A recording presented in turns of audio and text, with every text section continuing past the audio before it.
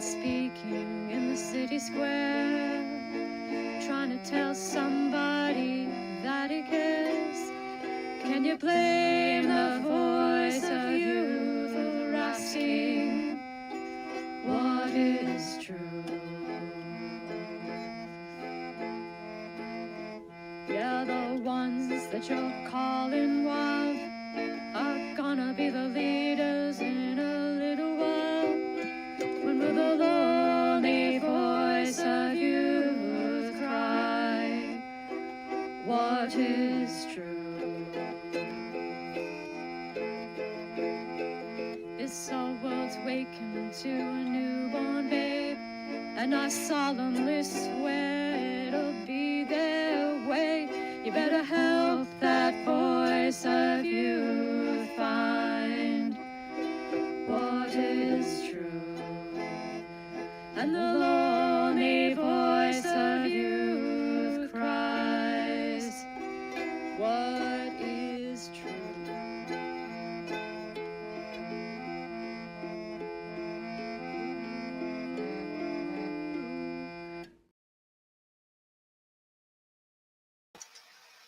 All right. Well, I hope everybody liked that intro. I love the intro. Of course, the incomparable Sally Joe did some of the artistry for that. And then the ditty, our sea shanty, is by an anonymous artist who did an excellent job with it, I might say. And I am thrilled to have it. And today, we're going to be talking about discernment. And this is part of the trilogy of discernment, judgment, action. If you take an action in the world, you've made a judgment. That judgment came from a discernment. It's that simple. So this week we're going to cover discernment. And that's something like the ability to map your senses onto your feelings, to tell that there are parts and to differentiate those parts from other parts and from the whole. And that leads to the ability to judge, right? You have to have this capability of paying attention to these things and knowing that they're things, that they're not all muddled, flattened, sort of squished together.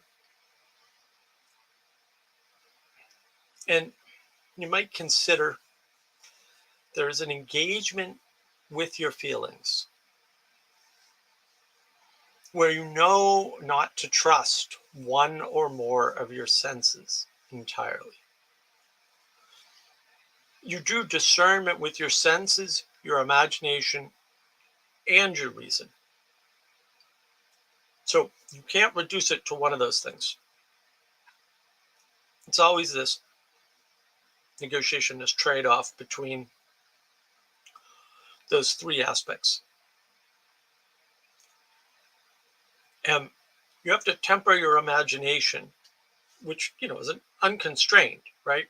With your senses, which are unreliable, right? With your logic, reason, and rationality. And in short, I think one of the things that's sort of missing from John Vervaeke's work, for example, is that all relevance realization really is a subset of discernment, or maybe a superset of just discernment and judgment.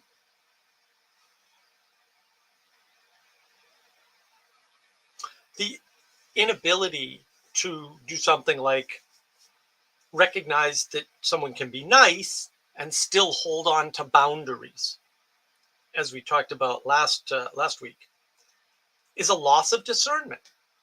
You're just not paying attention to what's going on. And you flatten the world or squished it into this where you either have to be nice or you have to be mean, and there's nothing in between, and you can't balance those two. But of course you can. And that's what discernment is about. Like, you're not going to have balance in your life if you don't have discernment. How would you know you were balanced? You wouldn't. It's that simple. That's why you need discernment.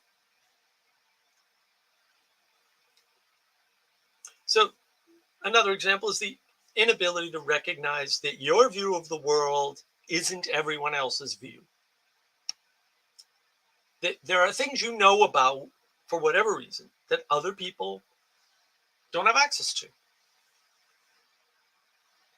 There's a lot of cases online where you just have information you don't even realize you have that other people don't have access to for whatever reason. I mean, I'm not saying they couldn't get it. I'm saying they don't have it. And that's another piece of discernment. There's a difference between information in the world and information that I've engaged with. And there's a difference between information I've engaged with and information I remember. And there's a difference between information I remember and information I find useful in the moment. And in this case, I'm talking about same information. There's a discernment there.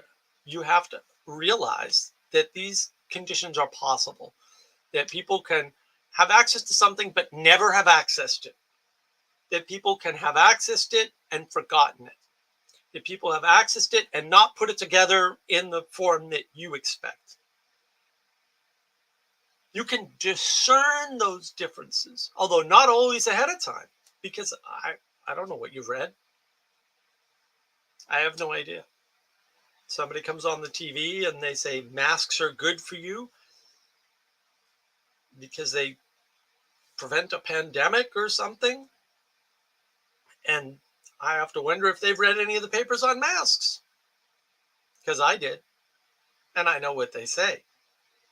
And I don't think those people do, because that's not what those papers say. It makes sense in our head that masks would work that way to prevent a pandemic, but all the actual research that's been done, nope. So there's a big difference. Like, I can't discern if they've just read a paper that said that, because such a thing could exist. How would I know? Or if they're lying knowingly, or if they trusted the wrong person and therefore they're lying through ignorance. They didn't engage the information. So there's lots of possibilities. It's not a big conspiracy theory where everyone's on the same page. It's not necessary. Simplest explanation is usually the best. Most people are ignorant of most things most of the time. That's all. Not hard.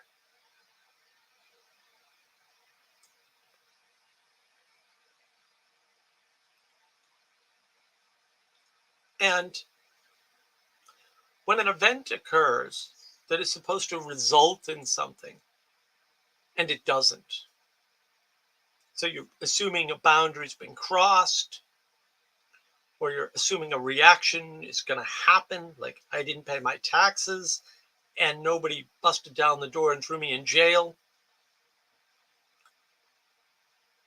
then your discernment was wrong. My political party got into power, and so now these things that they've been talking about, they're going to enact. And there's lots of reasons why that can't happen, why it won't happen. And it's not just they were lying. Like, politicians will sell you the moon. They don't have the moon. So you need discernment. You need to be able to step back and go, hey, my prediction of the world was wrong. That means there's something wrong in my model. Not, that means I need to find another exception that explains why this time it was wrong. This is discernment. The ability to discern quantity, measure, counting, from quality is important. It matters. It matters why. Quantity, quality, why. 3 things. Quality is emotional. Quantity is just counting and measurement. The ability to validate externally, right? I count the same way you count. Our number systems don't actually matter. Those are just representational. The act of counting results in the same basic thing. 4 is 4, 6 is 6, 8 is 8, 2 plus 2 is still 4. If you don't think so, you've lost discernment.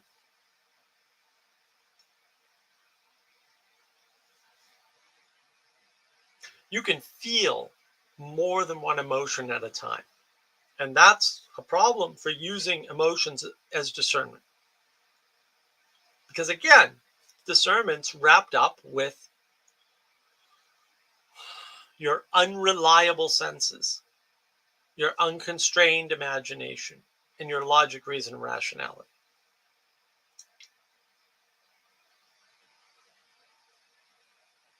The way you constrain your emotions is not your emotions. That's either your logic, reason, and rationality or your imagination.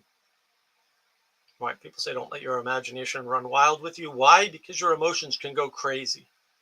You can imagine meeting the girl of your dreams and how it's going to be when you're married. It's not going to be that way. Not going to be that way. And because your emotions overlap, they're not the best way to discern things. You still need the other pieces.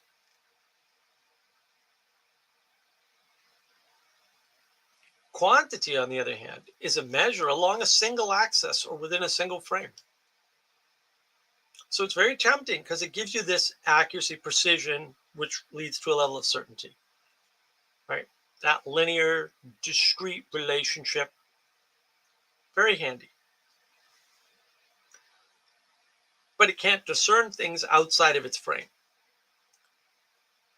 right? And a lot of people get confused. So the big confusion in the world that everybody seems to have is the difference between income and wealth. They're not the same at all. If you make no money, but you own a house, you have wealth. You have no income. Discernment. If you just think of it as money and you just measure money, if the money is not coming in and going out, what are you measuring? Nothing. Wealth is a way of measuring value. So in the frame of value, wealth and income aren't the same, but you can equate them. But when you reduce to a single axis, you end up with a bad number. And that's one of the problems people don't realize. I mean, some people point this out. Like Jeff Bezos doesn't have all the money that they say he's worth, because if he tried to sell all his stock all at once, he couldn't. So that money's not there. Not right now. Right. So to say somebody has a certain wealth at a certain point in time, there's a little fudge in there. And you need to be able to discern that, because you're constrained by quantity to the axis or the frame that you're working in. And it doesn't work outside that frame. And if you're picking an endpoint that you're sort of relying upon, then that's going to affect your ability to discern. Because you're going to ignore the boundaries and constraints which contradict your end goal. And you're going to prefer that end goal to all of the things that are coming up, showing you that that end goal is not going to work. There are conflicts. And some conflicts have to be accepted. And we need to be able to discern that. We need to be able to discern conflict and overlap. And discernment helps you to know your identities. Because you don't have one identity, and you're never going to have one identity. And whatever identities you have now are going to change over time. That sucks. It's good discernment, though. When you are confused, you can jump to, I'm a banker, or I'm a programmer, or I'm a gamer, or I'm a Christian.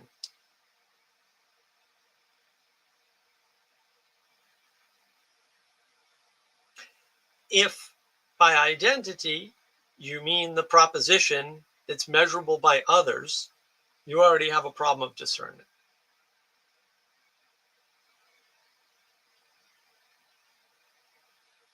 Discernment's about understanding things like identity is a negotiation. You don't get to pick your own identity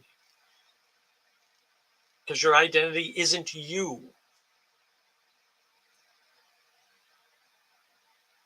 You're bigger than those identifications. The way people identify you is not you. You're bigger than that. You wouldn't want to be that small. That would be constraining and terrible. And there's things for people to measure, and then they'll judge you on the measures instead of judging you on the quality of what you are. You can't judge participation by quantity. I can bang in twice as many nails as you. Does that make me a better Christian and you a worse Christian? These are silly ways to think about things. But people do it all the time. Lack of discernment. The ability to define a problem is discernment. You define the problem first. Then you define what you think might be a solution.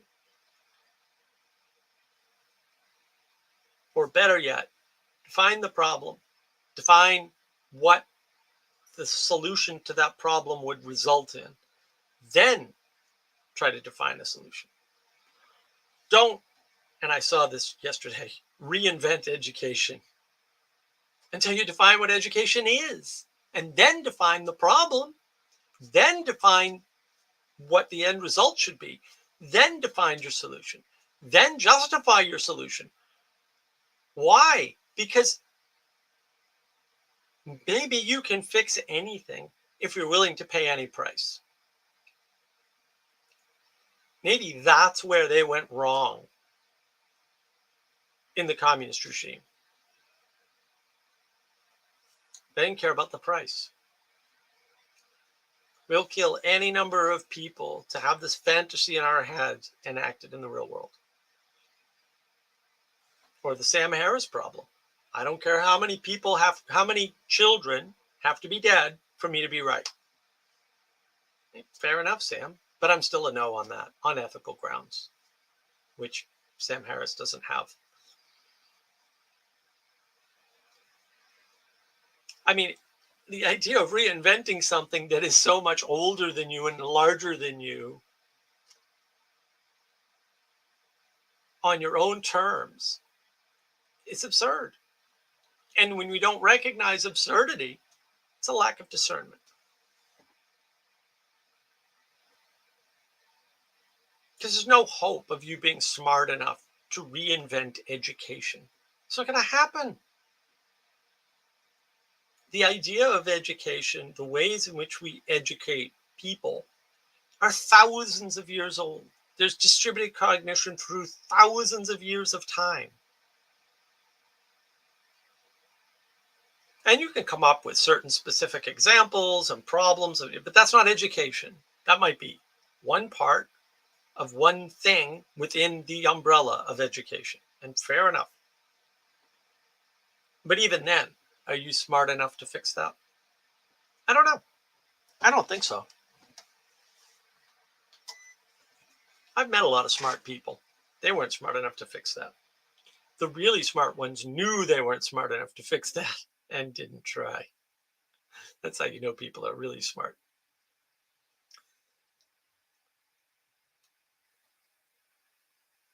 And when we don't want the ideal, we flatten the world. We lose the discernment of things higher, above us, outside of us. We don't understand where our boundaries are, right? This is back to last week's boundaries. We want the world to be smooth and perfect and flat. and able to be interacted with on our own terms. Individualism. That's what we want. We want an individual world catered to us. And who doesn't want that? The problem is my individual world catered to me conflicts with your individual world catered to you. Lack of discernment. Oh, there's a place where even if I could have that, it would be a problem. Now you have to discern that line where you end and other things begin, as we discussed last week.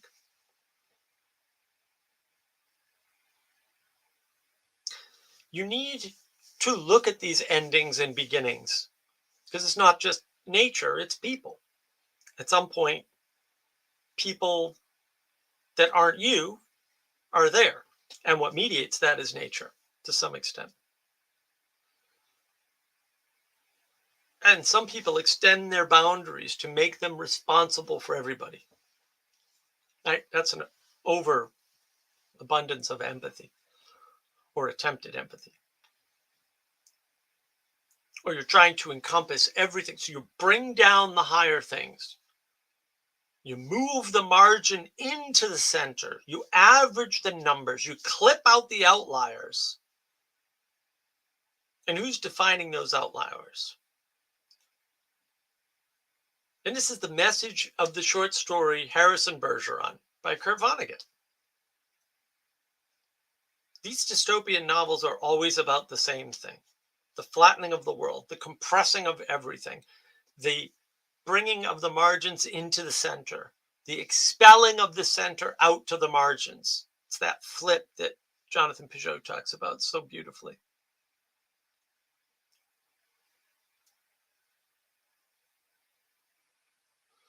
And lots of our fears are just projection into the world. If someone has a fragile ego, they'll pretend that everybody else does and talk about them behind their back rather than confronting them. That's not because, in most cases, the person that they confront has a fragile ego. That's because they don't want to be confronted. They have a fragile ego. They don't want to face that. So they just put it on everybody outside of them. It's a lack of discernment of boundaries.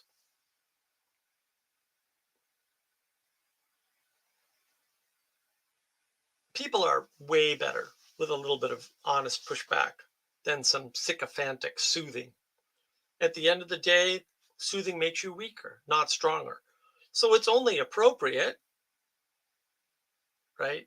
Relevant when and only when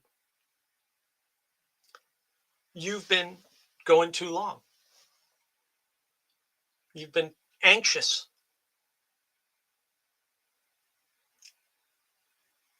You want people to stop experiencing something they've been overloaded on. That's when you need to soothe them.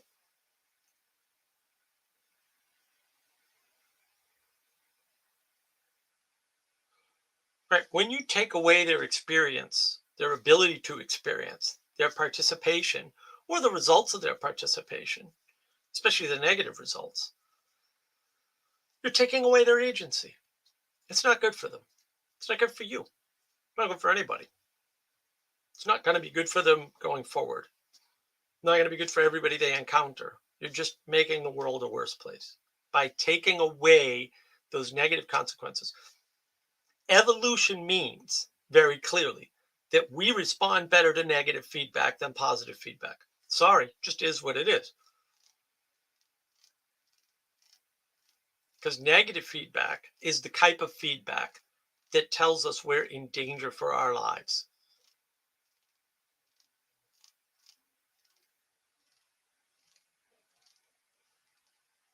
That's why you can't soothe people all the time.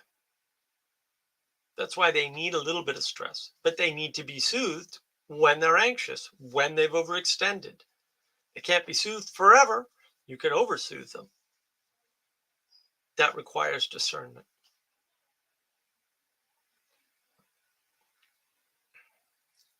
There is a difference, which can be discerned, between dying for your principles and dying as your mission in which you destroy death itself. You can be Socrates. You can die for your principles willingly. You can kill yourself directly. That's not the same as dying for your mission, something outside of yourself, like destroying death.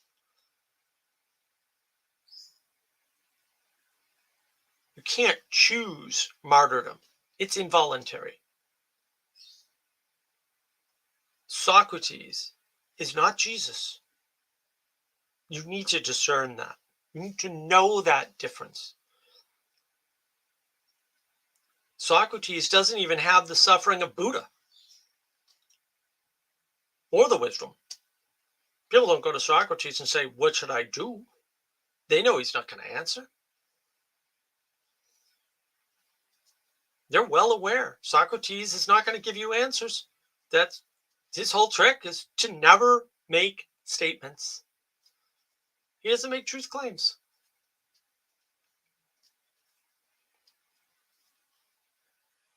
And on the other side of projection, we've got mimicry. And it's an issue because, again, you can't discern where you end, or at least where your imagination ends and others begin. And instead, there's an input that happened outside of you that you're reacting to internally.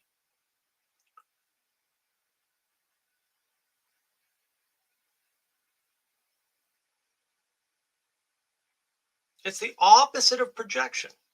Projection is where nothing happened and you're filling the space with your imagination. You're taking your imagination, projecting it outward because you don't know where you end.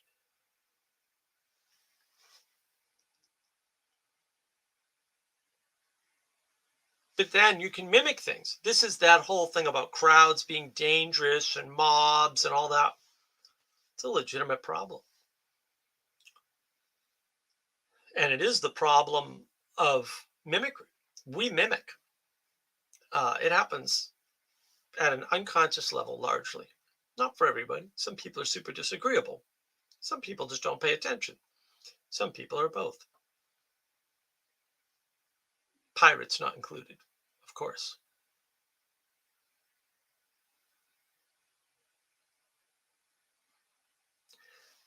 And this is why empathy can be a problem, because you're basically trying to mimic the people around you as a way of making peace or avoiding conflict.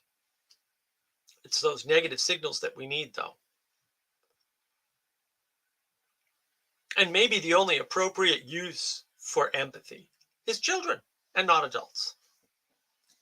When we cannot discern ourselves as adults, we want empathy, which we had as children, and that'll solve our problems, because it always did when we were children. Knowing the difference requires discernment. When is it that I need to step up and take responsibility? And when is it that I need to realize that I've been victimized and it was out of my control? These are good questions. I'm not here to solve these problems. I'm here to show you how important discernment is and give you examples of where it's missing. We should expect a distributed cognition, a cognition bigger than us. You could call it an egregore, you could call it a spirit. You can watch my various videos on that topic. I think I have 3 now. There was one live stream. Got over 1,000 views. Great live stream. 3 channels, 1,000 views. Spirits and egregores. These distributed cognitions have more discernment than any individual does. That's their purpose. That's why we need them. And they come in all forms, right? Government agencies, officials that are funneling experts, leaders that are taking expert advice and then deciding whether or not to throw it out or to listen to it. Why? Because they're taking responsibility. You know who's not taking responsibility? The expert. Don't listen to experts.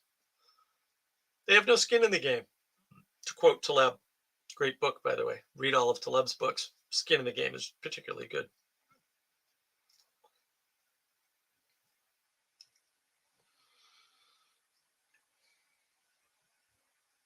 And without discernment, there's an interesting pattern that you probably haven't recognized fully. Now, I'm willing to bet you've recognized it and said, oh, I don't like what's going on here, but you've not been able to articulate it. And with the help of the community, and look, all of these streams are with the help of the community. These notes are the distillation of a distributed cognition. They're not my observations alone or anything. I think it was this morning we were talking about this. You can be the villain, the single person, for doing something bad. The same person can also be the victim for being called out for their bad action. And then they end up, same person, as the hero for stealing the attention from the victim. So they get that heroic bump from stealing the attention. And they act out the hero role, even though there's a victim and it's not them. And in fact, they're the villain. We see this all the time right now, and we know it's gross. We don't like it. We know there's something wrong about it, but we can't say what. It's this cycle of somebody being a villain, pretending to take on the victim role for being called out for being a villain, rightly, and then ending up the hero for stealing the attention from the victim, from the situation. When we cannot discern the villain from the victim, from the hero, it's a problem. And a lot of that is passive aggressive behavior. That's why passive aggressive behavior is so awesome to the people that wield it, because they can be a villain, they can be a victim, they can be a hero, all in one incident, and they get away with it. So you get the full cycle even. Like, there's no downside. I mean, it's parasitic upon everybody around you. I hate passive aggressive people. Oh my goodness, they drive me nuts. And the problem is, it's hard to see these patterns, especially when we can't discern values. Stating something should be is discerning a value, but avoiding responsibility for being the one who requests it. Because that would put you in charge, and you don't want to be in charge because then you have to be responsible, right? But if you're not in charge, your wishes expressed should be ignored. Sorry. You're not in charge. Why should I listen to you? You're not willing to take responsibility or put a work into what you want. You're just whining. And notice how this works with children, for example. Notice how it works with adults. Children will go, Mommy, I'm hungry. And mommy will sometimes foolishly say, what do you want? And the child will say something like candy or ice cream. And the mommy will be like, no, you can't have that. How about an apple? The preferences of the child who cannot feed itself should be taken with a grain of salt.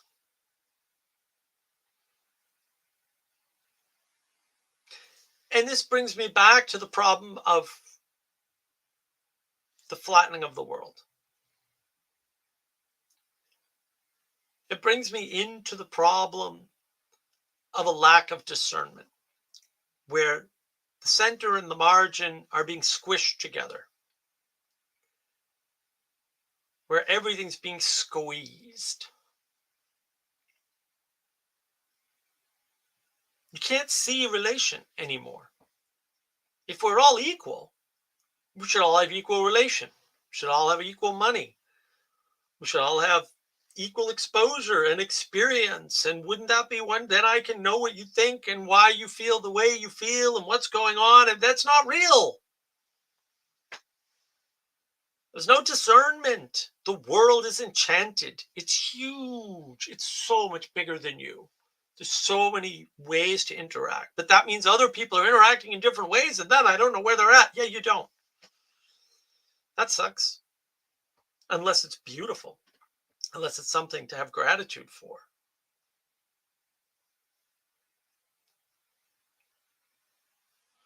But that's up to you. You need to discern the things that you're responsible for you, and what other people are responsible for. Other people aren't responsible for enacting your vision of the world.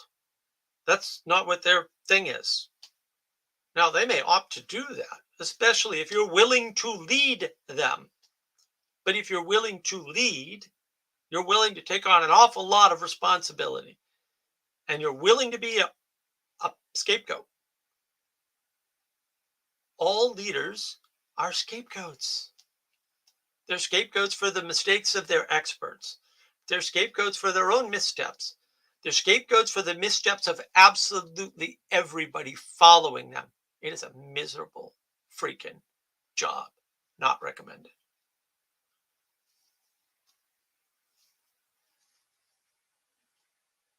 But we have to discern values. We have to know what to take responsibility for and know what to not take responsibility for, because it's not ours.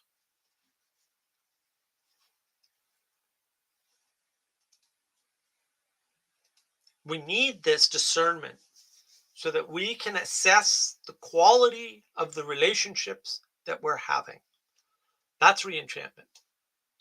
And that's reenchantment out of the intimacy crisis.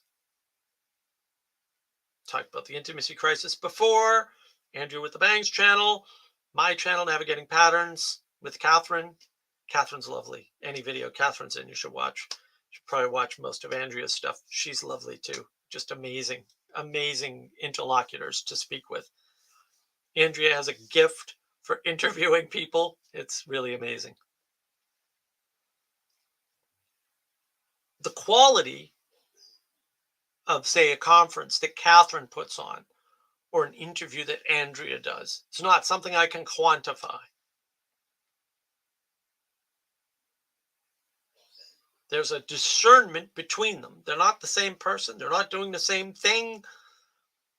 They're not even trying to do the same thing. I can discern that they're not the same person.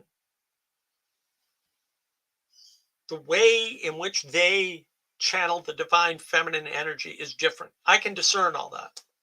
Or maybe not all of it. Maybe some of it. I can discern that it's different.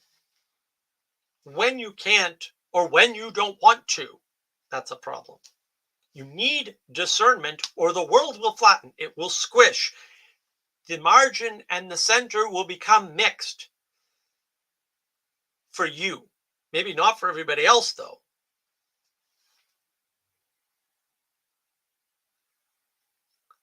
Discernment. The man standing above the flog complains that he's alone because he hasn't discerned the trade-off he made. I want to be up here, enlightened, without all the noise of the city or the village. Up here, where all I see is nature. Now you're alone, you idiot. That's good once in a while. But now you're alone. How are you going to get food? How long are you going to stay up there?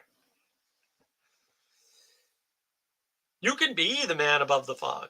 It's fine. It's a beautiful painting. I think it's subversive, and everybody who's ever looked at it should have their eyes burned out, but that's a different problem. Can you discern the absurdity of what I just said?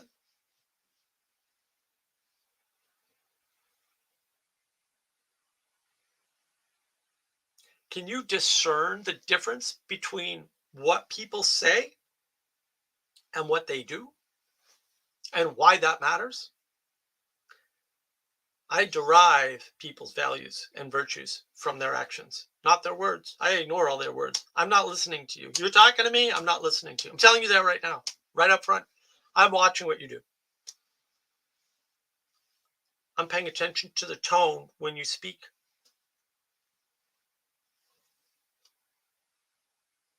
And now there's, shock.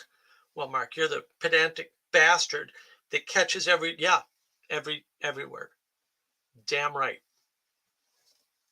Because I don't want you to rely on the things you say to yourself or to others.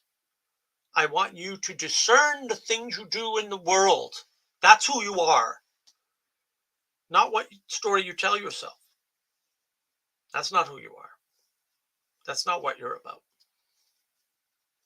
It's how you treat others, right? If you listen to somebody and they say, here's what I believe, here are the principles I'm operating under, and then you observe them not operating under those principles, they're not principled people. It's that simple. You don't need to try to redeem them. You don't need to give them forgiveness or grant them grace. You don't need to do any of that. The first thing you need to do is to acknowledge that they say things that don't match their actions.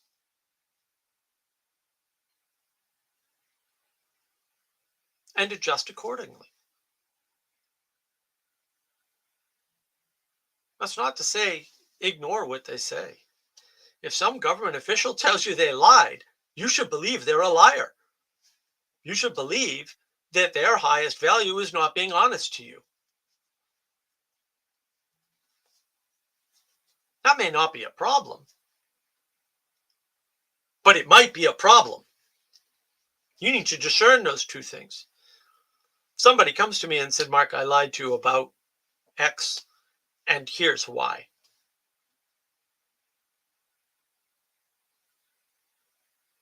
I've got a decision to make.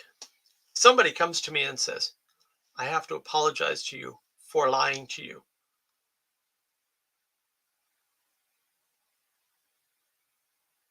And here's what frustrates people. If they do that, I often don't ask them why. If you don't know the difference between those two scenarios, you lack discernment. It's a problem.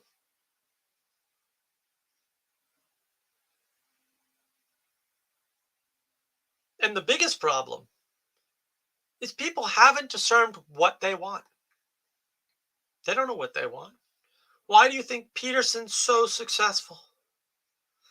Just mentioning that other people engage in the future authoring program. What's the future authoring program? Imagine where you want to be in 5 years. Just telling people that that's an option moves their attention. Now they have discernment they didn't have. Why? Because they changed their attention. That alone helps with discernment. It's not everything, but it's first step. Then they start to discern. I'm here, but I don't have these things, whatever they are. It could be courage, right? We could go with um, brains, courage, heart, right? What does Dorothy lack?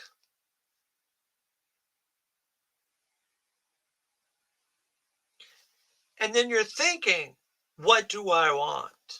And that creates a difference from future you to current you. Now, all of a sudden, you have discernible goals. You have an end state. You have a problem state. Problem. I'm here, and I don't want to be here. I want to be here. Now you can define solutions to those problems. That's exactly what future authoring does. Just changing the attention. You don't want to take somebody's attention and say, how are you going to feel on your deathbed? You've skipped a lot there. You don't want to skip to the end. You don't want them to skip to the end. They'll get nihilistic right away.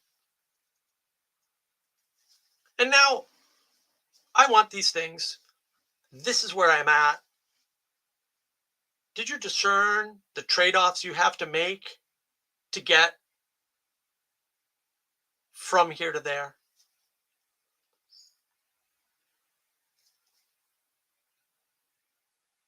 Probably not. You need that. Just what trade-offs did you make to get where you're at? Were they good trade-offs? Were you busy getting your PhD while your kids were growing up? That's what my father did. He wasn't a better person for it, that's for sure. And look, maybe you'll be the 1 in a billion. You'll get lucky and you will be. I don't think so. You want to take that risk? Is that a trade you're willing to take? And here's the real kicker, just to round this out. Emotions can highlight discernment or hide discernment. They're not a solution. Discernment is just hard. Do the work. Sucks. Life is struggle, man. Do the work. All right. That's my rant. If you haven't listened to the first 2 minutes or so of this stream, I encourage you to do so and appreciate the wonderful artwork and music and not terrible video editing skills of myself, but the artwork and music was not mine, of course. I have no talent for such things. The best channel to watch on is Navigating Patterns, of course. That's the best channel on YouTube. I can confirm this myself using my own discernment of YouTube. If you need some discernment, and look, that's a good point. We outsource some of our discernment, right? Distributed cognition. We've got to be able to do that. Sometimes you need the advice of a priest. Sometimes you need to yell at Pastor Paul for not paying attention to justice. I thought I did good. I didn't get all personal because that would have gone bad. I was thinking about that after I did it on his live stream. I'm like, oh, I'm glad I didn't mention my father. That wouldn't have gone well. I would have gone completely nuts. And I'm not trying to garner any sympathy, so it is what it is. But yeah, that's where we're at. I'm get this whole crazy. To apologize. This is not, obviously, I'm not home. This is not my normal setup, right? But if you would like to join, and I cannot guarantee that everybody that wants to join is going to be brought in, but if you'd like to join, I will send out the StreamYard link. And I will pin that link on whatever channels will let me, which I think is actually only mine. Sadly, but it will be in the chat of all 3 channels because I am still allowed to stream on Jacob's channel, which is very generous of him. But eventually he has threatened that I will not be able to do that. Randos United seems safe enough. Oh man, something changed. Monitors. Who needs them? There we go. That's better. Now it's not terrible. Yeah, discernment. Got some tea today.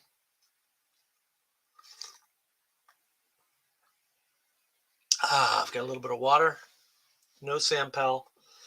Didn't go to the store. This is a good question. So my understanding from Jacob is that he wants his channel for his stuff, which seems totally reasonable to me.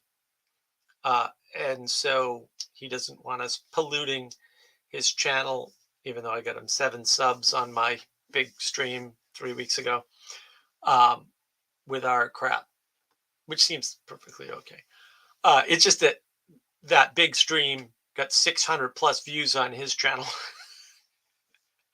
And, closer to 300 or something on mine and 100 and something, I think, on Rando's. Um, but it got him 7 subs. So I was kind of like, you sure you want to cut this off? I'm getting you subs at a time when you're never going to use your channel, apparently, unbeknownst to me. Because I just did this because Jesse told me to. What do I know? I'm a slave to the distributed cognition. Distributed cognition happens. My hosts have lovely nuts that they got me, and they are delicious. So I figured I would have some.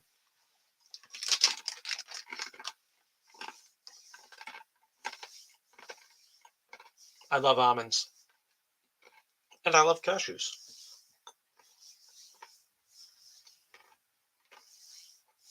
And I love discernment.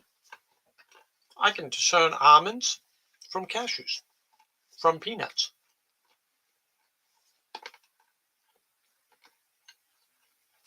Benjamin, just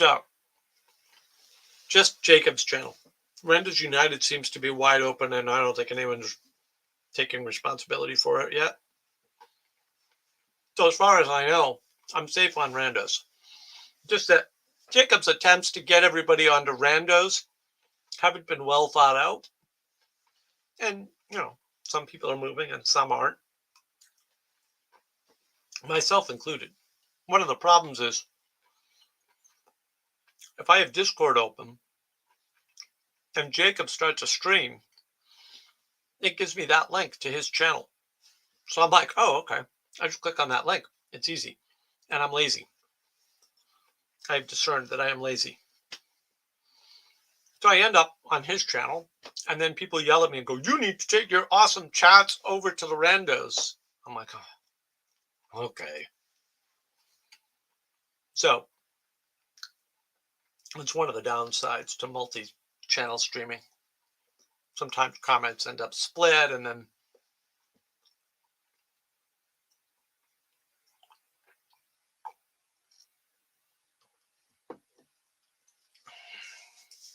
you end up with no discernment. Because you can't discern a comment you didn't read. And these are just some of the reasons why discernment's important.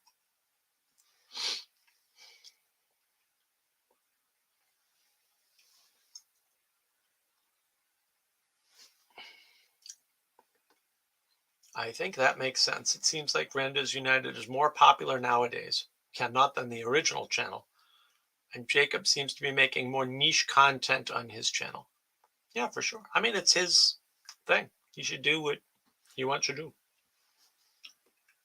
He shouldn't be beholden to us, especially in his extreme generosity at getting this StreamYard account and having a channel his size that people can stream to. And I personally think everybody should just sign up for Navigating Patterns, but I'm a little biased, maybe, especially with all this great artwork and music intro for the live streams.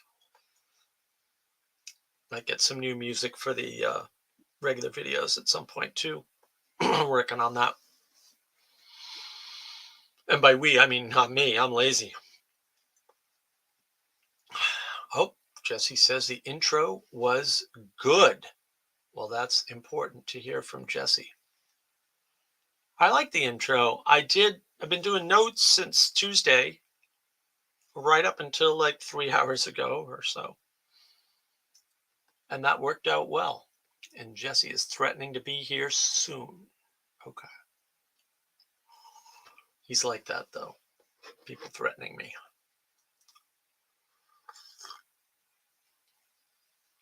It's hard to discern if that's a threat, a real threat. Yeah, people used to say, oh, I'll be right back. And I would be like, thanks for the warning. Oh, spectacular. Okay. Well, good. I hope my monologues, which are actually rants, are getting better. I incorporated a lot of stuff. There's some compression in there. There's a bunch of ad lib. It was only a page. I had to squish down the editor, but I'm closer to the laptop here, so yeah, it's been quite a journey here. We'll see if I do one next week or not, because I'm still in New England. So it's Friday nights are tough because everybody's like, oh, let's go out. It's Friday night. I'm like, I don't want to go out with you people. That's why I moved down south.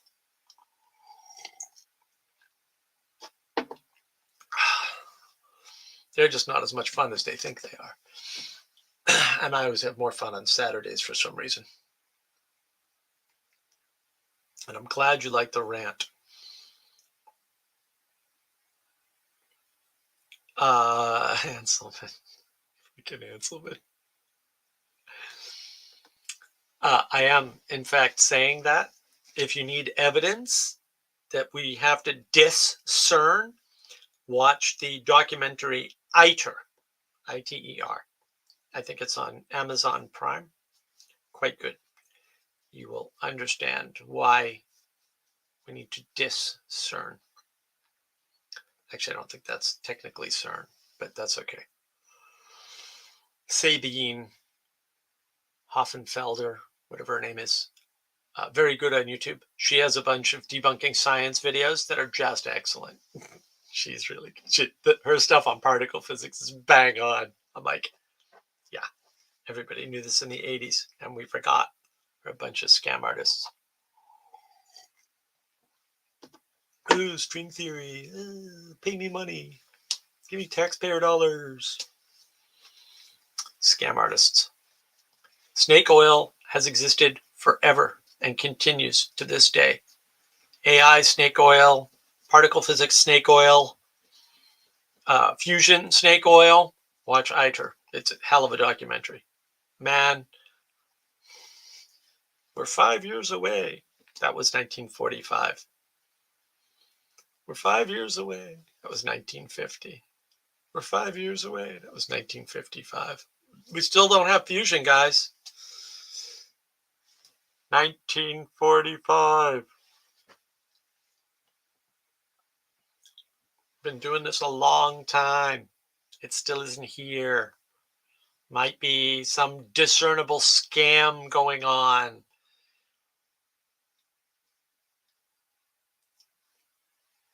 And I'm a big fan of science and scientific research, but still. What was my observation about that the other day? The mode of innovation through war switched. Innovation through Cold War.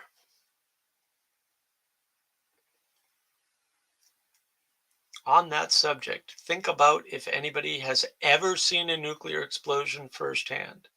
I met somebody who did. He was pretty old at the time. I was pretty young. There are still plenty of nuclear explosions going on.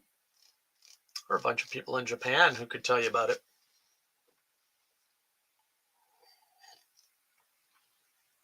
And we get further and further away from these events, they become less easy for us to discern because we don't see the negative effects. Right? We used to. You could meet Holocaust survivors pretty easily 30 years ago. And that's much harder now. You could bump into people who were in the Second World War. You know, you could hear personal stories of an actual person talking to you in person. You could ask them questions.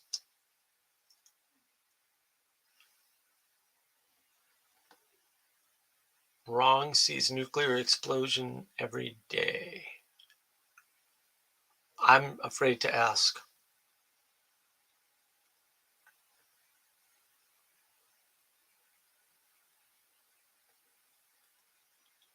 Day.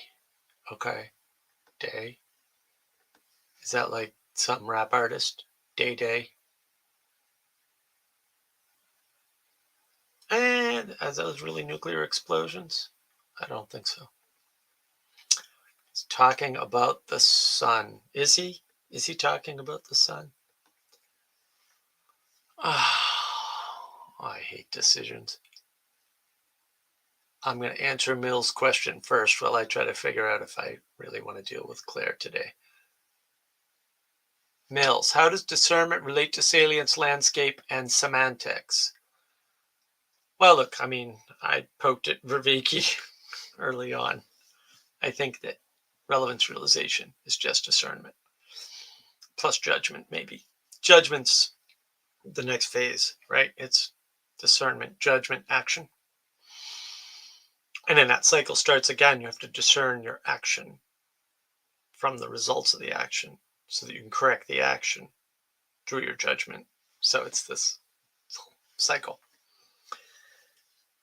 Oh, I am not going to get comfortable today because the hat won't stay on. I don't know. How did I have this before? I had it pretty good. Then it popped off of something. There we go. That's better. Just going to squeeze my head. There's plenty of extra space in there. There's nothing on the inside. Oh, man. Of course, when you travel with your toys, you're going to ruin your toys. There we go. That's much better. That's the way I like to have my monocle. So yeah, salience landscape. Let's say salience landscape is something like the things that affordances that are available to you. How do you find those affordances? You need discernment, right? Semantics are the way we express discernment, I think. Going off the top of my head, so cut me a little bit of slack, but I think that's correct. Maybe not be the only way. I'm not making exclusivity arguments, right? Because I'm an enchanter, so I try not to reduce things. So yeah, I mean, there's definitely discernment in salience. And the problem with talking about salience landscape is that you're sneaking in objective material reality and saying there's a landscape there. I was asking if the difference is merely semantic. I don't think so. I think they might be two different ways of talking about the same thing. All right. Does that make sense, Mills? I just want to get you straightened away before I risk bringing Claire up to talk about something completely off topic. Maybe she'll talk about discernment instead, but well. All right, Claire. Welcome. Hello. I'm very happy to be talking about discernment. Does it mean judgment? No. You weren't listening to the beginning of the stream. No, I wasn't. Okay. Quick recap. Taste. Discernment, Good taste. judgment, action. 3 things. I'm talking about just the first piece.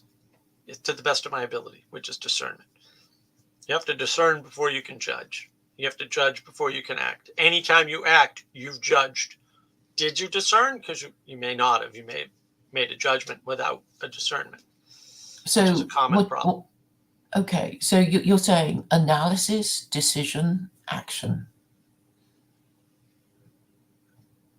I'm not saying that. I'm saying discernment, judgment, action. Is analysis discernment? I think analysis is probably much more complicated. I don't think you need analysis to make judgment or take an action. Well, you could. Well, I mean, if you want to make a good judgment, you would, analyze the situation. Nope. No. Why not? You're presuming that rationality is the highest value, and rationality is not Yes, the I highest do. value. Yeah, well, What you is can then? presume that. I don't presume that. So Okay, so what is the highest that's value? true. I think truth, goodness, and beauty are the highest values right there. So don't we need discernment to know what is truth and what is falsehood? Yeah, sure, absolutely. That's what this talk is about, discernment. Great. So we're agreed that we need judgment to help us decide between what is true and what is false, and what is wise and what is foolish. I don't disagree about that, but that wasn't what we were talking about. We're still talking about discernment. But the I point have a of feeling talking that about your idea of judgment is going to be wrapped up in rationality, and my idea of judgment is not wrapped up in rationality. well, perhaps you'll explain what your idea of judgment is. I'm not going to get into judgment. I'm going to stick to discernment. Judgment Okay. will be, What's the much difference reaching between now. judgment and discernment? Well, before you can judge, you have to discern that there is something to judge, and you also have to discern what you're judging it in relationship to, and you have to discern that relationship. So there's at least 3 points of discernment required for a good judgment. Okay, so you are interested in a good judgment, which requires logic, reason. Nope. I said that in the beginning. But I don't see how you can get to a good judgment without Oh, using. I know you can't see that. I have no doubt about that. That's your problem, not mine. Okay, I but do you want to. can't explain the difference between Oh no, one or the other. I can, but you But you're didn't not ask going to me bother but because it's me. no, you haven't asked yet. But before I do any of that, I want to address Benjamin Franklin's statement here. I think about discernment as classifying. I think classifying is a bit further because it implies judgment. That something belongs to a class or not, for example, or this part belongs to that class and that part belongs to the other class. So I would say that's more than mere discernment. Or taking continuous and creating separate identities using some kind of metric. Well, that's judgment too, right? That identifies categories of judgment. Yeah, categories are judgment. So I can say there are two things and not categorize them. That's discernment. If you categorize them, you've made a judgment. So again, the difference is you can act without judging, right? But you didn't do that. You made a judgment. It may not have been a good judgment, or a judgment you were aware of. Could be a good judgment you weren't aware of. That happens all the time. A, people get lucky, and B, people work on intuition. And often your intuition is more reliable for a good outcome than your rationality, which is extraordinarily expensive.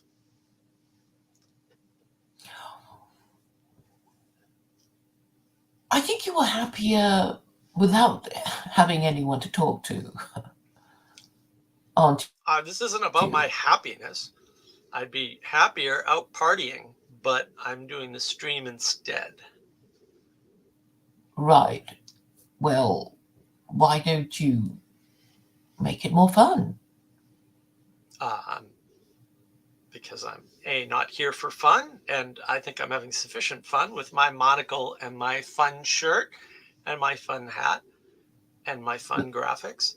And Mills, does discernment equal noticing? I think you need to notice to have discernment, although maybe not consciously. So all you're notice. saying really is to make a good decision, you need to analyze the situation accurately and Nope. make a decision.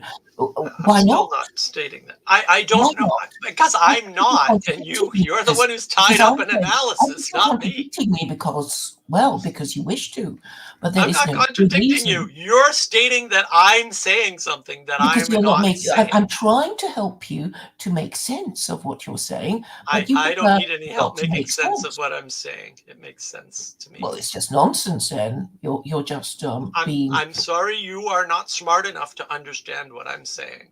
But Well, it's not is nonsense. anybody?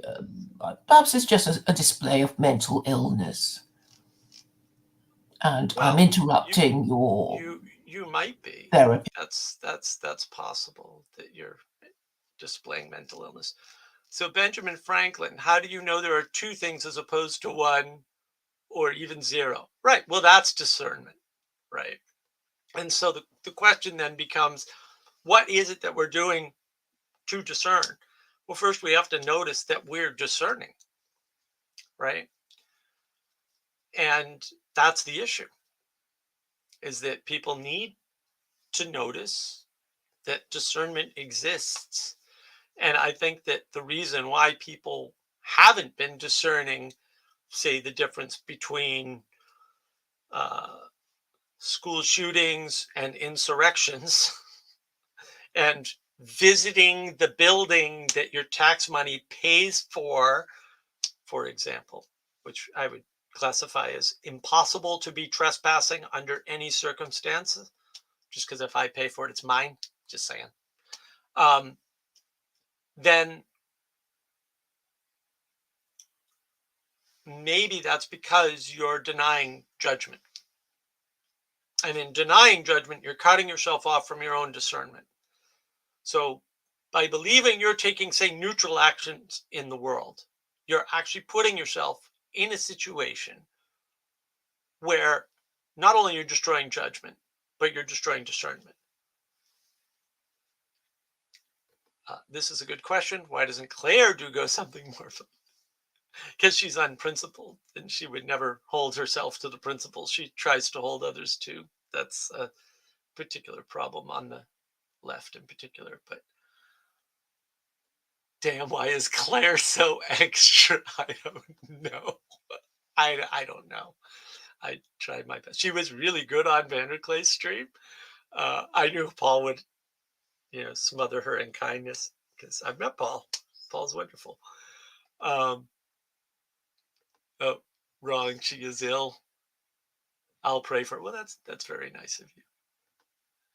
I think, yeah, when some people just want to cause problems, they're not really interested in what I would have thought that after our first encounter, she would come up with new methods that might have a chance in hell of working against me, and not methods that I'm too familiar with to be fooled by, we'll say. But perhaps she is unable. Which is too bad. We should all grow and discern when we're stuck so that we can be unstuck, right? That's again what Peterson does, right? With his past, present, and future offering. Wait, there's a past me? I wasn't always like this? Oh, there's a present me who's not like the past me? Oh, and there's a future me that I could engage with? Interesting.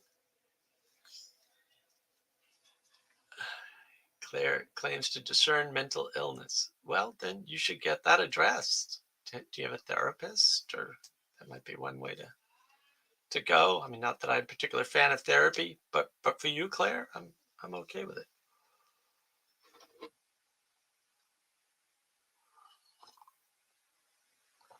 I do need some tea.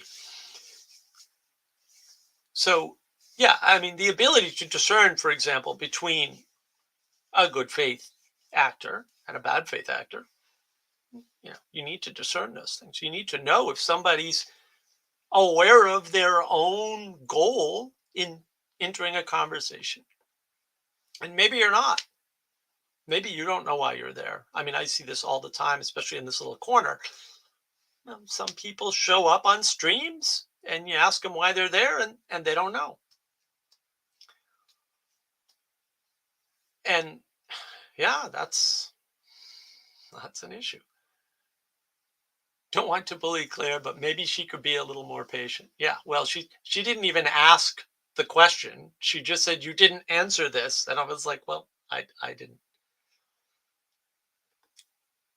Your mental illness seems to be the compulsion to speak. I used to know the word logorrhea, I think. Okay, well, I think that qualifies you for banning.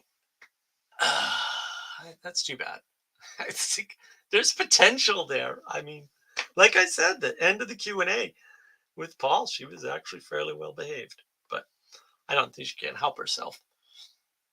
To be fair, she hasn't discerned the problem. I think manners lands the plane on this topic. Well, that's a good point, Skylar. I appreciate that. Discerning rude people makes a difference. Yeah, well, and the importance of manners. So let's take it's a really good point, actually. It's something I left out that I shouldn't have. Then again, that's every monologue. That's why I need Jesse here. Excuse me. Let me just cough a lung or two up. Yeah, manners help us to have a liturgy, right? A pattern that when it's not there, we notice. It's like, oh, there's a discernment. This person has a lack of manners. This person's saying I said something that I didn't say, right? They're projecting what they want to hear onto my words, which just happened, obviously. Um, that's a problem. And you need that discernment. You need manners to show you, to contrast what it means when you're engaged in good faith and when you're engaged in bad faith. And even when people use manners and politeness. So, one of the big things, particularly down south, although it's not nearly as bad as the Northerners would make it out to be, is somebody would say, well, bless your heart. Now, sometimes they're being facetious, and sometimes they're being genuine. That happens. And you need to discern those two things. And the fact that they're being polite doesn't help that. But when you're polite and that's the pattern, you can pick up the tone and then you can discern that. So the discernment's not in the words, which people are over focused on, but the discernment is there as the result of that pattern. That's part of discernment. Mills. Here's a little levity, my son said. The British Karens are the worst. She's just got an agenda. And she's got a very successful approach. It's just not successful with me. I mean, if you haven't seen the stream that I had that Claire jumped in on, I was so happy. Nothing made me happier than that stream in a long time. Because I took a vow of don't do that anymore, Mark, because you're too good at it. And nobody stands a chance. It's not fair. It's just not fair. And if you could say you're bragging or boasting, go watch the stream. She got 0 points. Actual zero. No chance. No chance. And it's too bad because it's just not fair. It's not fair. That is a game that I grew up playing. I play it way better than almost anybody else. Anselman, you can discern when people are interested in the discussion and exploration and when they just come to assert their ideology and attack you. This is a good point. This is another thing I left out. This is part of that third wayism that I'm going to talk to Vanderclay about. He pegged himself on it, actually. I've emailed him twice and said, and bugged him twice on streams before about this. The Peterson way, as opposed to his hard slope versus soft slope dichotomy. I know he'll probably say I'm not a dualist, but there's a hard slope and a soft slope. It's like, let's do things. You're a dualist. That's what dualism means too. Yeah, there is a state of exploration where you're not trying to force anything and you're not trying to be forced into anything, right? Or you're not trying to influence things and you're not trying to be influenced. You're just kind of out there exploring with people. And that's the sort of thing that, say, Manuel Post and I do on a regular basis. And we sometimes scream at each other and swear at each other and end up with ad hominem attacks, which are quite fun, by the way, because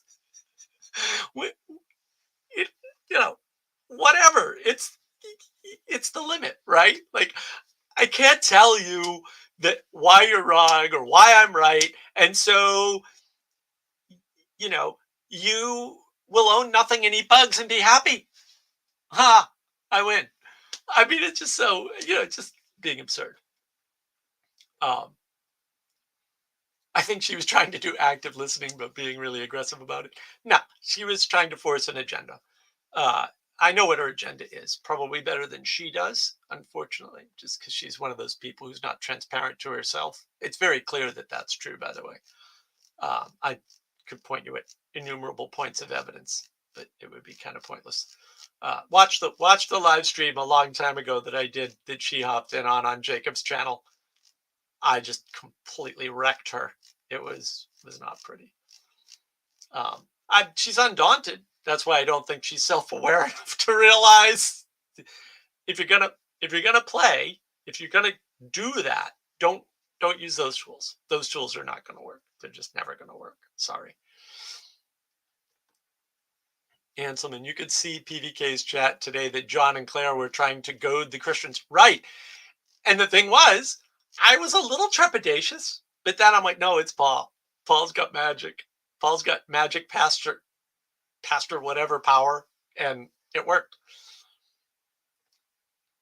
Wrong. Real Muslims would probably stone those. I don't know. I would like to think so, but Skylar, ad hominid should be fun. Yes, ad hominid. Ad. Can we make a funnyism out of this? Ad humanoid. How's that?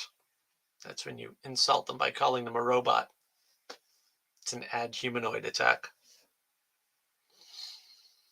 It can be fun. I mean, it doesn't look. It's silly to say we need to have a civil discussion. Why? I can't see the boundaries. If you're always inside the boundaries, how the hell do I know where they are? If no one gets a penalty for moving off the mat, where the hell's the mat? I mean, I'm not saying it isn't there. I'm just saying it's harder to see if nobody crosses the boundaries. And if the boundary you're going to cross is an ad hominem attack with some stubborn Dutchman, it's fun. It's fun. It's not a bad thing. Sometimes Manuel gets upset about it too. It's really funny, but it is fun, and I think it's positive. And you can always read anything as a negative, but I don't think it's negative. Here we go. Anselman. Fun song suggestion. Humanoid Boogie by Neil Innes. Okay. Oh, and what style of music are we playing? I don't know if you heard. Did you hear the opening song and animation that I only cut together in a poorly cut together video? It's rather lovely because that's sea shanty. That's a sea shanty that, like I said, a very talented musician did for us. And that inspired Sally Joe. I don't know what she is. She's just a crazy artist. That's all she is. To do this wonderful animation. Well, after she saw my attempt at animation, which was motivating in and of itself. You can't put that on your channel. You suck. You can't put any of your work on your channel. Your work is awful. But I did get the clips and the music together, and I actually did take some time this morning to time it and cut things together and did the fade and all that. Of course, I screwed up StreamYard, but that's a different problem. I also wanted to put a white fade, not a dark fade, but at some point I didn't want to think about it anymore. I just left the fade in that I had. I said, this is good enough. It was good. I did a bunch of work discerning, how can I make this better? How can I change the timing of the music and the video just a little bit? I don't want to get crazy with it, just to make it better. And I think I actually managed to accomplish that. So I'm rather happy about the whole thing. And yeah, I was in tears watching it because it was just so beautiful. And I'm blessed to have artists that will work on this and make it look pretty and bring some cool, fun, interesting stuff to the live stream, which was I was really puzzled by Claire. Like, don't you do this for fun? It's like, well, no, but I have fun while I do it, because I'm like, well, if I'm going to commit to this, might as well stay with the theme of the channel, right? But how do you have fun when you're doing your serious navigating patterns, cultural cognitive grammar? You become a pirate in your spare time. And this is my spare time, sadly. My Friday nights. We got to get back to, I talked to Manuel about this. We got to get back to doing sort of in the afternoon subjects, he and I, and we can drag people into that. Get some of the people in Europe, because the only reason, not the only reason, the big reason I'm on this time slot is because Jesse wanted to participate, and he's so good in the comments and helpful that I thought that was worthwhile. And of course, it's been super rich. I wish Neeram were coming back. I kind of reached out to him because that's the Johnny Cash song, What is Truth? That was his suggestion. And it just worked far better than my tiny imagination could ever have come up with. Inez, I went to school with a Sean Inez. We called him Ace. Is kind of a transhuman Frankenstein's monster confronted by caveman. Good video with a Scottish accent and kilted. What kind of music, dude? Like bagpipes? Like, what are we doing here? Bagpipes and boogie music? That would work. I could get down with that pretty easily. What happened to Jesse? Jesse said he was going to show up, and now he's not showing up. These Aussies, man, I tell you. I saw Jesse on my Discord this morning, which was really cool. And it was late at night for him. He was about to go to bed in time to wake up for my stream, he said. And he did some Australianism. I forget what it was. And then he was like, oh, and I'm like, no, I know Aussies very well. Thank you very much. It's fine. I take that as the compliment that it actually is, even though it sounds terrible to US and UK people, perhaps. Here we go. All right, Anselman says it's hard to categorize. A bit Monty Python or Bonzo Dog 2 top band. All right, well, fair enough. It's, humanoid boogie is hard to discern, right? And yeah, how do you discern the type of music that would be appropriate? Just check it out tomorrow. Check everything out. Check out be exploratory. I mean, that's what these talks are about, right? When I talk about boundaries or discernment, or I'm going to do judgment next, and we're going to do action the following live stream. And like I said, I may take a Friday off next week here. We'll see how it rolls. But really, that's about exploration. It's not about me trying to force some crazy ideology on you or get you to join my cult, right? There's a lot that goes into the exploration of the topic, especially through having engagement from other people, through engaging with the comments, right? And the opening monologue is just a way to bracket things, to ground them, so that we start out in a particular way. And I think that's, super important.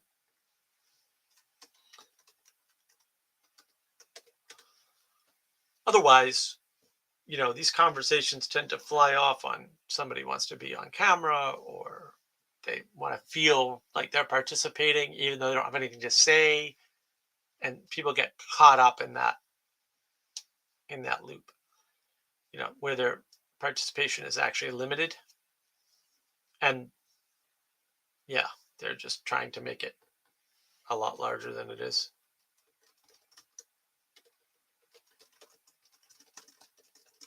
And you see that a lot. A lot of people want, they just want to be on the stage. They don't actually have a reason to engage with the stage itself. And that's, what's going on there really? I don't know.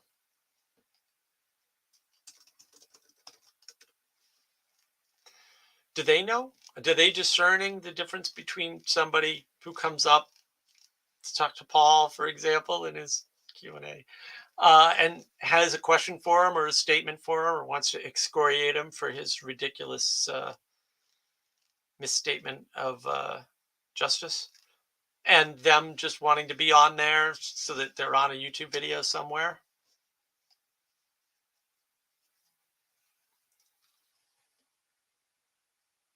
All right, let's see what Vincent has to say. Welcome, Vincent. Hi. Hello.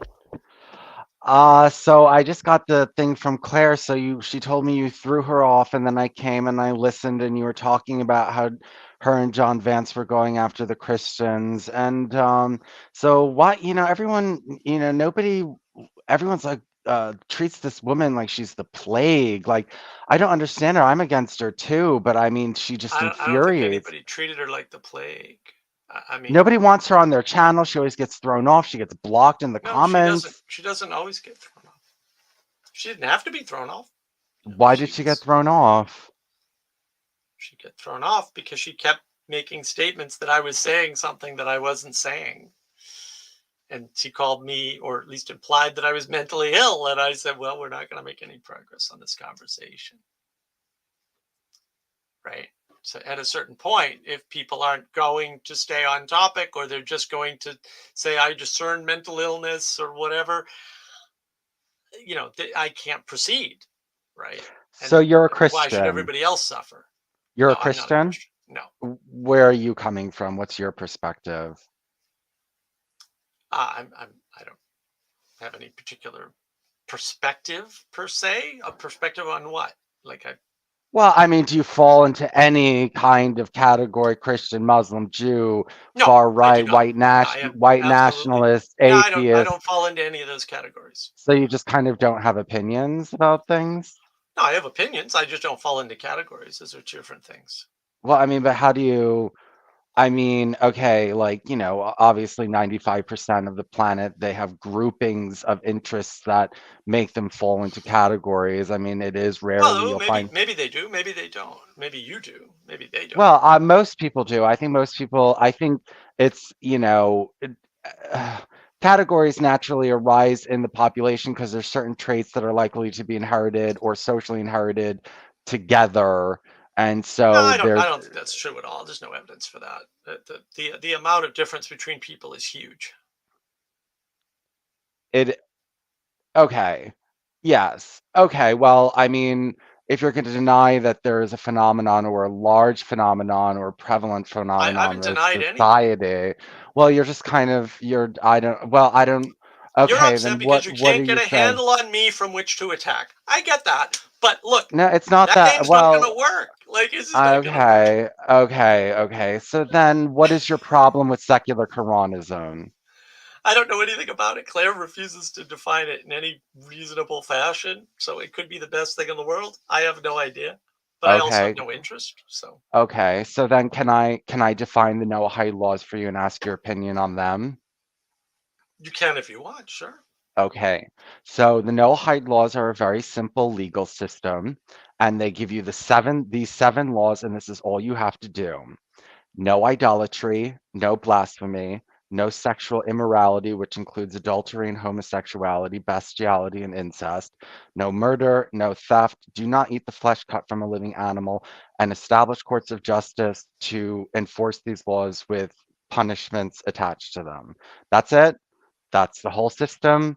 I mean, there's sub laws to that. Like there's categories of things like kinds of theft, kinds of idolatry, kinds of sexual immorality, but that's like the core. That's all you need to know. So go. What's your opinion?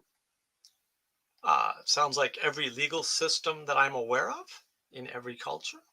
So, So you think every legal system outlaws idolatry? in some form, yeah, I would certainly Well, say that's true. Well, idolatry is an actual real world practice. So neo-pagans are practicing idolatry today. So Yeah, it's not. people are practicing idolatry all the time. This is one of the things that Paul Vanderklay said to Clara earlier, is that, yeah, we're imperfect. Why would you call idolatry imperfect? I didn't call idolatry imperfect. I call W- people imperfect.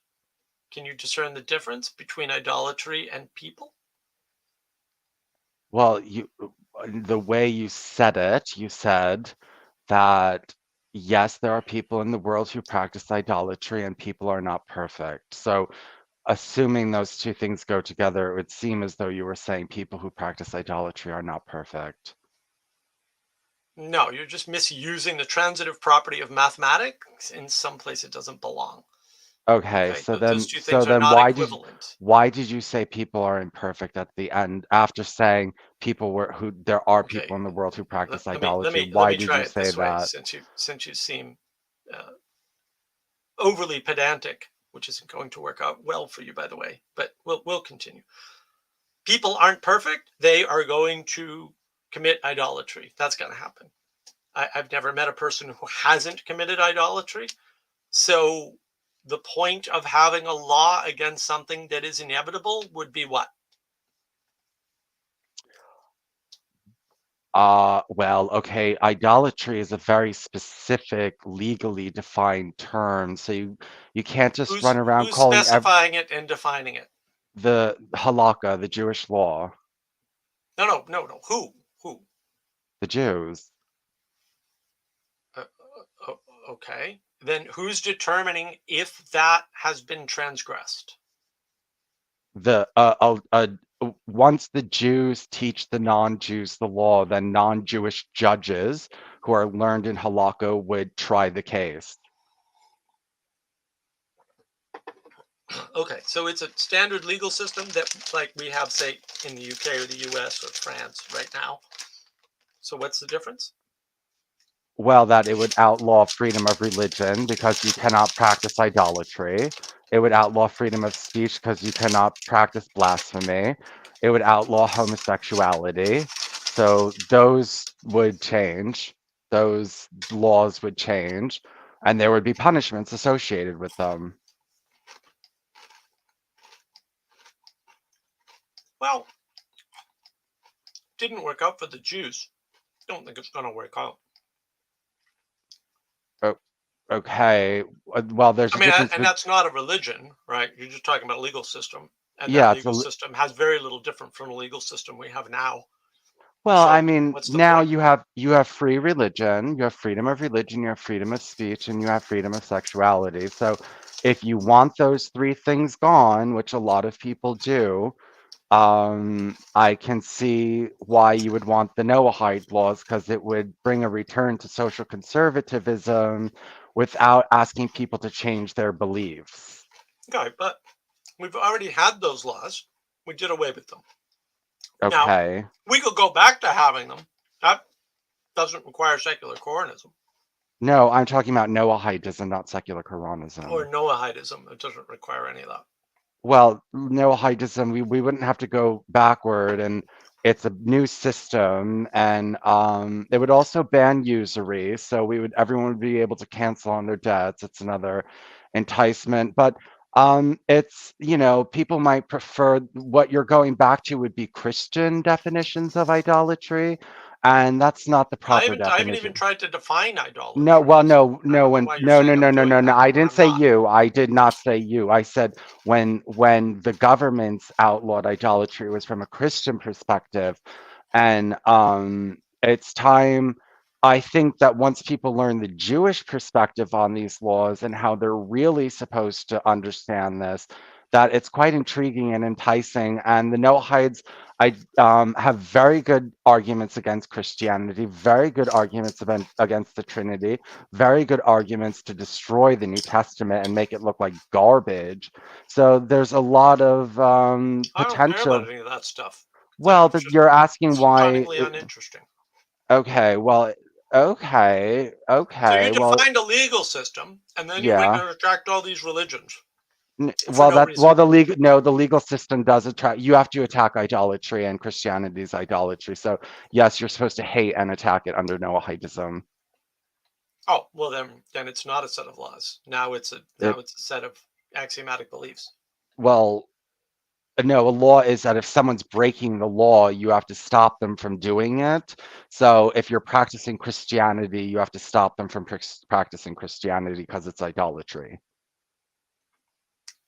Who's determining idolatry again? Like I don't. The Talmud and the Still haven't answered that Halakha, the question. Talmud and the Halakha, the Talmud and the Halakha, and the learned Gentile judges who learn the Halakha, who set up the court. You would go before a Noahide court, and if you practice Christianity, you would be punished for idolatry.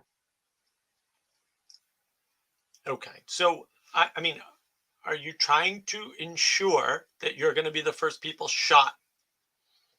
Because that's going to happen for sure. I'm just like, I mean, you can have whatever belief you want. I'm just Who would be the pointing out first people the shot? consequences.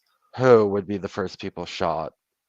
The people that want some system like this that we've moved away from, very clearly moved away from as a society. Well, no, but okay, well, the United States government did say that the nation was founded on Noahide law. They did say that. And I mean, the UN did say that they're mandatory for humanity to follow. It's not like the governments are into them, and Chabad has done a lot of work to get them into the school textbooks in England and stuff like that.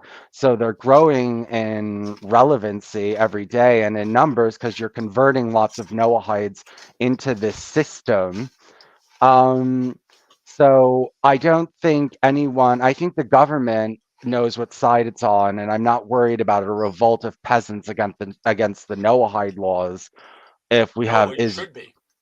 I don't think so. No, Israel and the United States government. Nobody, what are you going to do against them? So you're a top-down power from above. What are you going to do against? Have you heard of the French Revolution or the English Revolution or the American Revolution? Those are three good examples of what happens. You're not as organized or as determined as they were, and this is a very old and entrenched system.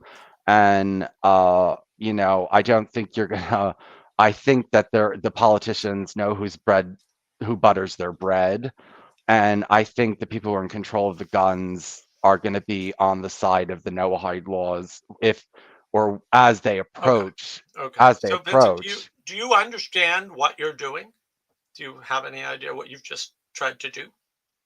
I've tried to maybe make a prediction. No, you snuck religion in through law.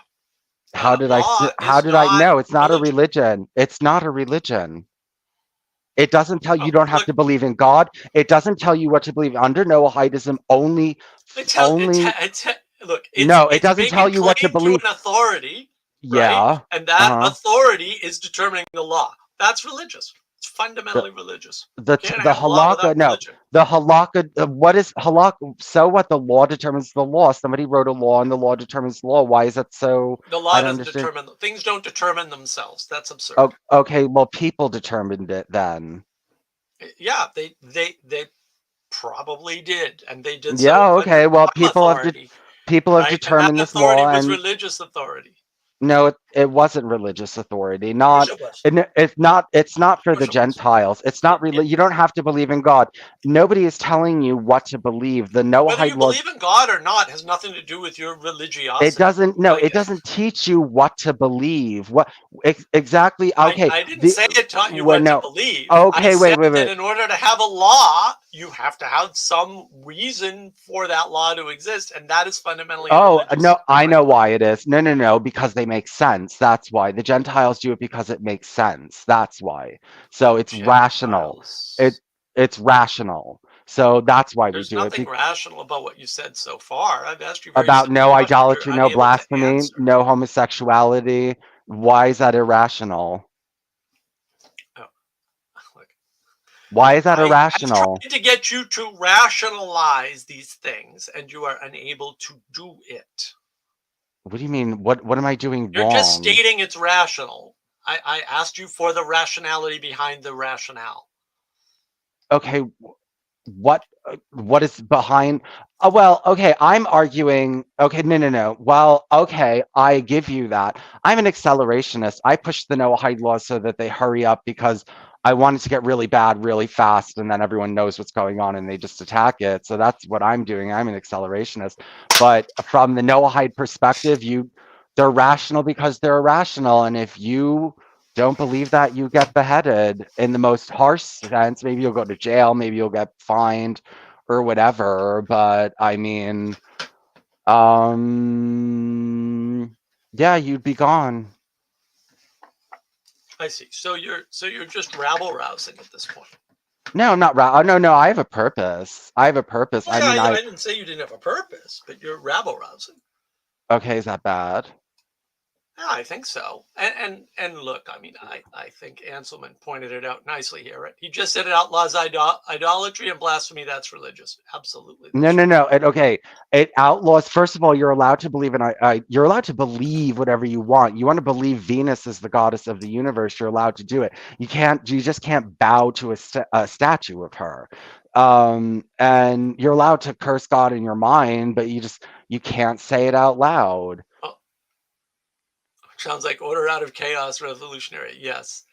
Wrong thinks that your attitude is idolatrous. Should we do something No, about that? idolatry is a very specified, specific term. You can't just accuse everything of idolatry like Christians do. Not everything is idolatry. Christians do that. Yes, they do that. Everything's idolatry. Having admiration for movie stars is idolatry. Having admiration for football stars is idolatry. That's not idolatry. That's not Why is idolatry. everyone treating Claire as some sort of bad guy? Follower enters, admit to being an accelerationist. That's a good point. So what? What is that? Why is that a bad thing? So you don't think accelerationism and burning people for your version of blasphemy and idolatry is bad? Because they think it's bad. No, well, I think that it's coming and it's going to take over anyway. So it behooves me as a person who's against them to accelerate the problem so that the fire just burns faster. So the firemen go to it quicker. And no, not like the Jews just wanted this to like slowly burn the house so nobody notices until it's too late. Like I'm throwing gas on it, What? like hurry up. I see. And you haven't discerned that maybe that makes you the type of troublemaker that people wouldn't want to hear from, along with Claire? Um, no, because it's for a good cause and it's the best plan. So I don't understand what the problem You're making a is. goodness claim when you've only made a legal claim. This is you're Well, a the bad law is actor. okay. Well, the law is good because it's good. And if you don't believe that, you get beheaded. Um, That's not true. You don't get, I'm not, okay. that's When a I said you're, tautology. Are you no, familiar no, with no. Okay. No, tautology? no. Look, look, look. The law is Y- good y- because it's good. That's a tautology. Yeah, You're just making an axiomatic well, statement that you can't back up with anything. It's not okay. rational. Well, I agree with you. I do agree with you, but that's the way the system works. That Vincent, I'm have you seen my first interaction with Claire? No, I have not. Okay, let me just make a suggestion. You should watch that, and then maybe if you decide to engage, you might have a chance of engaging in a way that could be novel or unique. But these tactics are not going to win against me. You're dealing at a very low level compared to the level I deal at. Okay, I can be Oh, okay, more I see. pedantic than you can, by far. Okay. I think no, I think following Jewish law is not pedantic. I think that that's how it technically works. And I think I have a system and you don't. And my system is organized like a legal system, point by point. You have no point by point system. I'm not And trying so, to. no, you're calling me pedantic because I have a formulated system. No, I'm calling you And pedantic because you're trying to be pedantic. You're just bad at it. No, which is a different problem. no, I'm following a system. Okay, No, you're I not didn't. following any system. You're I'm claiming following the Noahide rationality and then system. admitting you don't have any by stating a tautology. And that's the discernment that I'm trying to show people. You've made a tautology, but you stated that there was a rationality. Okay, I Those two don't think you things don't understand. coexist. Right. So this is why you would have to be beheaded because you have a problem with that. All right. Well, look, if you think I have to be beheaded, then I'm going to behead you. There we go. That problem is solved. So yeah, there's lack of discernment, right? But you can be upset at whatever, right? You're allowed to be upset. I don't care. Sorry, I just don't care about you. Yeah, I don't. Look, I've been doing this online thing a long time. The odds that you're going to come in with some magical system or trick or some kind of new version of trolling that I haven't seen are zero, actually zero. Okay. Well, you're welcome, Phoebus. Look, I mean, I wanted to get him to the point where I could honestly say, this is why you're getting banned. And he handed it right to me. He couldn't help himself. And Naomi, I'm going to be an acceleration for Christianity by having children. No banning necessary. Exactly. Well, and that's the difference between being is good and all other is goodisms, right? Like if you start with being is good, that axiom is pretty solid because you're going to win against everybody. You're definitely going to win. This little corner is attracting. See, the amazing thing, Anselman, is that before these people come on, they need to watch me annihilate Claire when she got no points. Zero points. She just didn't score at all. So you would think that anywhere I was, she would avoid it. Because if she had done anything to Paul in my presence, I would have taken her out, like, because you can mess with me all day long, but you don't mess with my friends. And Paul's a friend of mine. Like, I would have taken her out so fast. Oh, it would have been nasty. Because I don't tolerate people, especially not nice friends. I have some friends that I'm kind of like, he's a jerk. He deserves it. But not the people I like, like Paul. But like, do your homework. Like, figure out what I'm capable of before you come in here and try with your little tricks that work with your 80 IQ internet friends. That's not going to work around here. Hello, Cassandra. It is nice to have you here. I don't know where Jesse is. He has promised me he would be here, and yet he probably spilled coffee again. Oh, there he is. All right. About freaking time, Jesse. These unreliable Were Aussies. you just calling me into the stream, and I was like, oh, okay. Literally. Oh. No, I actually said, hi, Cassandra. I don't know where Jesse is. He told me he was going to be here, and then you popped up underneath, and I was like, oh, okay. I guess magic works, and you can just say Jesse 3 times, and he appears. That's great. How are you, my friend? I'm doing okay. I was almost like, ooh, a follower of Claire. Claire was on here earlier, right? What? And then one of her followers came on, and I was like, should I have the amount of fun I had with Claire? And they're like, no, Mark, don't do that. That's like too much candy. Who's this person? Anselman, are these two all over the internet, or are they focused on our corner? No, they're all over the internet. Okay. They're not all over the internet. They're focusing on the weak points of Christianity, right? So the little areas of Christianity, and this little corner is great for that, right? Because it's a bunch of crazy Protestants who have nothing in common, and all they do is fight doctrine all day long. And then there's a bunch of meaning crisis people who don't know or don't care, and they're like, oh, we need as much information as we can get to make a decision, right? And so it's a weird mix in this corner, ultimately. And I'm in this corner. I love this corner, right? But also, like, come on, like, what's There's really Muppets everywhere. Yes. Well, it's full of rebellious Muppets and lost Muppets. And to be fair, Vanderclay's not drawing that line. I'm gonna he mentioned today on the live stream that he owes me a video. So I'm going to try and draw those lines for him. He owes Manuel a video too. And it's nice of him Really? to own up to that. Yeah. You gotta hold him up to that. Yeah. He owes us both videos. That would be get good. there. That would be good. That would be good for all of you involved. Yeah, I like doing videos with Paul. They're oh well, I need to do videos with other people. They're better. Although apparently my rant was especially good this time, so that's good. It was. I kind of watched it in segments and parts, and so yeah. Did you see the animation? I That did. lovely I animation loved and song. It's a good start. It's a really good start. Isn't so it great? yeah, I new love it. branding. I Yeah. love it so much, so much. Yeah, I think wrong is correct. They are lost, so they cling to whatever they can. Yeah, well, and look, what are you gonna do? Are you gonna go walk into an ugly Catholic church? Because most of the Catholic churches they're beautiful on the inside. Like the Basilica in Columbia, South Carolina, I hadn't been inside because the outside's like a brick building. I mean, it's a brick church. You can tell it's a church. You go inside, it's like, holy sheep, this thing is beautiful. Well, I wish I were being attracted to it from the outside. in You Montreal. Catholic muppets. That was stunning.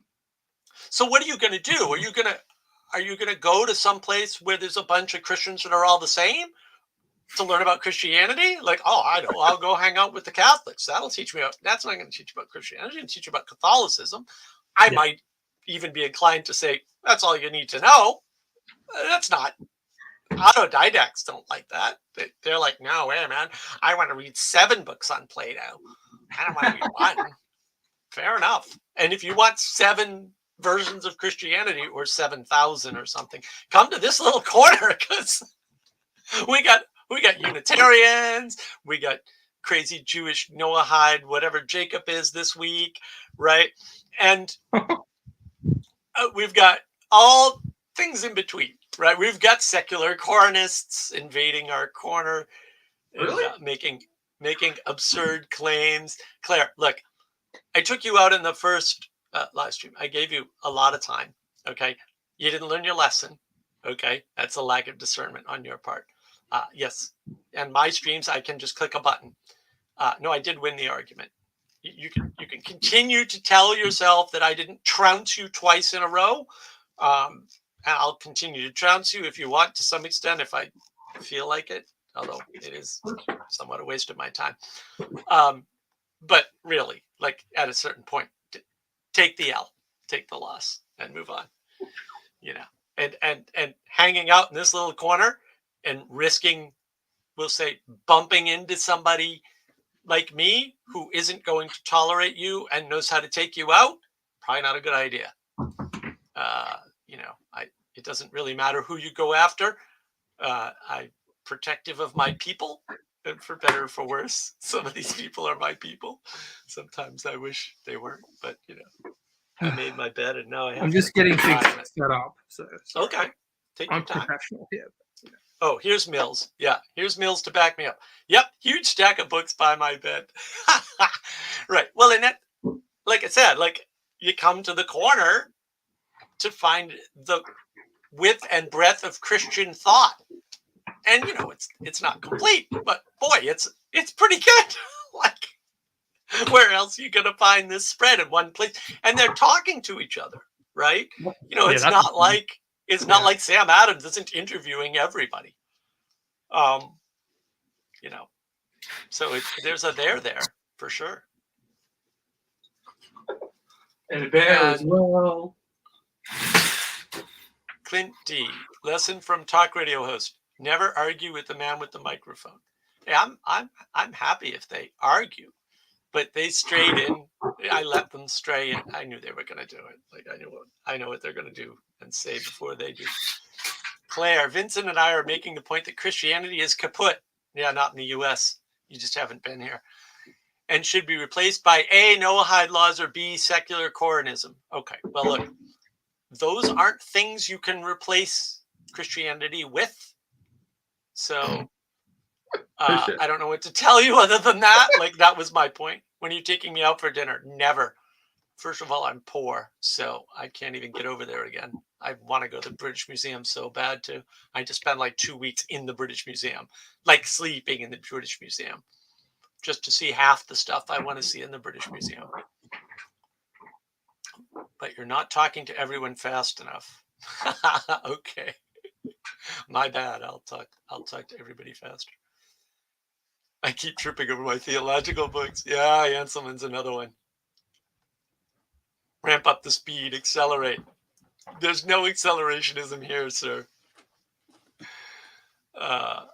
America does not have an official religion. That's kind of how it works. Like, that's what made America America, is by not having an official religion. We could get into discussions around whether or not that's the optimal way to operate. I might even argue that it is not, but that's a different argument. It's also not entirely true. Like, this is one of those things no one understands unless they, well, even half the people that live here. You can have a state religion. You can't have a federal religion.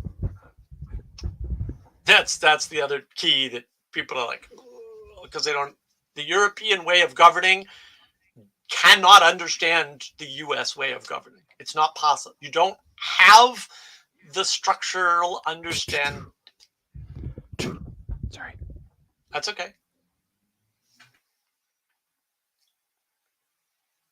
Whoops. Anselman claims to have coined a few new words. Fantastic, fantactical, fantastist. Okay. Oh, and Naomi still watches your streams, Claire. Ooh. Claire claims that the unofficial religion of America is the pursuit of happiness at the expense of everyone else. I just haven't been here. Oh, I can see why you have that interpretation. Like, whatever. But it's ridiculous. Like everything else you engage, Claire, is ridiculous. But you're good at it. So, you have a few skills in life.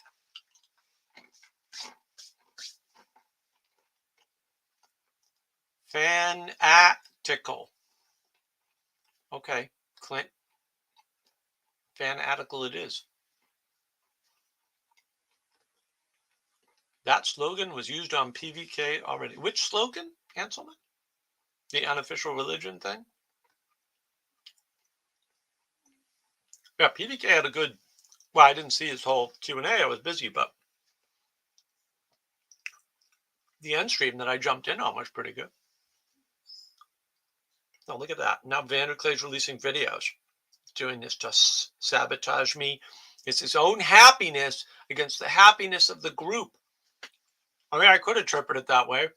Like a lot of people in this little corner, you can't stream while somebody else is streaming. Whatever. That's so stupid. Tell him his mic is muted. Is your mic muted? Were you talking? He is muted. How I did know. he get muted? Come There we go. on. He's unmuted now. Yeah, but I'm just being, too professional or something. I'm just skittering about. Oh, I need coffee. Anselman says Malcolm Mudridge said many Americans made the pursuit of happiness the pursuit of pleasure. That's true. It's really not a pursuit of happiness doctrine in the U.S. It's just you're taking stuff out of context. It's a Will Smith movie.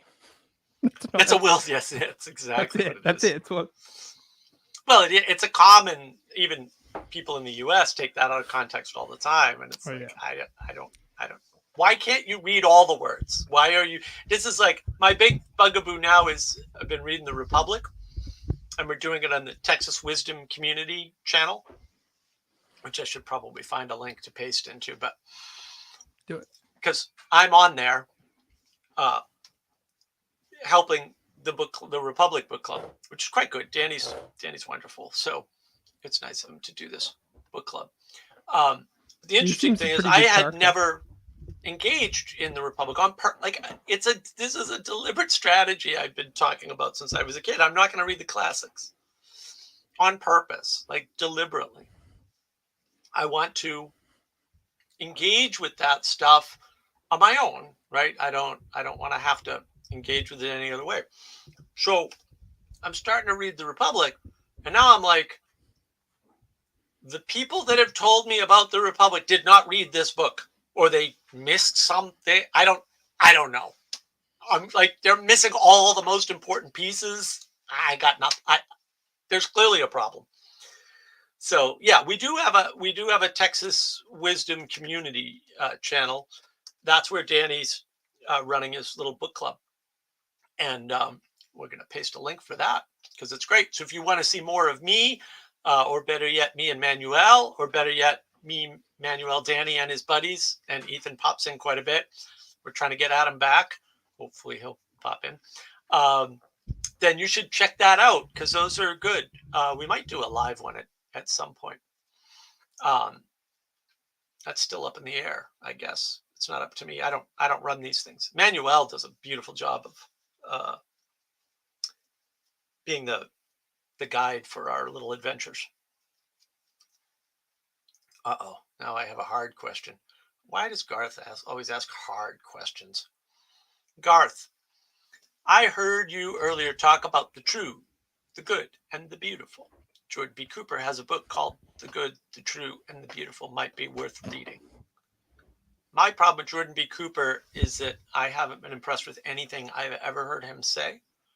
But I will check out that book, and maybe I could add it to the stack of about 14,000 books that I'm not reading, but tell myself I've been reading The Stupid Republic. I get up, I read the book, and I hop into the book club. That's what I've been doing. Sometimes I read it the night before, but yeah, well, I'm doing it that way on purpose. Yes, there can be some benefit to that in some ways because you're working knowledge. Yeah. ROM versus RAM sort of thing. So you're whatever you've read, you're considering you're going to validate quickly. So yeah, well, plus I do better stream of consciousness thinking. I may not do better stream of consciousness communication. That's a different problem, but I do better stream of consciousness thinking. So a lot of people are like, well, I want to talk about something with you. And I'm like, okay, well, you can decide at the last minute. I don't care. It literally doesn't make any difference to me because if it's something I know about, I can talk about it. Something I don't, I can ask questions about it. It's really not a problem. Anselman, have a lovely Easter. Sleep well at 2:06 a.m. Oh gosh, yes, please. Well, this is the problem catering to the Aussies, man. You lose the Brits. Anselman, I've got to meet you at some point. You've got to come on. Go to Scotland. Oh gosh. I wish I had met Anselman. Come to America. I've got to go to England. I've got to go back to Canada. Yeah. Well, no, don't go to Canada. Good Lord. Well, Christine is from Canada, so I eventually got to get back and be nice to her parents. I'm sorry. So, I'm so sorry. I'll send flowers. Yeah. Yeah, it's been good. I'm skeptical as to what a book can teach you about the transcendentals, really. I mean, these people, there's all these politics and government in the Republic. I'm like, what book did you read? It's not in the Republic. You missed something in chapter 2, the part where they say, we're going to experiment with justice. They don't say, we're going to experiment with society, we're going to experiment with politics, or we're going to experiment with government.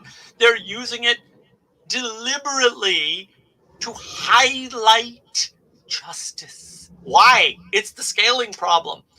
Socrates says you can't understand justice from the perspective of a single individual, you or some other individual, or that relationship. That's insufficient to talk about justice. Justice is bigger than 1 or 2 or 3 people. It's city big, at least. I know. Let's gin up a fake city. It's explicit in the book. I'm not making it up. He says all this. It's right in the text. And then you go, oh, it's a political experiment. No, it's not. It's explicitly not that. Like, I don't know. Cassandra Anselman has not done a live stream. He refuses. Vanderclay, maybe he was on Vanderclay once. I think Vanderclay's tried to get him on recently and he's refused. But he certainly hasn't been on my live streams. I guess I don't rate. I only rate with the Aussies, not the Scots. Well, I'm a Scottish Aussie, technically speaking. So Oh, well, even better. I've been to Scotland, so there you go. yeah, I think we will eventually go that way. We'll eventually not to live, because gosh, it's kind of picky dystopia at this point. Oh yeah. Oh, Yeah. things are bad over there. I saw that coming. Ooh, when I Yeah. was there, I'm Yeah. like, you gotta get the hell out of here, man. This is Yeah. terrible. Yeah. Beautiful country. Yes. Yes. I didn't. Gorgeous I country. so not where I am now, although I'm not that far from the Appalachians. The southern part of the Appalachian Mountains. I hadn't been there. I don't know why I didn't go sooner. I love mountains, but just these past 6 years have been complete turmoil and cancer and death, Yes. and doom, destruction, losing all my stuff, getting everything stolen. You know, You had cancer, or your mum had cancer? my mom had cancer. Yeah, that's right. Yeah. Twice. So that's why I was down south. The first time was to take care of her. Yeah. And the second time I was, in the process of getting my $500,000 house stolen from me in Massachusetts. And then she got cancer again. Right. So I had purchased a house 5.5 miles down the road, thankfully. And that was a mess. But I hadn't been to the mountains. Yeah. And in the South, it's all Scots-Irish, which is a special group of Scottish and Irish. They're not quite Irish. They're not quite Scottish. And I had already been to Scotland because I went during the fake news virus scam. And beautiful, like it was heaven for me, because there were no crowds. Like, I can deal with this. I can go on vacation when there's no people around. This is great. It was great. I wish I had infinite funds at the time. I probably would have spent them all on traveling. So that's always the feedback with traveling. You go traveling, you're like, you know what? I could have spent more money. I was too reserved. I was too scared. I should have. That wasn't the reserve there. I was just like, if I had had enough money, I'd have gone to Greece and Italy, and I'd have done a European. I'd have gone nuts. But I never had that much money. But so I had been to Inverness. I had seen we were in Inverness in November? Yeah, I think it was November. And it was cold. It wasn't New England cold, but it was pretty freaking close. It was average winter. So I had seen some of that stuff. So then I go to the mountains. I go out to the Smoky Mountains. I'm like, oh, that's why they moved here. I mean, it's in the text, but Scotland, Southern Appalachians, I can't tell the difference. Right. Same thing. Right. Yeah, there's lots of similarities. Right. Misty in the winter, sort of cloud, grey, wet, moist farmland. Yeah, changing. Well, so I've got the top down. I'm on the Blue Ridge Parkway, which is super famous road in the U.S. because it goes across the tops of the mountain range. Basically, it's insane, and there's turnoffs every 5 feet, right? So I got the big camera. I've got my stupid camera, which is quite good, by the way. I mean, this is a very high-end phone, but I've got my Nikon. I got the top down. I'm driving a quarter mile, a half a mile, and turning off on whatever side of the road there's a turnoff on. Sometimes you can see stuff for miles. Yeah. Sometimes you can't. Doesn't matter which side you're on. Weather. I'm going a quarter mile. It's, the weather's that changeable, just like Scotland. And then I had to put the top up a couple times because it started to rain. And I was like, and then it was sunny. And then it was top down, and it was top up, and it was top down. And I was like, what is going on? I've driven like 5 miles. Like, what is going on? It was crazy. So yeah, I was like, oh, that's why they wrote that this is like home, because it is like home. Yeah. I wanted to address Mills. Justice in a state of nature is different than a tribe, which is different than what you get with the Dunbar number. Well, Mills, that's a very bottom-up way to think about it. That's a lot. Yeah, you're making a lot of claims. I'm going to have to say no. Justice emanates from above, and it's just bigger. And then when you're at a small scale, it looks different, but it's not different. There's no state of nature justice. It doesn't make any sense to talk about justice unless you've got more than one person then justice matters. Justice doesn't matter without humans. I mean, if you haven't seen it, Paul Van der Clay has a tremendous conversation with Weston. And Weston has this theory of fallen earth creationism. I think fallen earth creationism is so clever. I'm a big fan. I think it's great.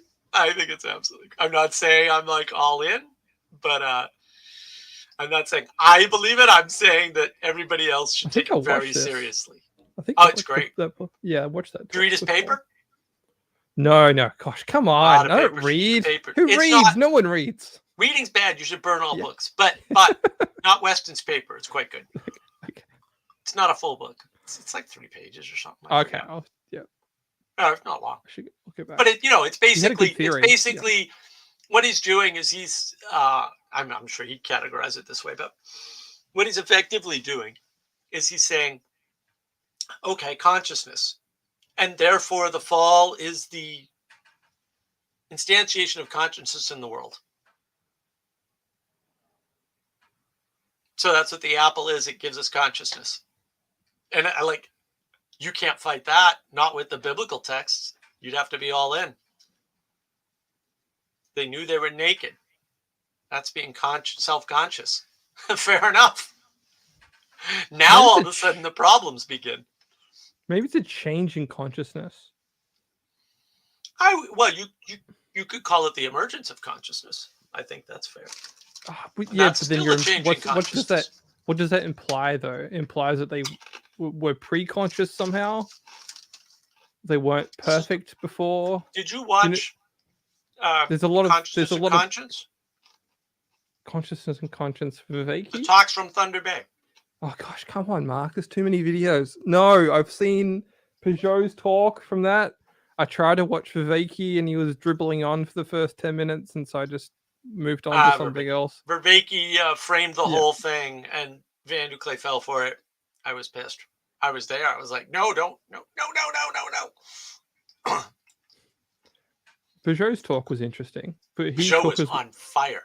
Yeah, but for me, he took his while to get into a rhythm or to get the trust of the crowd to say anything.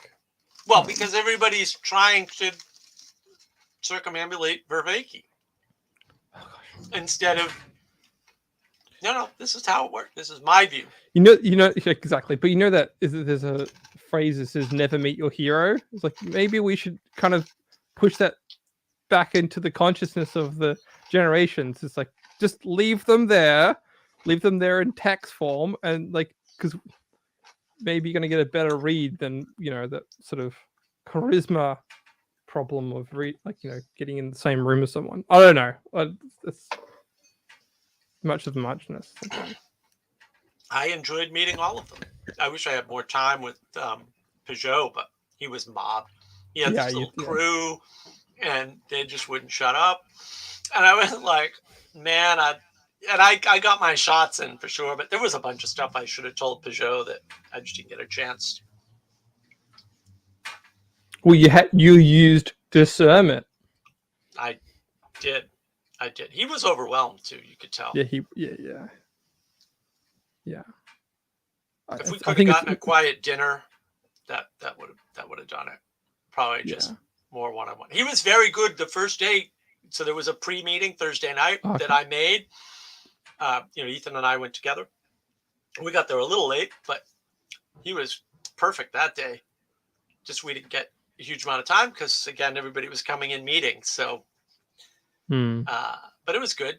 He gave me a lot of insight into the French Canadian up there because I haven't had a lot of contact. We used to have cousins or distant cousins that would come down from wherever into Maine, but I'm not doing that anymore. I don't think La Kermesse is still rolling. I don't know.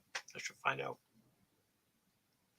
That was our festival, French festival. It's probably a matter of time before Peugeot is kind of included in the Daily Wire Club, if he's not already informally. No, I don't. He doesn't want any part of that. Okay. That's what he said last time I checked, but. Oh, he's changed his branding.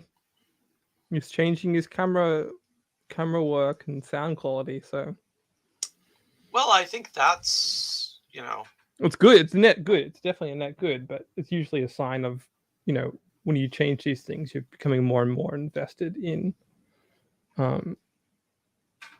your brand. And so there's always reasons. La Kermesse is still going on. It returned in 2022. Established in 1982. Interesting. So what was the point of bringing up consciousness and conscious? The point was, this is what they were really talking about. Where are there levels of consciousness? Like, how does that work? Right. Going back to the Adam and Eve thing. That's the problem with trying to define consciousness, is that now you're into the dog and cat problem versus oxen or a cow or whatever. And then it's like, oh, wait, now it's a gradient. Where do we draw the line? And then you have that goes to the emergence of consciousness issue.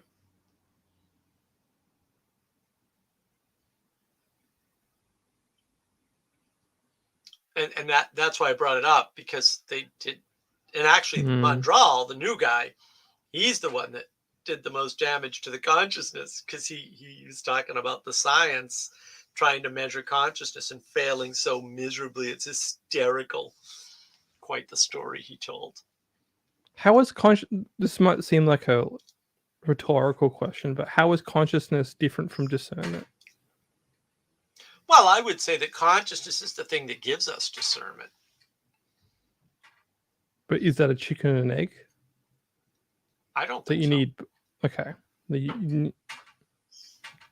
Can you be conscious and not have discernment? Or do you just have a limited discernment? No, I don't think so. Although I think consciousness is more than discernment. Yes, but can you be one without the other? Can you have discernment without consciousness? I think the problem we're suffering from is lack of discernment. Yes, yeah. And that's why people say they're not conscious, they're acting with the mob, right? But that's not a lack of discernment. It's a lack of applying discernment. Well, passion, right? Passion overwhelms what would otherwise be well, it depends on your model, right? If you say your emotions can override your discernment.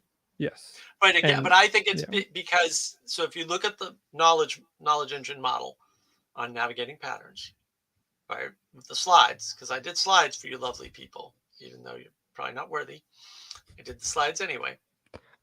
So if it's a loss of poetic engagement, what's going to happen is you're going to take actions in the world, believe you're not taking actions. No, I'm a neutral observer, or I'm in objective material reality. So all of my actions are justified. That's what you saw with Vincent and Claire. That's what they're doing. They're starting from these things are justified. The law is justified. And because the law is justified, right? Of course, they've taken a bunch of actions and done a bunch of free judgment. Then everything else flows from there. It's like, no. There was judgment involved. And to get to judgment, to take the action of asserting that these laws are the right answer, you had to go through discernment. When you skip those steps or think you've skipped those steps, all you've done is dulled your skills at judgment and discernment. And now all of a sudden, drag queen, story hour, whatever the hell it is, even conservatives in the U.S., so I'm talking about U.S. conservatives, not Australian conservatives or European conservatives, right? Even they can't make a good case for why this is a bad idea, because they've lost discernment, because they've been busy saying you're too judgy, stop being so judgy. So they stop judging, which is not a thing that you can do. They're still taking actions in the world. It dulls their judgment and their discernment because they're denying that they're even doing it. And now they're zombies. Well, yeah, it also depends if you're starting from a model of Muppets or people where are they rational creatures or irrational creatures? Right. And that starting point matters with these sort of that's what I said dialectics. Yeah. I said you're starting from rationality. You can't start from rationality. Yeah, because rationality, well, how we define rationality is a container of values. It's a categorization system of imposed axioms and values, and we call that rationality, right? So All right, hold on. I want to understand what Mills is saying. So he says that was not their actual position.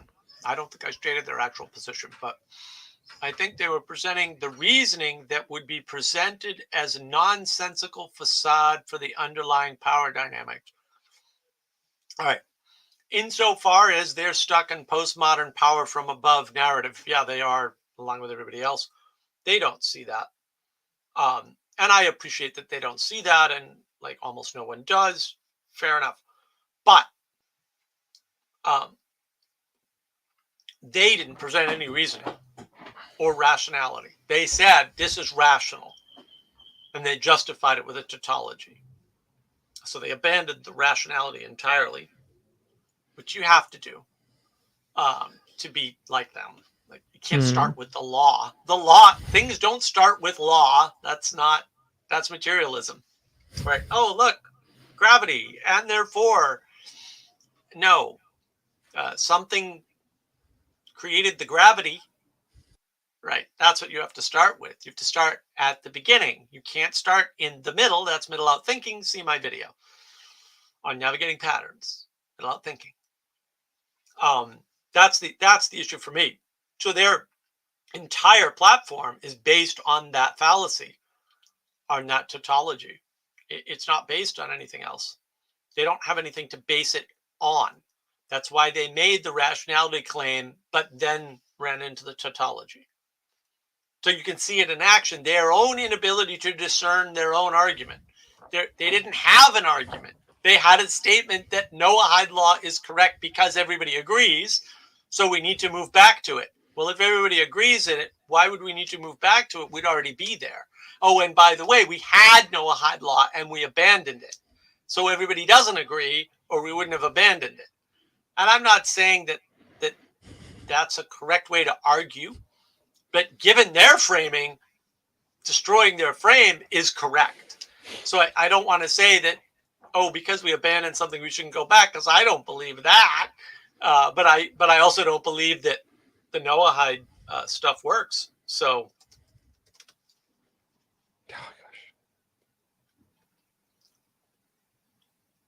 I'm just grabbing the video here. Hold on. I like to put my links in. Give me a second, Mel's. I'll catch up to you.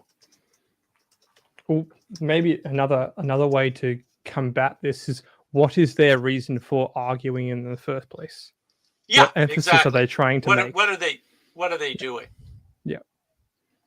All right. So the discernment of tautology generally may be what they are trying to provoke. No, I don't think so.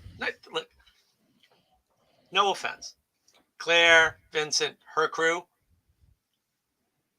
105 IQ. They're only slightly above average. I'm sorry. They're just not that smart. It just is what it is. You need to be able to discern that. Tautology as justification for the exercise of power. Well, yeah, I mean, that's postmodernism, right? It is what tautology? it is. I've never heard this word. What's tautology?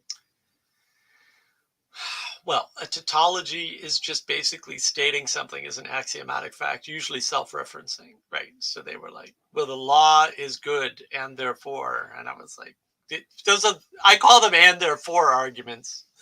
When I use it in therefore, like, I'm not even saying they're bad, but you got to have a good one. You know, like, I like tautology being is good and therefore. It's just, what else are you going to use? Go ahead. I'll wait here while you fail to find a better formulation.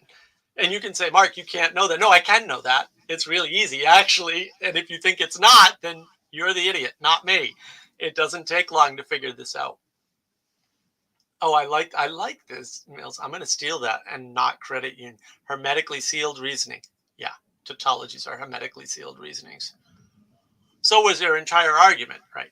But again, I'm okay. Like, if you just come to me and say, I have the system and I'm going to justify it using the following axioms, I'll walk with you.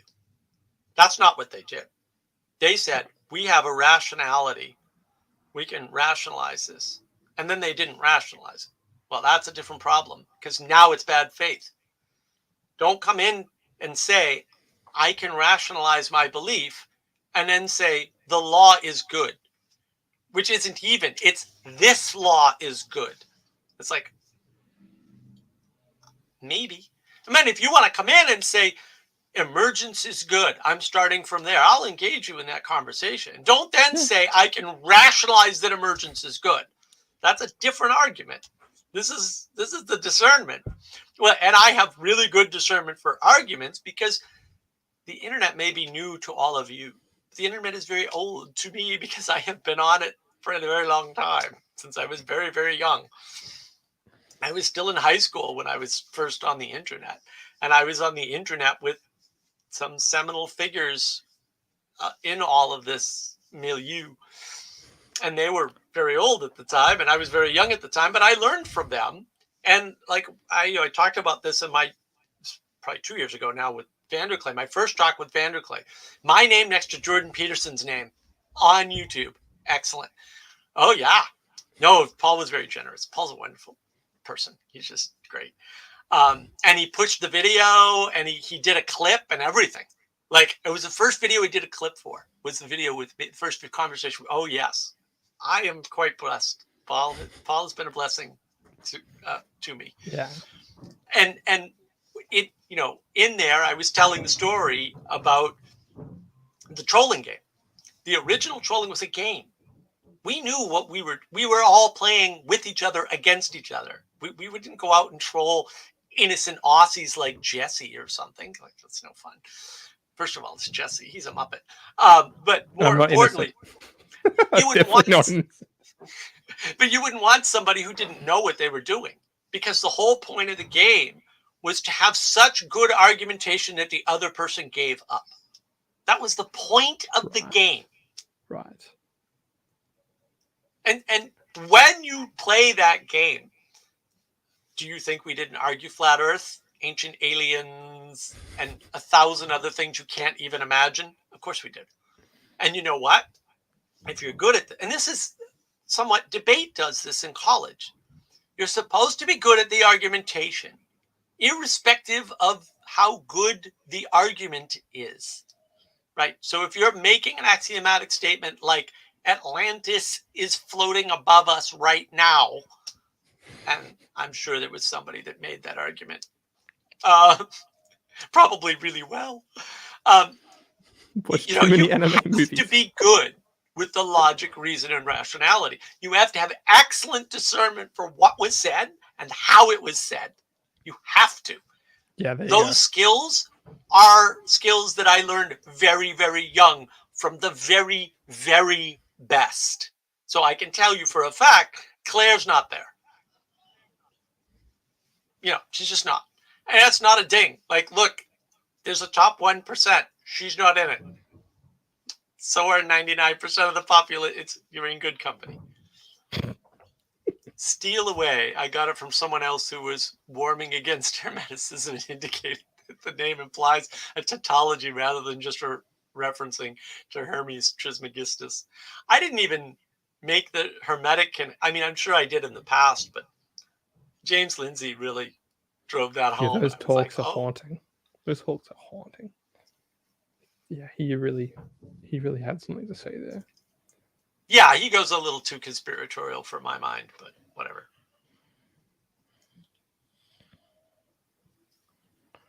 There's Freemason buildings everywhere in Australia. I'm sure there's Freemason buildings all over the place. Everywhere, all over the place. So, there's something there. What you can say it is. There was a tradition in a time. Yeah, exactly. From a guild. Yes. Well, yeah. And what's you can make the same argument for cathedrals. Yeah, true. Yeah. And you can then link the cathedrals and say they were all built by Freemasons. Yeah. But a Freemason wouldn't build a cathedral. Or the Vatican, if you look at the Vatican from the aerial shot, it looks like a snake and all this stuff. You can do all these things, and they're fun. They are fun. They're a version of trolling, right? That's essentially. Well, they can be. Yeah. What I found interesting, what you're saying is that you'd say like internet 0.1, you know, like Early beta days. internet, early internet days had this rhetoric or had this community function of Yeah. debating, and then that spills over in time. It echoes out, but then at some point a part of it gets abstracted from the original node, and that forms its own, like No. the Twitch. You just think No, I it's don't all a think so. continuation No. of that Here's what same happened. culture? So here's the irony. I'm working with this company. Mhm. This guy in South Carolina, of all the places in the world. He's an older guy. He was on some of the internet committees back in the day and stuff. It's like, oh, like my father was on that committee. Yeah. The internet was originally very secure. In order to get on the internet, you had to be smart, right? It's like the difference between BBSs and the AOL crew, right? If you were on a BBS, you had to own a modem, you had to own a personal computer, you had to hook it up to the phone line, you had to get it to work. These are not trivial things to do. You had to run software. Then you had to get onto you had to learn each build and board separately, roughly speaking. I mean, there were a few big ones that were everywhere, but people would customize them anyway. So that didn't help you all the time. It's like, well, this is a blah, blah, blah BBS, but you know, it's different from Ted's version or whatever. It was a high barrier to entry. So what does that mean? The filter requirements for being on the internet in the early days were very high. Like, for example, you had to be in a university or the military. You're already dealing with smart people. Now, could you be in any university? No, none of the community colleges, right? It had to be a big school, a big name school. So now you're in the top 10% already. So in the old days, everybody on the internet had a high IQ. Everybody. This is sort of like the Clubhouse problem, too. That filter dropped, right, with CompuServe and AOL and then subsequent internet to the home. Now that filter's lower. Same thing happened to Clubhouse. The minute, it's not that they opened the floodgates, it's that they let the barbarian Android users on. I'm a barbarian Android user, by the way, although somebody bought me an iPad mini so that I could be on Clubhouse. Very generous friend of mine. So I knew it before the Android floodgates opened, but it's not more people.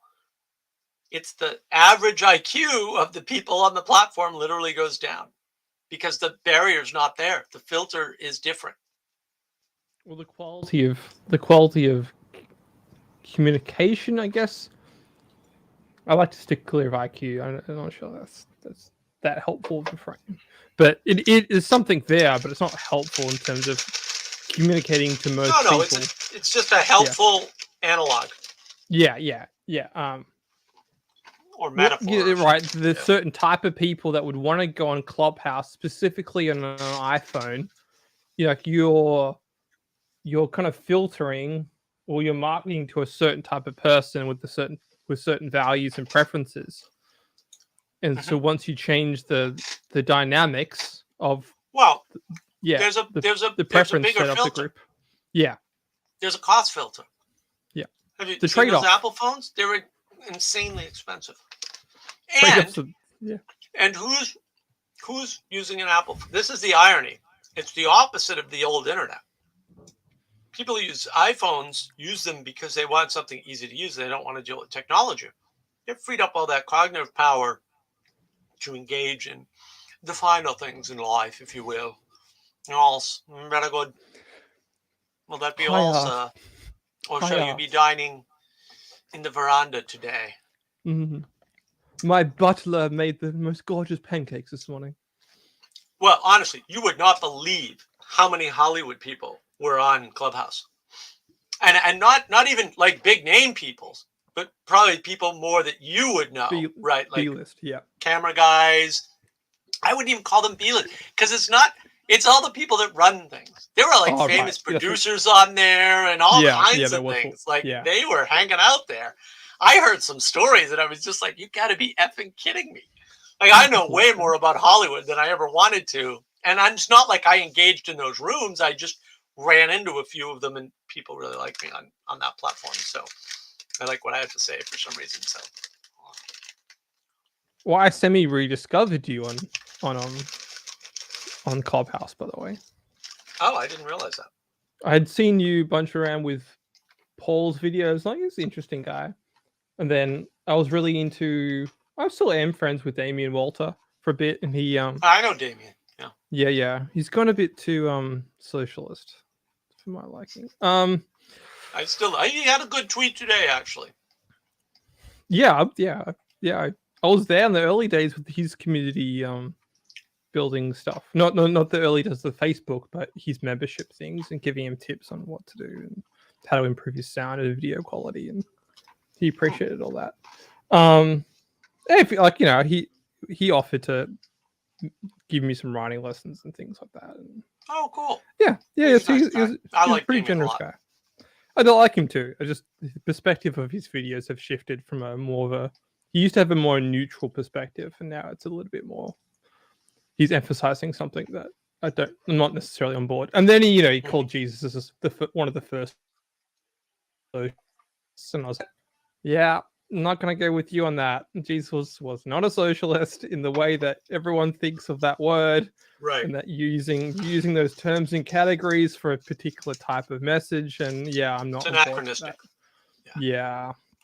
Not even that. It's a political move. Like, you're actually highlighting the political frame above spiritual values. And I'm like, he actually tweeted out the other day too, I'm religious but not spiritual. I was like, yeah, that's telling. That's very what I was telling. saying. I was encouraged by that. Yeah, I was like, that's kind of the opposite of what we. I don't know. Depends on your preference set, but I would say that you need the reverse of that right now. You kind of need to be able to discern spirits, which is why the egregore video went well. Is because that's what we're dealing with. We're in, these technologies have amplified spirits. Views on that stupid, silly egregore video. Well, I couldn't believe it. Can I talk openly? I guess one of the things I think people maybe appreciated that because it did. I'll say it, and I can't remember the guy's name. I know he's Australian. He's in Melbourne. That became a bit of a coaching video in the middle of there, bit of a therapeutic thing. I think that may be interesting to people because there's not a lot of that space of male to male empathy or understanding or sort of community. I'm not sure how to say this. No, that's fair. Forgiveness is also. Oh, we're in Easter. But yeah, it's on my mind. But yeah, that came up there too. There's something unique about that interaction. Yeah, it was. Yeah, and Andre and I have been friends. Look, the knowledge engine. Andre's when it made the breakthrough, not Manuel. Manuel wasn't there that day. Andre and I were working on something else. We were working on memes. We were working on that. And he wanted to show me his tarot cards. Okay. And that's when the breakthrough happened. He wanted to take a break. Okay. Mills, the Stoa kind of boosted the concept of egregore. Yeah. Definitely. Yeah. For better or worse. They didn't boost it. They resurrected it because they were a bunch of necromancers. Literally. You want to see necromancy? Watch the Stoa resurrect a word from, is that 1527, I want to say, but something, maybe 1581, something like that. It's an old occult word. And the guy pushing it too was a waste disposal guy, which was just symbolically interesting. The Stoa? Yeah, no, I can't remember. He talked to Paul Vaniclay and a few other people. He was one of the main nodes of that egregore phenomenon of pushing that word out. He was a waste disposal guy. Yeah. I thought this is really interesting that you've got a guy that deals with certain things of that nature, and he's looking at the waste of medieval texts and selecting out. Yep. Yeah. You could call it necromancy. That's hauntology or whatever we just referenced a couple minutes ago. I was like, what do you? How is that helpful? Right. How is that? What's that word actually doing there? It's the thing I talked to you guys about last night. Is that I made an error with my figuring out how to get to a logical argument there. But the description language game comes up all the time for me now. I'm like, something I've said or someone else said. I'm like, that's not the way. It's what you've said, but it's not what you meant. And trying to learn to discern. There we go. Trying to learn to discern is what you've said, what you felt will mean, or has someone said to you, is that what they mean? Is that right? It's what they said, but that word is not what they mean. They mean something else, and I need to have a value set to determine whether you trust that person to continue to engage with them or to participate in a conversation or a dialectic with them. Well, you should find a way to engage. That's what I try to do. Virtuously, and that's what yes. That's what the channel is about. That's what Navigating Patterns is about, right? Cultural cognitive grammar. Let's put definitions into words such that they actually have utility again. Right? Because when anybody who disagrees with you is racist, we can't communicate anymore. Like the communication's all done. It's finished. Yeah. I actually had a moment with my current employer. We were lightly talking. She was lightly, I'm not sure how much to go into it. But essentially the end of the conversation was this person brought up their experiences in the country. I referenced a movie of that country called The Ghost in the Darkness. And then she jumped into describing that the animals weren't the problem with the country, but it was the people. And then I was like, okay, the conversation was done at that point. It's like, as soon as it's like, okay, the movie from the 90s that no one's seen, it's cool. All right, this is a little bit about the movie, it's great. And then it quickly turned into darker political descriptions of that country. And I was like, we didn't need to go there. No boundaries. They didn't need to be said. The movie represents the country rather. Country is politics. It's all one thing.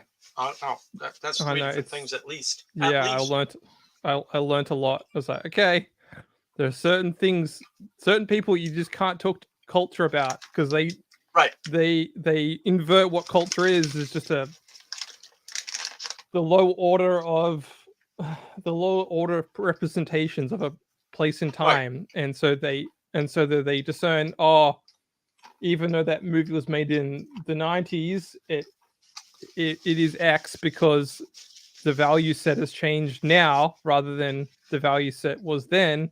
And not to say which one is right or wrong, it's just you just have to start somewhere in a conversation, and then if you impose your perspective on culture, you supersede politics above culture, and then you're always going to want to run to the extremes of a conversation rather than finding common agreement. It's not that you want to run to them. You don't have a choice. Right. Collapsed everything. No discernment. It's all collapsed. Yeah. No, you can't. Look, I mean, we got to be a little fair. You can't afford discernment if you're by yourself trying to understand something like a country. Like, first of all, what are you, high? You can't understand a country. Country has more than one person's in it. You're one person. The distributed cognition and the stuff that the country does is bigger than any one person. Not in the country, bigger than any one person, anywhere, ever, in time or space. Like, you can't do that. Now, you've been told you can. I'm told you can understand these things. Oh, here's a way to understand country. Look it up on the CIA facts database, and you'll see all the economic and political information, and then you understand the country. Okay, you do not understand until you've been to Edinburgh that it's full of zombies. I mean that literally. There are zombies. They are there. I said that on a live stream with Vander Clay once, and somebody from Scotland said, you're absolutely right. It's better in England, but not much. Now, I didn't stop in England. Unfortunately, I was stuck in the airport. But I'm sure they're living off the bones of their ancestors, and they're not paying attention. They're not revivifying. They're not contributing back into the legacy that they were born into. Right? They're not. And that's eventually going to degrade. And I think that's why Europe is in the shape that it's in. I think that's why when you talk to Claire Caw and some of these other people over there, like some of the people in England right now are totally hardcore end of the world. We need to know how to live on our own, which is just ironic because you almost can't do it over there, especially in England. It's worse than the rest of continental Europe, but yeah, England's in real trouble. And they are anti-government and anti-whatever. And they're all on Odyssey because YouTube's evil. And it's like, what? It's crazy. But they don't, they sense, like Vincent, they sense the end is a possibility. Right? There's a potential. But they don't discern what to do about it. So Noahidism or secular Coronism or whatever seems like a valid answer because it's a compression. Mean? What do they? Sorry, what do those mean? No, what do you mean by Noahidism? Well, the way Vincent described it is just the law is good, and the law as defined by I don't know some Talmud Torah thing. I don't know. I can't keep track of all this crazy garbage. But it was just the law, and I was like, you can't compress everything into law. And he's like, no, we're not. You can have whatever religion you want. And I'm like, no. The law is justified by the religion. Like the religion's bigger, the law is smaller. The thing that comes first is the bigger thing because it comes down from above. It's the emanation, right? Certain laws won't work because of the constraint from below, the emergence. They're not that hard, but no one has discernment. Right, Vervaeke doesn't talk about emanation. He says the word emanation. I get that, right? And I say Beetlejuice 3 times, and it works just as well as saying emanation 3 times, which is to say you haven't said anything. So you can say, oh, no, emanation is really important. Narrative is really important. Okay, how? Now I'll believe you if you can answer the how and the why question. But they don't even bother. They breeze right on. And then everybody else gives them a pass because, oh, well, sure, I know what emanation means. They said they understood emanation, so we're good. No, you're not. And they don't make that discernment. Because it's hard. Look, you want to keep up with John Vervaeke? Good luck. I'm not trying to do that. He's a smart guy. He's got ridiculous facts.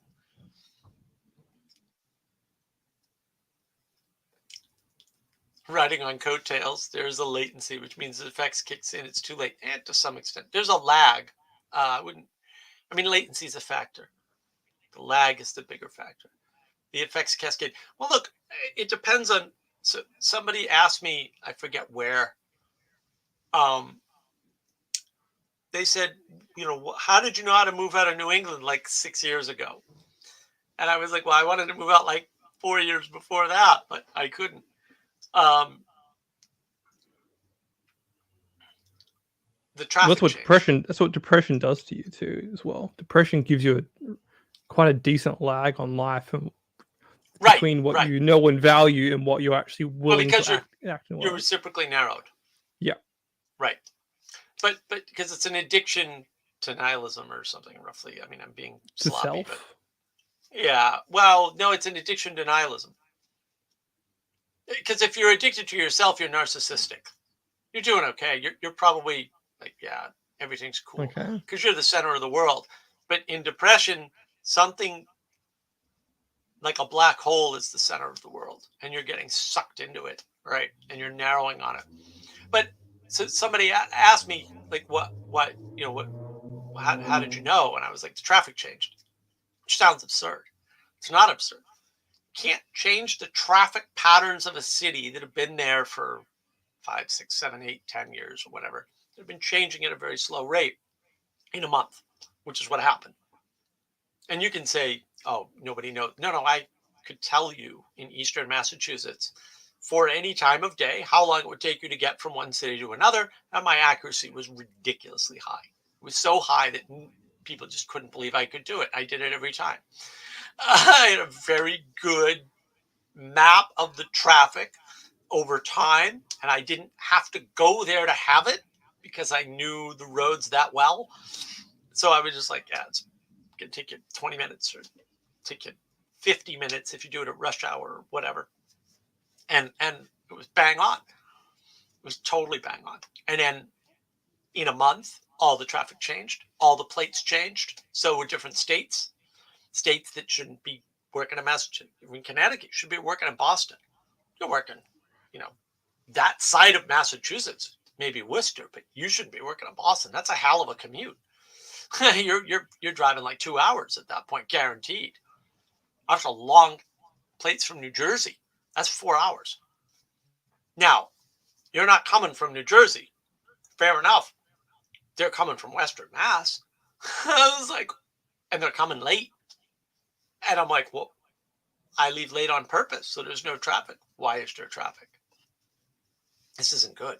City can't handle that change. City can't take a 30-day change in people coming in and out of the city. That doesn't work.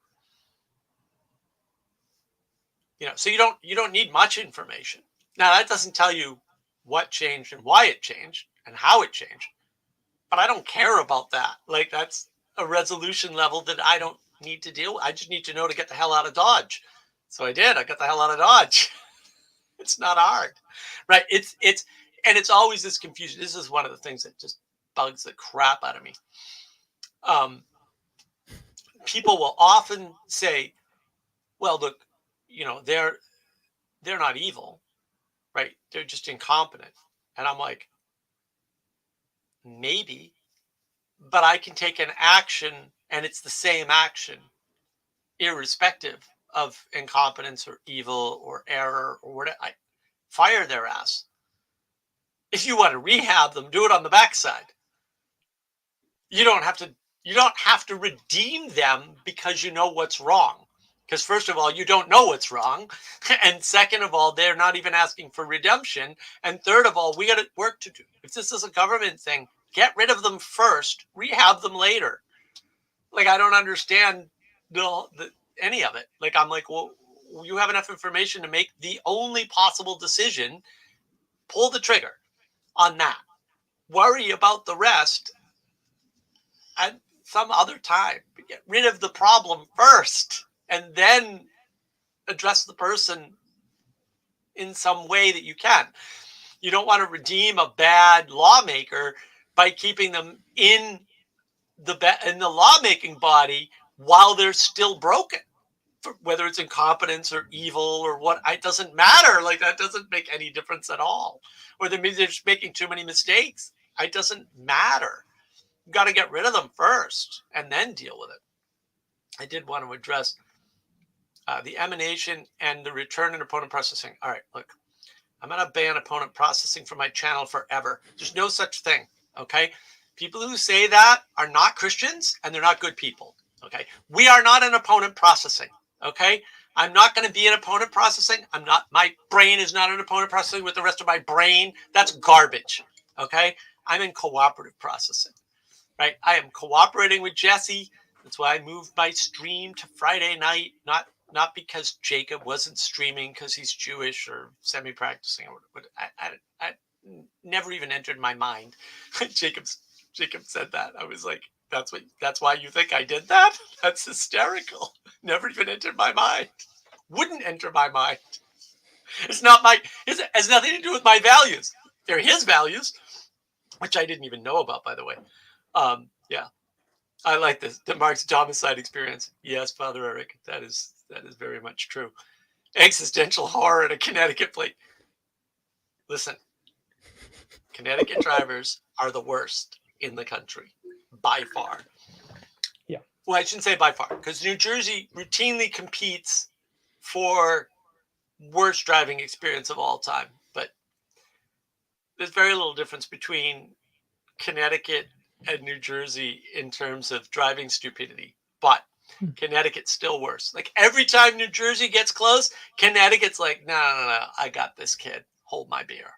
And then they do something dumber. I mean, literally every trip I've ever taken, because you're probably going to go through to Connecticut to get to New Jersey. So when I go to New Jersey, or when I used to go to New Jersey to visit my aunt or whatever, yeah, it was always this contest. Something dumb would happen in Connecticut, and I'd be like, well, I've never seen that before. I could never have imagined people doing something that stupid. And then I get to New Jersey, and they kind of try to bump up the bar, and usually they'd miss. Every once in a while, they'd get bitter, and I'm like, oh, well, there you go. They beat Connecticut. And I go back to Connecticut every single time. Connecticut was like, no, we got this. We can be way worse. I'm just saying, like, it's objectively, observably true. Connecticut Also, most horror is by its nature existential. Otherwise, it's not horror; it's drama. So it has to be drama and not horror. Right. Yeah, exactly. You have to have some level of other for something to be horror, right? He's a priest. He's a priest. His cognitive load is taken up in all this crazy, like, sit, stand, liturgy, Latin, nutty stuff. He doesn't have the capacity to engage with which states have the worst drivers. And he shouldn't. Like, that's my job. That's your job. All right, we all have our little niches and skills. Like, what's wrong with that?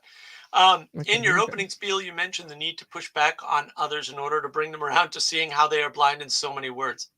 Oh, I wouldn't paraphrase it that way, my friend. This sounds like a good example of opponent processing. No, they are not my opponents. First of all, let me explain something to you. If you're my opponent, you're dead. I'm just going to kill you. I'm sorry. I'm a shoot first, ask questions never kind of person. You do not want to be my opponent ever at anything. I will take you out. I will take you out immediately. I don't escalate. I literally do not escalate. I don't do those signals. I'm efficient. So I'm like, we're going to get you done. Claire is not my opponent, right? I'm also not trying to convert her. That's not it. And like, I have Discord open when I'm on a stream. I'll open Discord when I'm done with my stream, sir. Yeah, look, you're not my opponent. Okay, I'm happy to try to cooperate with you. Do I get banned now if I say it 3 times? Yes. Yes. That could happen. It's a bad frame. Father Eric, drivers in North Dakota are very polite overall. Drivers in the South are very polite overall. In fact, it's so funny. I get up here and they do the New England thing. Everyone's cutting people off and they're driving crazy and they're like 3-lane switch to get off at the last minute and all kinds of crazy. It doesn't faze me. I go down south. One person almost sort of kind of cuts somebody off, and I'm like, oh my goodness, what was that? Because I'm so like, when I'm here, this doesn't happen, and then when it happens, I'm like, it's so hysterically funny. And when I've had a car up here and I've traveled and gotten in my car, I'm just doing Boston driving mode is just an actual video game.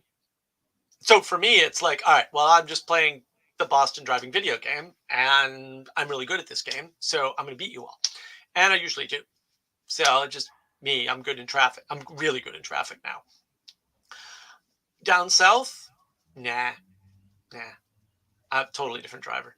Just big, open, long roads, gorge, I just wide don't care. open turns. Like I'm right. not in a hurry. Right, no one else is. Yeah. Every Isn't once that in a while, fascinating? someone will You piss me observe the off phenomena. Whatever. The phenomena of traffic changes your behavior. Like you Oh, observe, this is city driving. I need to be ruthless, essentially. Yeah. Well, it's like that over here. As soon as you get outside the city, everyone's Everywhere. fine, calm. There's no dumb mistakes on the road. Things are just what they should be. You go in here, it's like, no, you need to know all the shortcuts, all the back streets, all the little particulars of how to signal to people and actually thank them for letting them come in or reading the traffic and all this stuff. Yeah, no, I lived in a small city outside of Boston. So it was just very different driving there. That's all. It's not, and then it got bad. Like, I was like, oh, this is no fun. Freaking Sally's upset that I had Claire on. That's fair.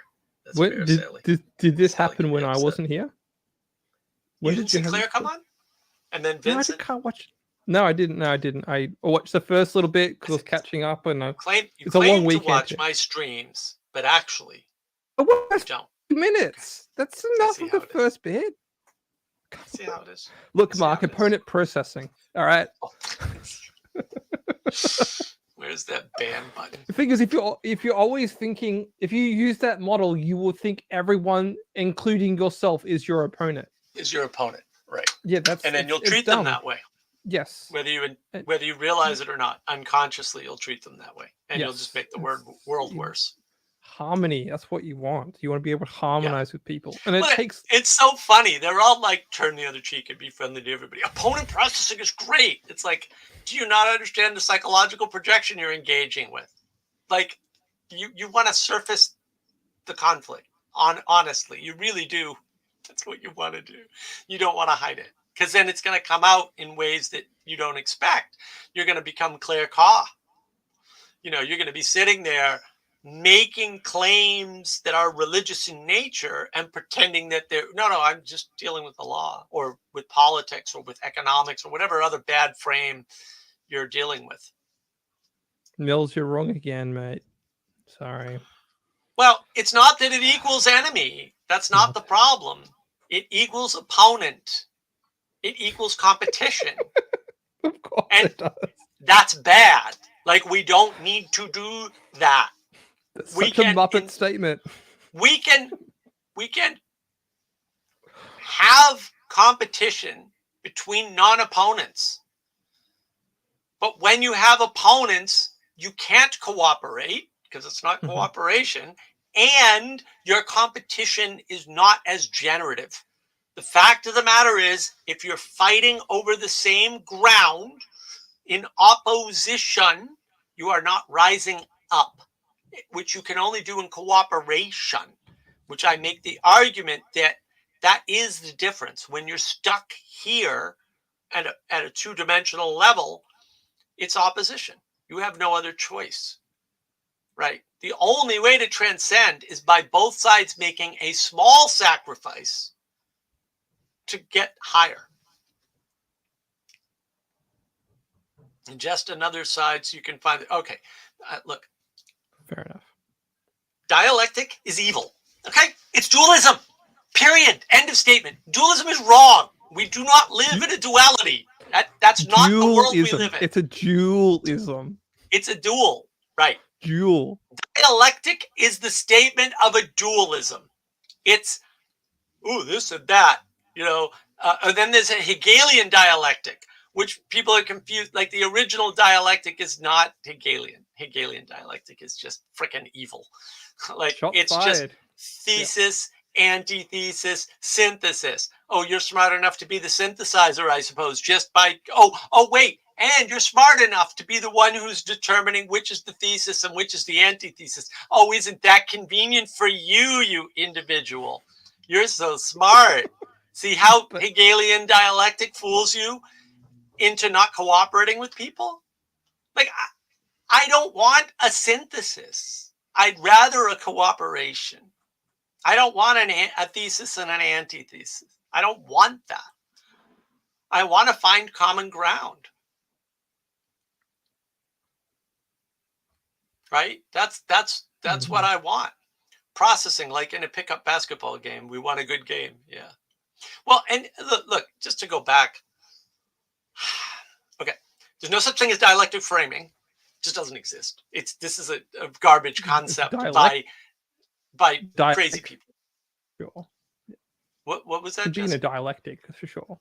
You can be in a dialectic for sure, but it's a but the framing comes first. Yes. I know, I know. You can frame things into a dialectic, and that might even be useful. Should you? I can argue very easily. You can also never frame things in a dialectic and do everything you could do in a dialectic, and everything will be better for everybody in every single possible case. Now what? Because I can make that case. and you can't argue your way out of it. Sorry, you're not going to be able to, especially if you only understand things in dialectic. You're going to be trapped in dialectic, and I'm going to be playing way up here, and you're going to lose every game. And if you want to watch that, go look at the dialectic framing of the Claire Caw. I got to find the stupid video now, which live stream it was, where I just took her apart. She scored 0 points, because she was stuck in a dialectic. And I know which dialectic she was stuck in, and I just never condescended. I did that with Vincent today, too. Oh, you want a category so that you can attack me on that category. I'm not going to play. And he was defenseless. He had nothing to do. Father Eric, processing like in a pickup basketball game. We want a good game. Right. Well, Cassandra, the good game is what the about value, right? my The value opposable determines how you thumbs? play the game. But look at this is a good question. What about opposable thumbs? Are they in opposition? No, Only if no, you're they're doing not. this. How do you know the difference between your thumbs? Because this is left to you, but this is right to me, but they're still thumbs. Like, so what are these distinctions? They're not in opposition. They're not in Wah, wah, yeah, wah. yeah. This is the look. I mean, if you want to put it in spirit and egregore, this is the spirit of Lucifer or Satan invading our language and fooling you because you're not making discernments. Unlike professional, which is winner take all. Maybe Father Eric. I don't know. Well, I mean, no, professionals can cooperate. Professionals had to cooperate. That's why they formed guilds. Right. You can't. The concept of professional doesn't make any sense in an opponent competition. Well, even in materialism. Well, right. Well, yeah. All roads lead to evil materialism. Mills. If there's no bridge, but it's better if there is a bridge, how do you characterize the relationship? As cooperation. You can't build a bridge from each side if you're in opposition to one another. You're not going to do it. That's what opposition means. You can't have two bridge builders either. You have to have one bridge builder. You have to have one. And otherwise you have two. So you have to have one guy coordinate the cooperation. Yes. Otherwise, you're going to end up. You're not invoking. No, you did invoke Hegel. You don't even know it. That's not just you. Like, everybody invokes Hegel without realizing it. They're not, because you haven't read Hegel, and you shouldn't read Hegel. Don't read Hegel. My goodness, don't even read summaries of the guy. It's all garbage. I promise you on my life. If you read 0 philosophers after Aristotle, you will be totally fine. Like, nothing. You will lose nothing from your life at all. At all. 0. It's honest. Just be a good person. Maybe go to church. Everything will be fine. You don't need any of this philosophy garbage. You don't even need the Republic. I didn't even have the Republic. I'm still not done reading it. You don't need it.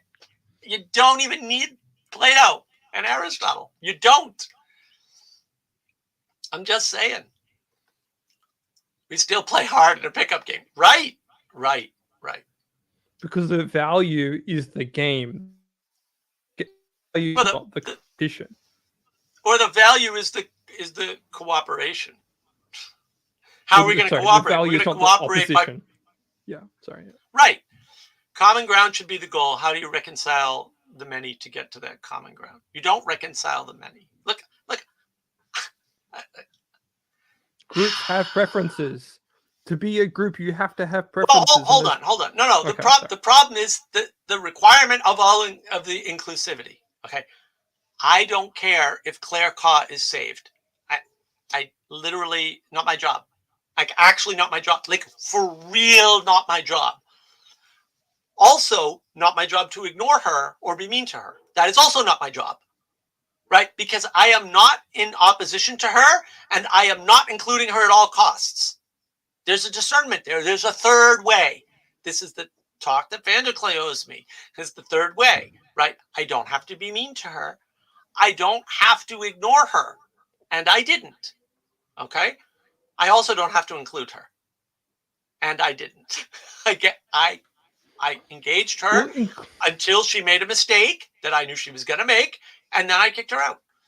And I did the same with Vincent. Okay? So it's not that, right? Well, boundaries are defined by virtues and values. So you can let someone in, which is being virtuous, to welcome Right. people in, to be hospitable, mhm. hospitables, but your values determine the actions to take when those people cross your values.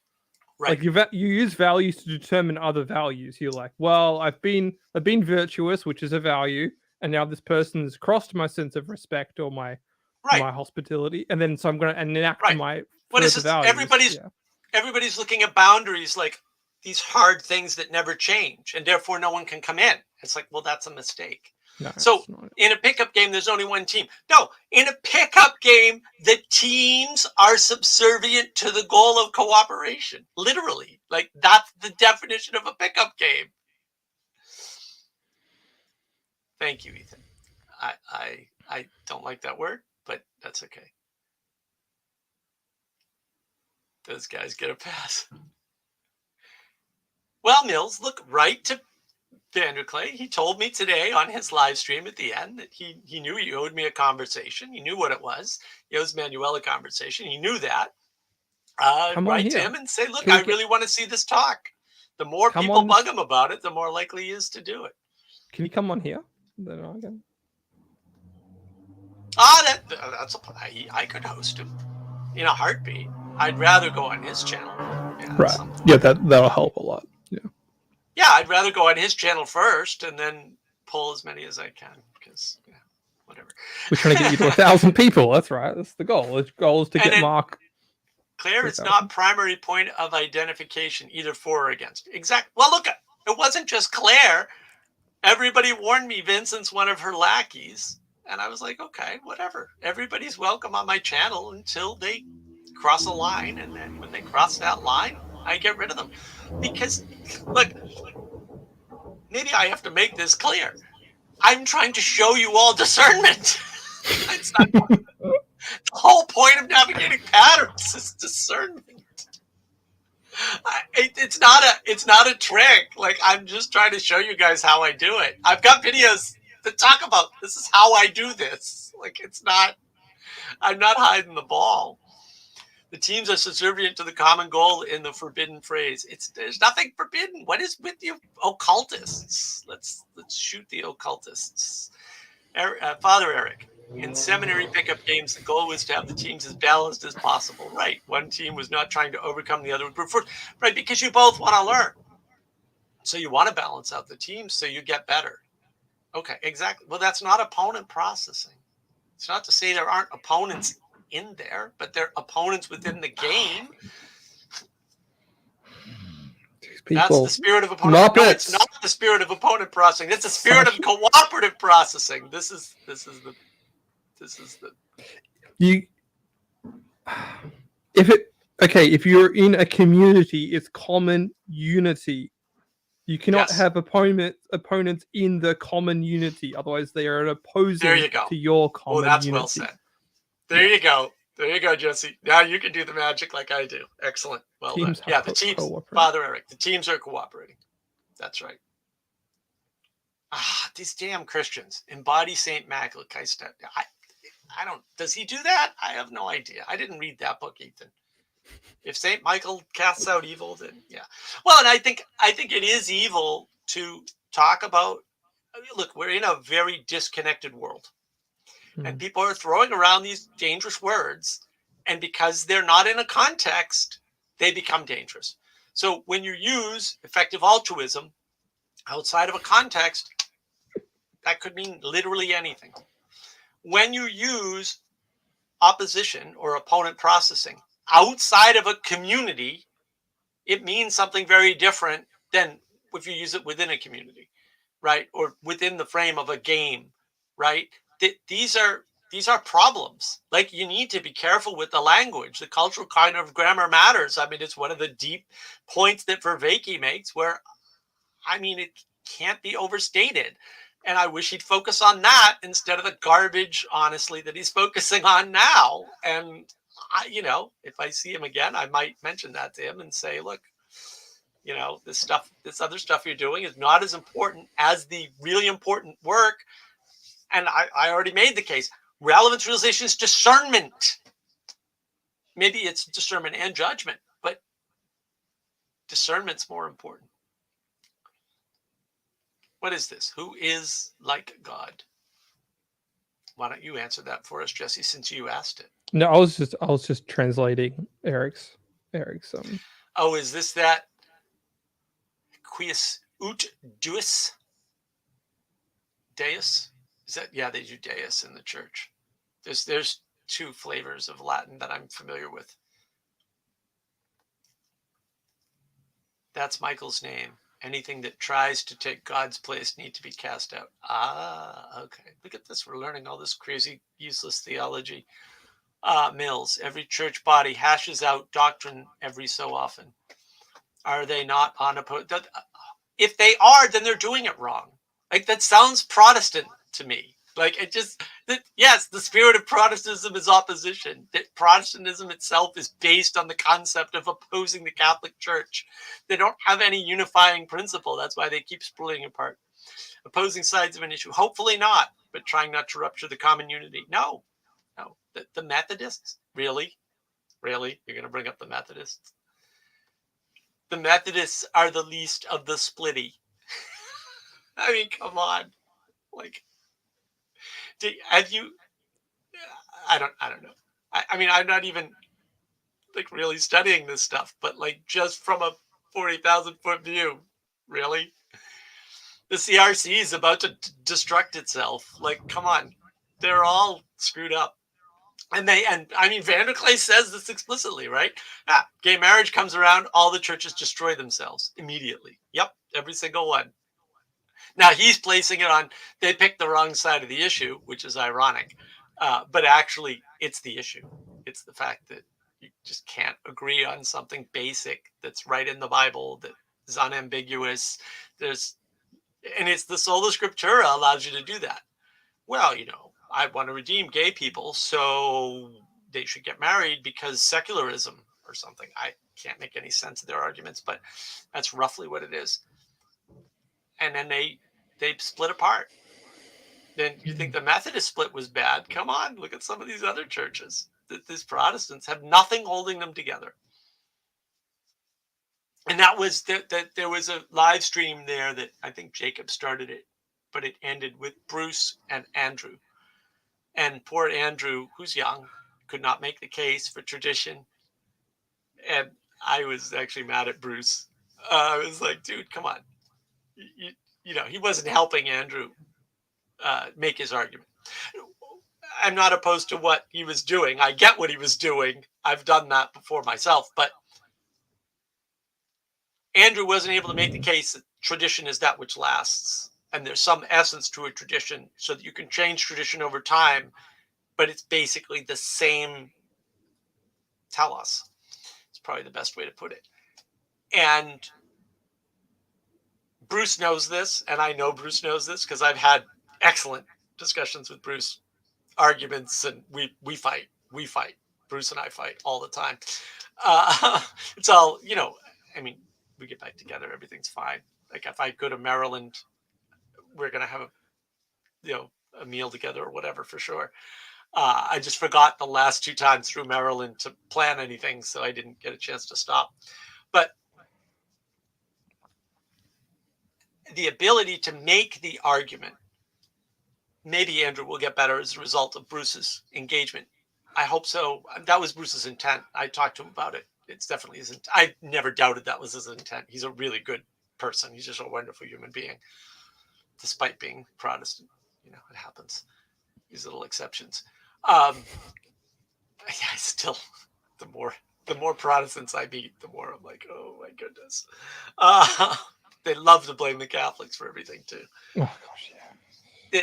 The whole idea that Andrew was trying to defend was that all traditions are not equal on the basis of how long they've lasted, which is a very evolutionary argument, by the way. Not that I'm in disagreement, but it's part of it, right? The other one is, does the tradition serve the country or the community?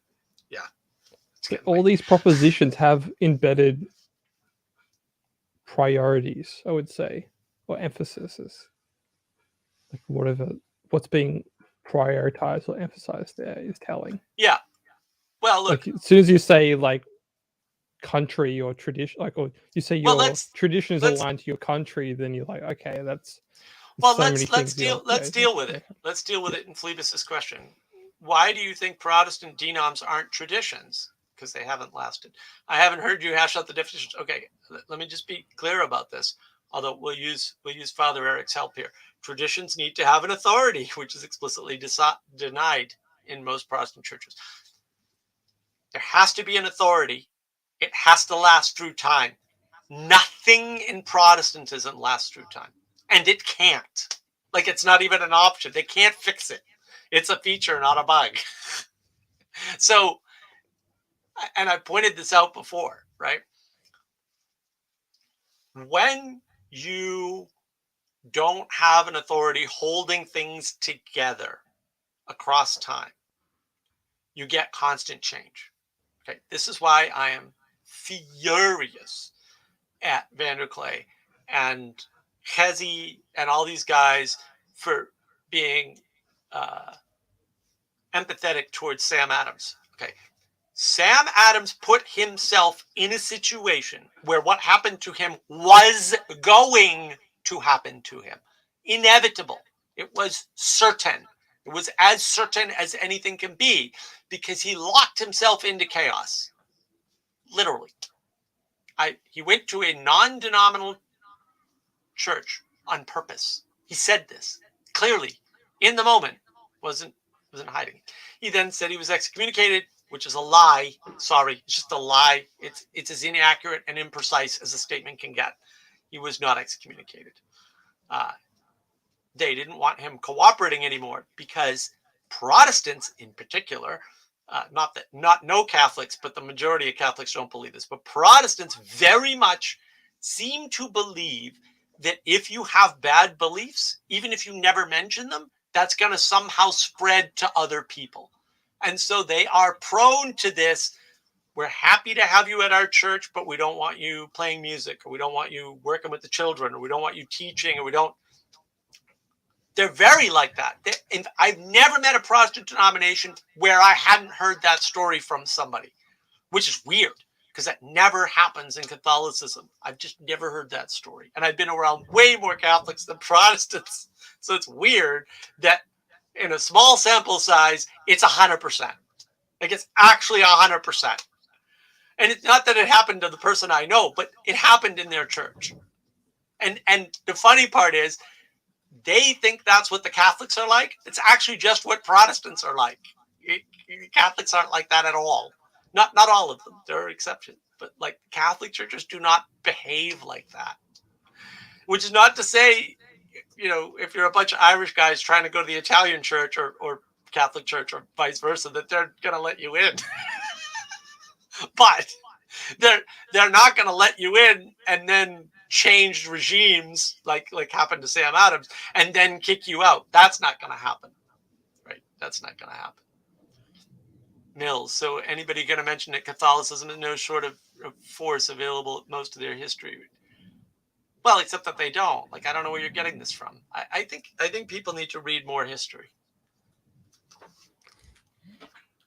Like, that's actually a sort of a core misunderstanding. It's the governments that enact these things, not the churches. It's just, I've heard people in same-sex marriage being asked to leave the choir. Occult behavior cannot be punished by law. There you go. Yeah, you can look at something like the Inquisition, and then unless you actually read about the Inquisition for real, which requires, source material, not summary books by people who came later who may or may not have had agendas that they may or may not understand. People would rather be tried by the Inquisition than their local government in most cases, which is weird. So people would deliberately commit blasphemy to get out of the clutches of their local government and into the clutches of church jurisdiction. Because church jurisdiction didn't extend to law in terms of you murdered somebody. Like, if you murdered somebody and blasphemed, you have a better chance of getting out if you go with the church. So it's not like the Inquisition was some horrible thing. It was actually the better of two options for many people. It also wasn't perfect, right? And did they burn people? Yeah, you got to start looking at the actual numbers, right? How many inquisitions were there? How many inquisitioners were there? And how many people were killed? Because now we're in these tiny percentages all of a sudden, and it's like, okay, can you show me a legal system with a better record? And the answer to that might actually be no, by the way, in terms of killing people and in terms of killing innocent people. I'm not sure of that because I'm not going to do the math. I'm not going to do the research, but you've got to consider that. And it's hard to consider because I want an easy answer. I want to just read it in a summary book. I don't actually want to go through the source material. So Mills, you've given me a reason to go do some homework. Well, good. That's the best thing about autodidacts is that you just give them homework and send them on their way, and then they'll come back to you with the answers. Father Eric, the Inquisition was run by a bunch of nerds with nerd priorities. I agree. That is true. They were all these. They were you know what they were, Father Eric? They were the kind of crazy priests that would get pedantic around something like canon law or something crazy. I don't support it, obviously, but I'm just saying that's the. Oh boy, I'm going to get struck down by lightning. Oh well. Phoebus, just like this stream. Yes, well, this stream is sometimes like that. I am guilty. My people. Yeah, you mean you. Whatever. Mark already beheaded someone earlier. Yes, I did. Well, two people technically. Yeah. Well, look, I gave them a chance. Like that's that middle condition. That's the third way. Like Van der Klee talks about this. Like, look, there's this hard slope or this soft slope. The hard slope is you only let people in if they're going to lift and they're going to clean their room and they're going to, whatever. And the soft slope is you let everybody in. You're all friendly to them, and it's nice. And Peterson doesn't do that. Doesn't do either of those things, right? He has this whole method around using your imagination to put yourself in a situation where you can discern, define a set of problems, right? And then come up with solutions to them on your own. Like I talked about in the beginning of the stream in my monologue, which if you have not seen, apparently is excellent. So I'm happy with that. I want to address Ethan's comment. World would be a much better place if we started burning people again. Well, look, I obviously support burning books, people, all kinds of things. I'm big on the burning. We need negative signals. We don't have any. Everyone's too busy not judging and being kind. And now there's no punishment for being bad, but there's a big upside. And that's what we have. We have a bunch of people acting poorly because there's no downside. So the problem, here's the real problem. You all may think that's a problem, it's a problem for all of you because of me. Because if I ever decide, you know what? Somebody took my house, maybe I should take somebody else's house. You're all screwed. You're all screwed. Because I wouldn't take one other person's house. I'd bring the system down. And that wouldn't be good. We don't want to encourage this sort of behavior, especially not from me. I'm efficient and competent. Phoebus, do your arguments for the Church of Rome go beyond its longevity? We have some real issues theologically. Okay, here's the problem.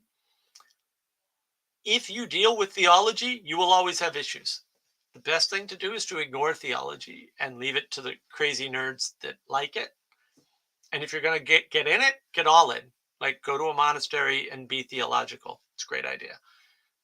Don't live in the world. Be theological, commit, all the way. That's fine. Then I won't have to listen to your silly theological discussions. You won't be online. It'll be great.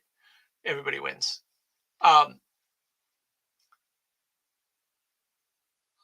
I don't like the Church of Rome. Okay, I've said on YouTube before, I'll say it again.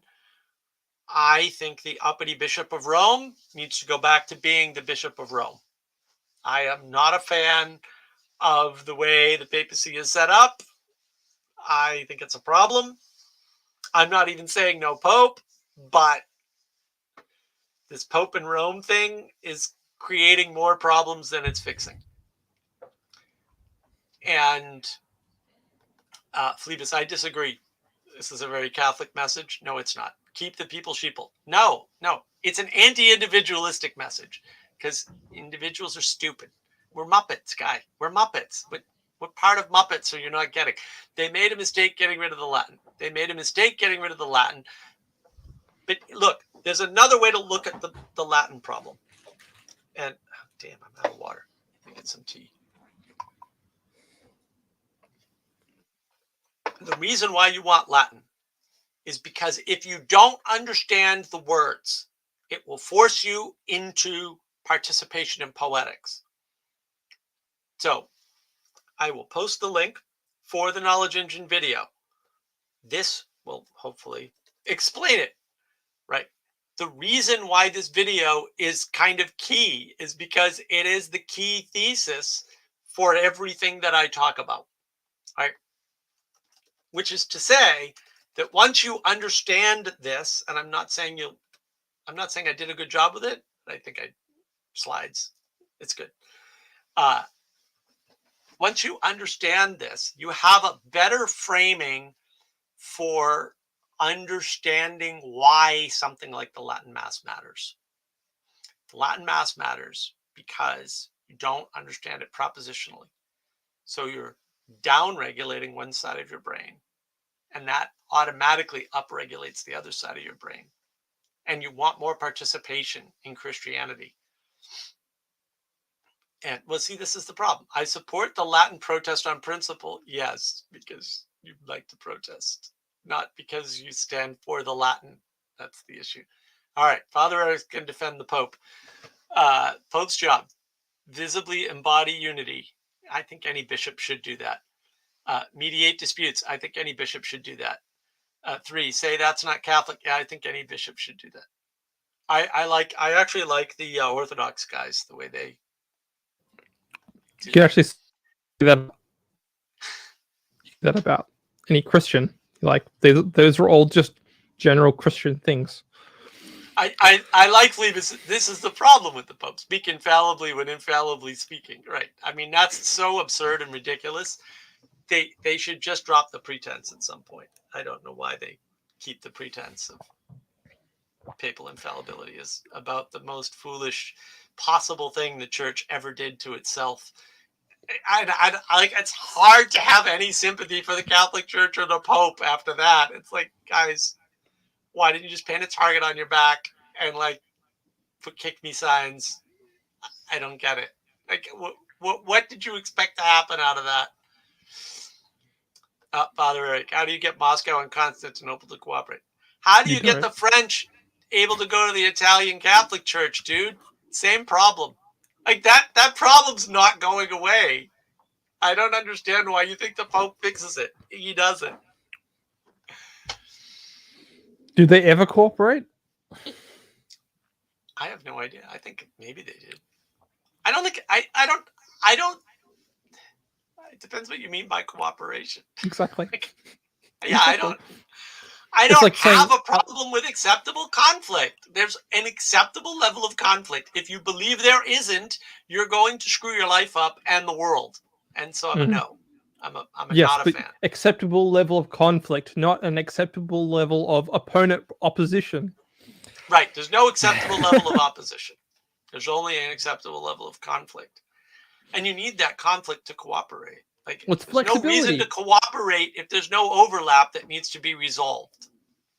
The question is, are you resolving it by one person, winner take all, or winner take whatever wins? Or are you resolving it by both of us give up a little and transcend? That's really the cooperation is all about.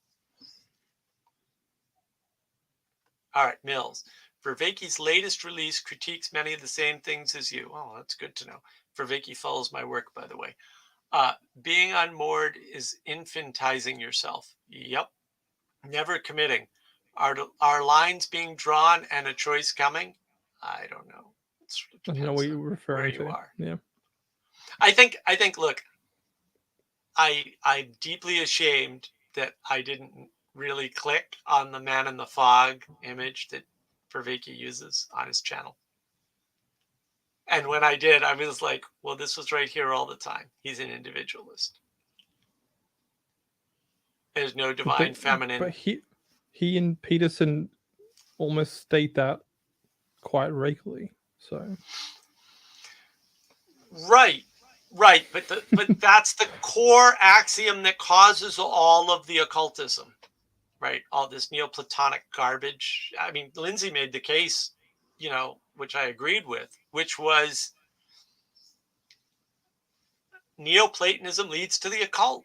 It can't lead anywhere else. It needs to Gnosticism and occultism. And I was like, yeah, you're right. It does. It has to.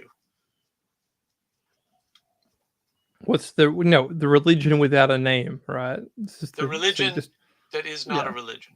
Yeah, exactly. These are all just descriptive language tricks, magic tricks on ways of getting you to believe in the construct of the literal matrix. Sorcery, right? Yeah. It's literal sorcery. You take words, you scramble them around, and you use them in a random order, and you tell people they mean something. Fair enough, right? This is Hegel. Literally, this is Hegel. This is actually Hegel. He's not the only idiot to do this, but this is literally what they're doing. They're like, I can make up a word thesis that's abstract and represents a thing. And then, because that is true, because it is true, right? Mm-hmm. Anything that I define as a thesis is now a thing. That's the problem, because that second part's not true. You're claiming an authority to discern the world that you may not have. You're claiming an ability that you may not have. And that's very much what guys like Vervaeke are doing. Well, Fukuyama, I was listening to a talk on Fukuyama's The End of History, and one of his points is the demand for recognition is what drives innovation and change. And so you could just see all of Hegel's work as just the demand to be recognized as a superstar in his time by scrambling words, by putting things together is just demanding that's his Foucault status. And Derrida, that's Nietzsche, exactly. Like all these Fukuyama studied under Derrida, like guys. Look at who these people work with. Yeah. It's word salad. You need to discern word salad, right?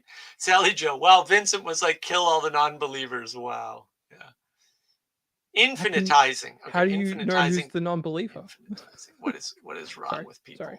Talking over top. Not infantizing, or whatever. I don't know. Can Mark explain the divine? Oh, is this a serious question, Phlebas? Of course, none of us should touch it. If you want it, all right. You want to see the divine feminine? Watch the first 2 minutes of the video. Listen closely to the music. Watch the art. Watch the wonderful editing, which is all I did. It's not even wonderful. Okay. You just point to Mary. That's what the Ethan, don't make me pull out my Vervaeke memes. There you go. No memes on YT. Okay. Well, that's fair enough. Yeah, no, seriously. The whole femininity is supposed to be hidden. Okay. All of this pirate thing, this isn't a thing that I did. Okay. This is pointing from the divine feminine. Okay. The artwork behind us, the logo, I didn't do any of that. Now, that's not to say that I didn't contribute to it. Okay. But I didn't do it. Okay. I didn't do it. It was done by a female. It's in the background. It's really that simple. It's the bedrock. It's the thing that points, right? I have snacks. I went downstairs deliberately, said, hey, can I eat in the office upstairs? Which is, just wanted to check. And my buddy was like, yeah, sure, whatever. I don't care. Good. Why? Because I was told by the divine feminine, who is an actual person in this case, the divine feminine was speaking through this person, that was a good thing. And then I saw it. Wasn't I saw it and then I asked advice. Hey, feminine person that I know randomly, what do you think of this? And not that I don't do that, but usually the order of operations is a female points at something and then I go, and now I'm able to discern. I can't discern without that pointing. It's not to say I never point on my own. I do, but Yeah, and my nuance here is that as a man, you should kind of in mediate between masculine and feminine energies, or masculine and feminine spirits, and that's the proper thing to do. Is to for both sets of humans to both operate in that sense of mediation between. At times, you're called to mediate between masculine and feminine energies, and then there's a time and place for these things, and they are spirits. It's not a person. People embody spirits and energies. So, yeah, I want to that they're a binary. That they are things that cooperate together, and the beautiful, the true, the good, and the beautiful. Right? We were talking about this last night. Is you use it as a filter to see the world, and you use the way to interpret information coming at you. And so, yeah, what you give out and what you let in, you need to interpret through the true, the good, and the beautiful. And you can't take one of those descriptives out, otherwise you just have oppositional forces. You're just trying to define what's true with what's good and what's beautiful with the good, and like you need kind of three in order to see reality, like a contrast hierarchy. Yeah, can't have duality. There's no contrast. Well, the duality is just another version of opposition in some sense. Right. Yeah. Right. Well, and everybody says I'm not a dualist, and then they list two things, and I'm like, you're a dualist. Yeah. Well, even what's his name? Book back here, Language of Creation, Mathieu Peugeot. He's quietly dismantling dualism in that book by going, hey, it starts here, but there's actually other things that make it up into not a dualistic model. There's the mediator, and then the microcosms, the macrocosms. He's always showing mediation and the practicality. Yes. And the change. And so, right. Oh yeah, importantly, there's mostly land and mostly water, and the transition. Yes. That's the third way, is the transition. The way in is not through the edges. Mm-hmm. That's the problem. Well, it's not stable ground. Sorry. Yeah. Mills, the divine feminine, I think, is the church being the bride of Christ, the receptive participant. It's a lot of things. Languages. Like, yeah, stop reducing. These crazy autodidacts like to reduce. Yeah, CW thinks he's a matchmaker. Well, he's trying to get a community going. All those crazy Protestants are trying to cooperate with each other, and they can't. Is CW the guy that appears on Paul's channel that's quite argumentative? Yes. Not in person. He didn't say a word to me at Thunder Bay. I was sad. Okay. Oh. Accelerationism, yikes. Assuming religious will be swayed by consequentialism is a bit of methodological misstep. Well, the misstep is coming on here and trying to do dialectic with me. It will never work. Okay? You cannot win that game against me ever. I already know the tricks. It's not going to work. It's also just a boring conversation. Is he about to suggest Sally Joe is divine? No, she is a conduit for the divine feminine. We all are. That's my point. It's a nuanced point. Right. Well, that is the important point. Otherwise, why pray to anything? Because I still need to study both of these more. I am in the process of being less reactionary to these different traditions. I don't think you need to study anything. Honestly, I spoke with a bunch of Plymouth brethren. I know not directly Mennonite, but sharing Anabaptist roots. These are unimportant things. Like, hey, Paul did good today on his live stream. Actually, look, live the good Christian life. Problem solved. Like it's not even remotely difficult. There's Bruce. I mean, read C.S. Lewis's Mere Christianity. There you go. Problem solved. Yeah. There's lots of ways to solve this problem. Hello. Bruce. How are you doing, Bruce? It's good to see you. I got to move you in the corner. Sorry. That's fine. I was joining from my phone, so I don't know how well this will work. We'll see. It's all right. It's a little little. Hey, did we crazy. meet? Did we meet on my first live stream, the 7-hour one? It's possible. I think we- I've been on. I think we I've did 'cause popped we- into a few. I think because there was a conversation about Jackson Pollock, and we were. Yes, that's There it. was a, Yeah. there was a it was a misunderstanding between the different things that people were emphasizing and trying to point out, and someone got confused, and then it turned into a bit of a spit, and I was like, oh. Yeah. Yeah. Yeah. Well, I don't want to derail this for that. Yeah, no, it's fine. No, it's just it's I wasn't good going to to kind rehash of know that. where Good night, people are at, Mills. where they're coming from, and that sort of stuff. So, Yeah. So Yeah. Mills got something out of it. So you're discussing discernment still, or are you on some other position? We're always Or, discussing discernment. Yeah, that's Everything is I've never not discussed discernment on my channel Right. once. fair. That's Whether true. people noticed or not, it's different. That's a good point. Yeah. spirits and you want, patterns are sir. the same thing. So it's in my perspective, spirit and a pattern is the same thing. So Don't give away Um, all my secrets, Jesse. Come on. sorry. Shh, it's a cult. It's a cult. Yeah. Burnout processing. No, we had Claire Carr on here earlier. Your favorite person. Burnout processing. Oh, really? It's funny how both of our ethical oughts do intersect, though. There's sort of a shared vision in some way there with her and I. What is the thing that she is trying to emphasize in the world? What is her message? Well, I mean, she articulated it relatively concisely today with PVK, I believe, which was basically that the West, or at least the United States, has fallen into a serious chasm of liberalism that needs to be corrected, or should be corrected, and Christianity isn't the way to do it. That's her. But I agree on the correction. Just we disagree on the application. People in the 70s were saying this. So what is she contributing? Like, well, I think it's people have been saying this for a long time across the board, but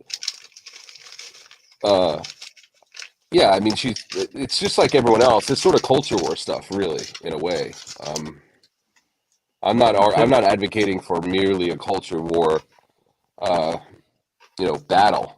That's just the one that we fight sometimes. But, yeah. To quote a really famous person who's quite intelligent, it's not a culture war; it's a war for culture. So. Sure. Yeah. I don't think that's new. Mark said that, by the way. Yeah. Hold on. I don't think that's new. I just want to. Yes, Ethan. Claire was on PVK. She was well behaved. PVK won. He loved her to death. She couldn't do anything about it, and she had to be gracious, and it was hysterical. Completely hysterical. Plus, I was there, so I would have ripped her apart if she touched PVK anyway. But I knew Paul's so good. Well, he also led well. He was like, "Hey, I have to get to other people. I'll give you your time. I want to see your face. There are rules. There are boundaries. There are guardrails. So, and that's good." No, he did a great job. Mm-hmm. Sure. Oh, look at Ethan. I'll go back and watch. Yeah, you should watch the end of the PVK stream. I was on it, damn it. It's true. Mark was there. Yeah. I was. That's the reason I clicked. I did. Oh, thank you. That's very nice. Well, I did want to get at him about that freaking justice issue, because I was really disappointed. That actually really hurt my feelings what he said, and I was like, "You're gonna be kidding me, Paul? You can't believe what you just said. That's insane." I don't know the context of that. I didn't see that. They were. He made the statement that we should ask the question whether or not it was just for a university to offer a PhD program in something that couldn't earn somebody enough money to live on, or something to that effect. And I was like, this is not a justice issue. And I convinced him on the stream that he was wrong. Like, this is ridiculous. This is just the worst possible framing of all time. It definitely seems like an odd framing. That's a pretty low resolution economic. They were talking about justice with Nate Heil. Oh, I see. Except they weren't talking about justice because none of them knows anything about justice. If they read the Republic, they skipped over chapter 2 or something. I don't. These people that tell me they read the Republic, I'm like, what book did you read? Like, I mean, at this point, I'm just like, you're going to be effing kidding me. Like, you're not describing anything anything that's in the Republic. You're describing things that aren't in the Republic explicitly, but I don't know. It's just driving me nuts. Maybe I'm wrong, but isn't justice the conclusion of things? Like you go, and now justice Also. was served, Mhm. and that's it. Like the person goes to prison, the mediation has been done, justice, and justice was served. Justice is kind of directional, and it has a limitation that you call justice, and then it's done. So you can't have an open justice. You can't Right. like say it was just to offer this program. Yeah, but when you squish the Just kind of- world, or you flatten the world, right, or you bring the margins into the center, which, by the way, I think is the trick that I need to use now, is those three constructions. When you squeeze everything down, you're not accounting for time. This is that third way thing I was talking about. Like, no, it's not that I exclude Claire as a filter, and it's not that I let her talk forever.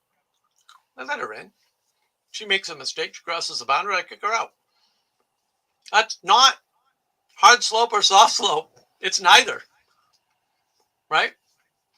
And that's the problem, is that when you don't recognize that, maybe you think justice is something that is just an end state that is desirable. But justice, in some sense, is the statement that we're imperfect, and it is the correction for that imperfection. Because you have to account for time. You have to be able to make a mistake. Hold on, Phlebas. How does all Marx Protestant spirit bashing account for the wizard PVK? You can be against the pattern of the thing and for the people. Like, I have nothing against Bruce. We have excellent, hardcore, nasty debates. Not as nasty as Manuel and I will go full ad hominem attack. True. And Yeah. we'll just go nuts on each other. But Bruce and I don't go that far. But look, we have deep disagreements and huge, long arguments where people are raised voice and definitely on the borderline of no, you suck and you're a bad person for sure. But we always pull it back, and it's fine. Like, Bruce keeps coming back. Like, everybody else is like, oh, he's so mean, nobody will come back. I'm like, lots of people come back. If you're not coming back, maybe that's you.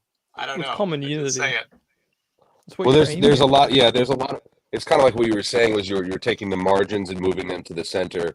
What I like to say, which is somewhat similar, is people tend to emphasize the boundaries, right? And so, while I do think that's useful in some scenarios, in other scenarios, I think that it's okay to have a unity on tertiary issues with people, right?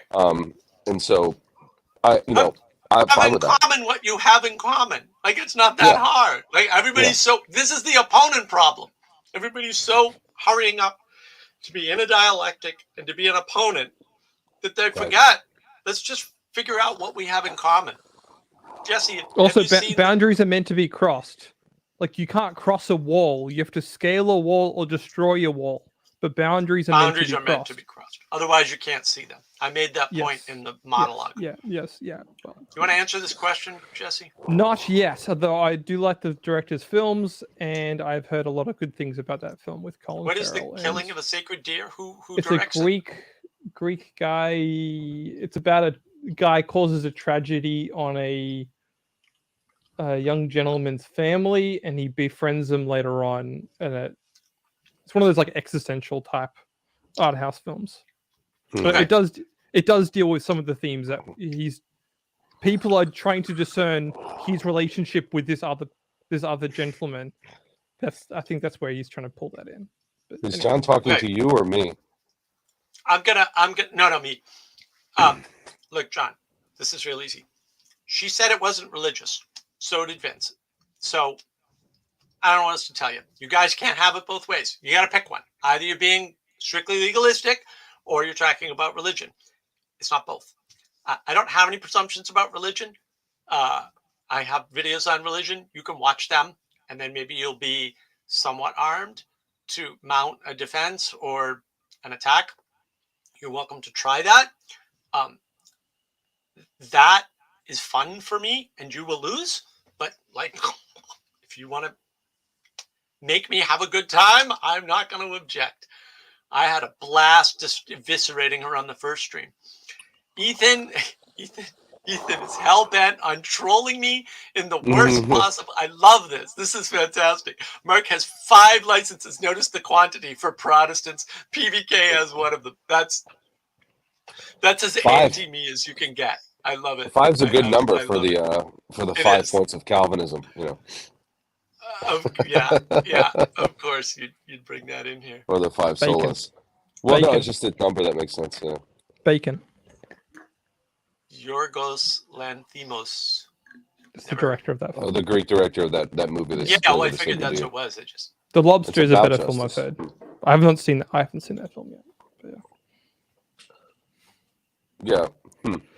Yeah, that's the same guy, John. Like this is the hordes of Yes. Claire supporters. They come in, they say, "Well, I don't support Claire, but," and then they bolster her points because they think they're clever. It's just like, guys, You're a Muppet. I logged into BBSs with 2 computers, and I could get away with seeming like I was 2 different people. Okay, you're not at that level. It's not going to work. I'm sorry. You're just like, there are people that are up here, and you're not any of them.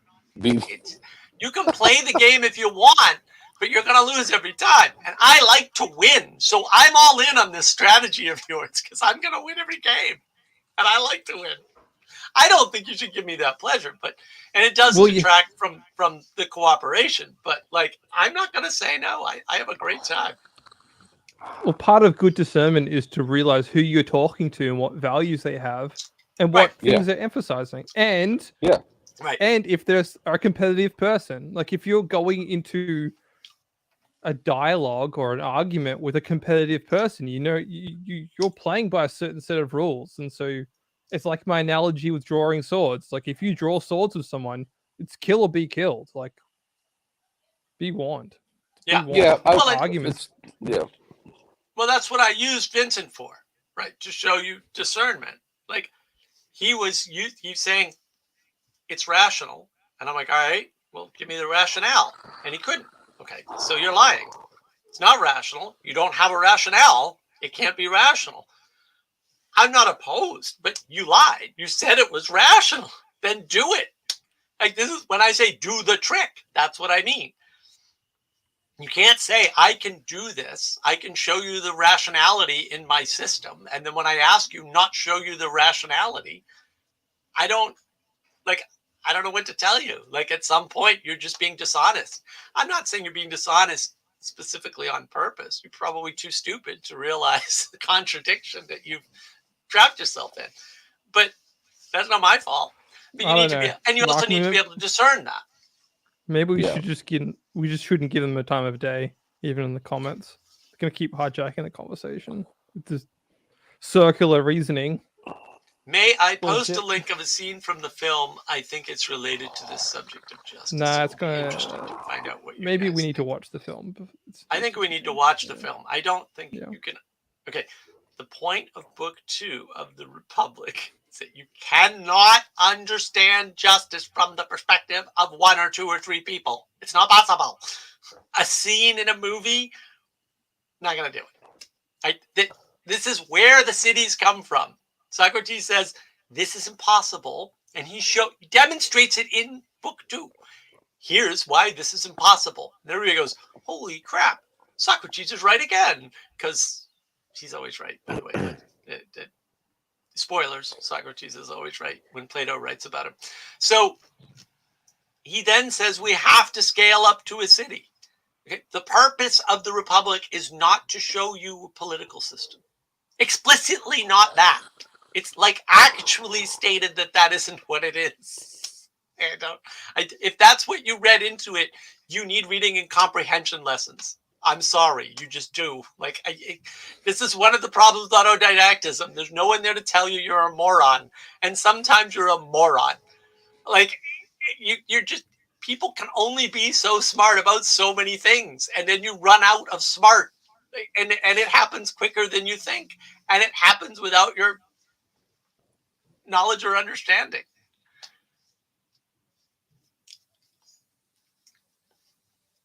The danger here is we keep defining against, and sometimes you just need to go, okay, we're crossing boundaries. We're into a conversation now that's unproductive. Cool. All right, we've crossed a boundary. Let's get back to a different.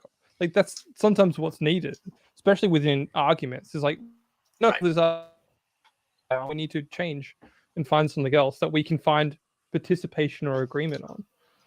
Yeah. Otherwise, it's just going to keep circular. You need to agree on definitions, and and you may have to go back and redefine, right, to do it. Well, you also look again. Third wayism. You don't have to avoid people. You don't have to get away from them. You can engage them, expose them for being bad actors, and move on and feel completely okay that you moved on. Right now, you can be that Christian that the other Christians say you're only if you forgive and give grace and redeem immediately. That's not true. You can give people the opportunity to ask for forgiveness, to accept grace, to repent, to get redemption. And if they don't do those things, they don't get those things. It's really not that hard. Like that's where the rationality comes in, is that there has to be some connection between action and consequence. That's what rationality is really talking about. It's not talking about anything else.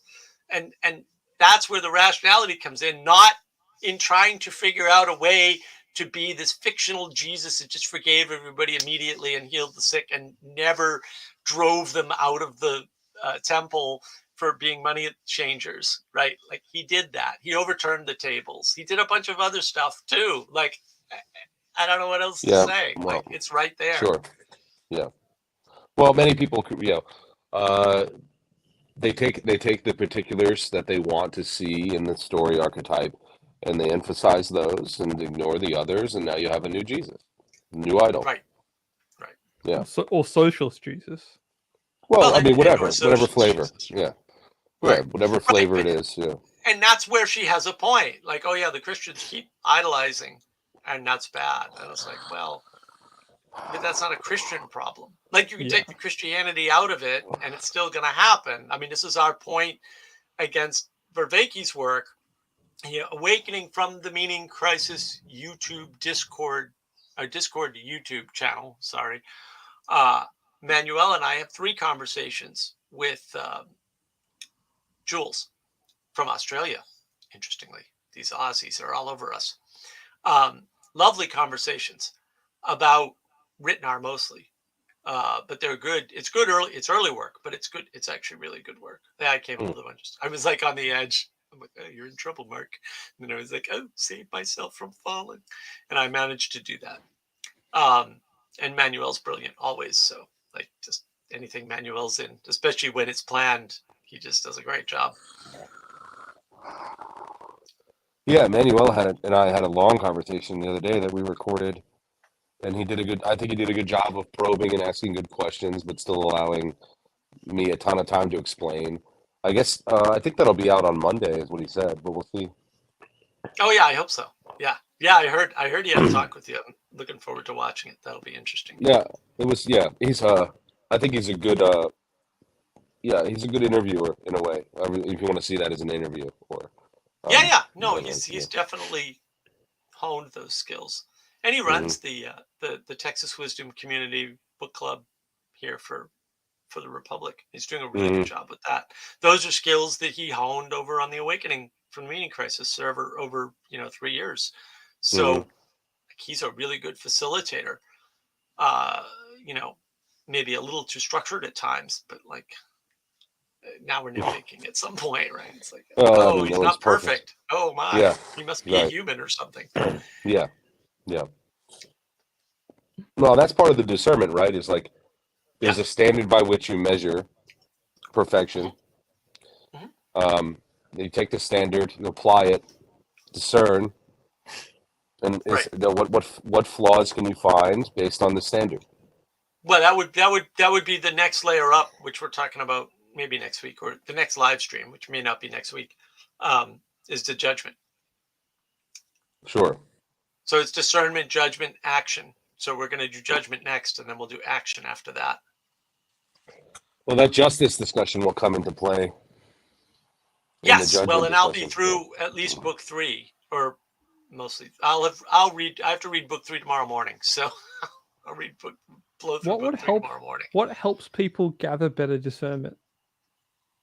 Well, first, just realizing that they have it, right? And this whole formula of not admitting to judging destroys discernment, in my opinion. And Yeah. so I would when say you it's tell valuing. people, I would say it's valuing.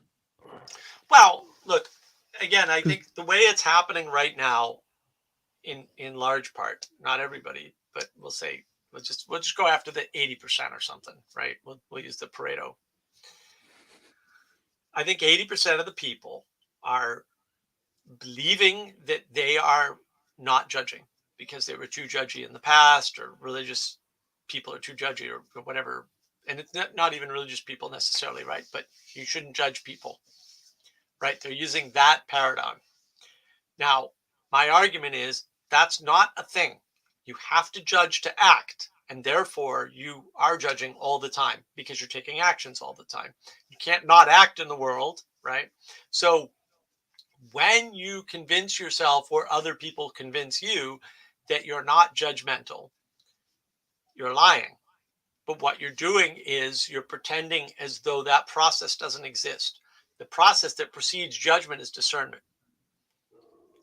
So I'm pointing in order at the discernment and saying, no, you do discern. You have to discern. It's not optional. It's happening all the time. That brings your awareness to it, right? And now you're like, oh, okay, I can attend to discernment. And that's the issue, is that, okay, hopefully next week, maybe in 2 weeks, we'll do judgment. It's like, Yeah. I am judging because I have to act in the world, and that's not bad. I just need to pay attention to it, and that's super important. I do want to address this. Benjamin Franklin, I've been thinking about the subject of, quote, canceling. What is the correct punishment? I feel working a job that you don't want to do can be a kind of punishment, but the left wants to take away. Yeah, well, it's the only tool they have. Top-down power from above, take things away. That kind of punishment work too, it seems. So do they want to cancel or not? Well, this is the problem. Look, this is how you can discern a bad system or a person with no principles. I went over this in the monologue in the beginning. When you come up with a contradiction, that's not real. We don't live in a contradictory world. If you see contradiction, that is the limit of your frame. That's what it is. That's why Meno's paradox exists. That's why Zeno's paradox exists. So Zeno's paradox, for me, is just the limit of materialism. If you're stuck in materialism, you engage with Zeno's paradox, you realize materialism is limited, and here's its limit. If you define the world in material, you can't touch a wall. It's not possible. You can't touch anything. You can't come in physical contact with anything if you're stuck in the material physical frame. If you're stuck with measurement, it won't work. And in this case, where you have the left is claiming work is bad and at the same time taking people's jobs away, yeah, that's a contradiction. They just have a bad frame. Throw it all out. Everything will be fine. Other people thought about this differently in the past, and it worked. Maybe use that. It worked, right? So working, if you want to be pessimistic about it, is a necessary evil. Or you can just do a job you like. It's not that hard. Or you can realize when you're pointed at the job, when you're not discerning the telos from the action, you're in trouble. You need to make that discernment. Nobody works to work. No, nobody puts together cogs to put together cogs. That's not the reason you put together cogs. And if you're putting together cogs for the purpose of getting a paycheck, you're an idiot. Don't do that. Like, grow. Like, become better. Become the person that realizes that, A, going to work means you can go on vacation. Okay, look, I've been a consultant for years, and I've been unemployed for over 3 years, actually. I can't go on vacation. I'm on vacation all the time. Is it possible to go on vacation? Doesn't work. You know, work gives you vacations. It's a gift. Have a little gratitude, right? Also, having a paycheck and having a structure to your day, as Peterson points out, very useful. Both of them, separately, independently, covariantly, right? And so that's also a gift. You complain about the type of work you do if you want, but you're focused on the wrong thing. And people who focus on showing up at work every day and doing something, realizing that that thing that they're doing is impacting other people's lives in a positive fashion, they have no problem. No problem. Doesn't matter what they do. It makes no difference. Coal miners. Yep, I know I'm going to die when I'm 47, but I'm going to leave my family with enough money to survive. And I'm okay with that. Really? Yeah, really. You know, like these are real people in Tennessee. Yeah. I don't know what to tell you. Right. So, yeah, I mean, there's a higher good to what you're doing. It's not merely cog making. And I think it's also fair, though, to say that people work so that they can get better at their work, but that's still not their ultimate. And I think if most people are honest, that's not their ultimate goal. That's your closed world. If that's the way you think the world is, you're screwed. But I don't think people do. Yeah, and I don't think people think that. I do think people get stuck in despair.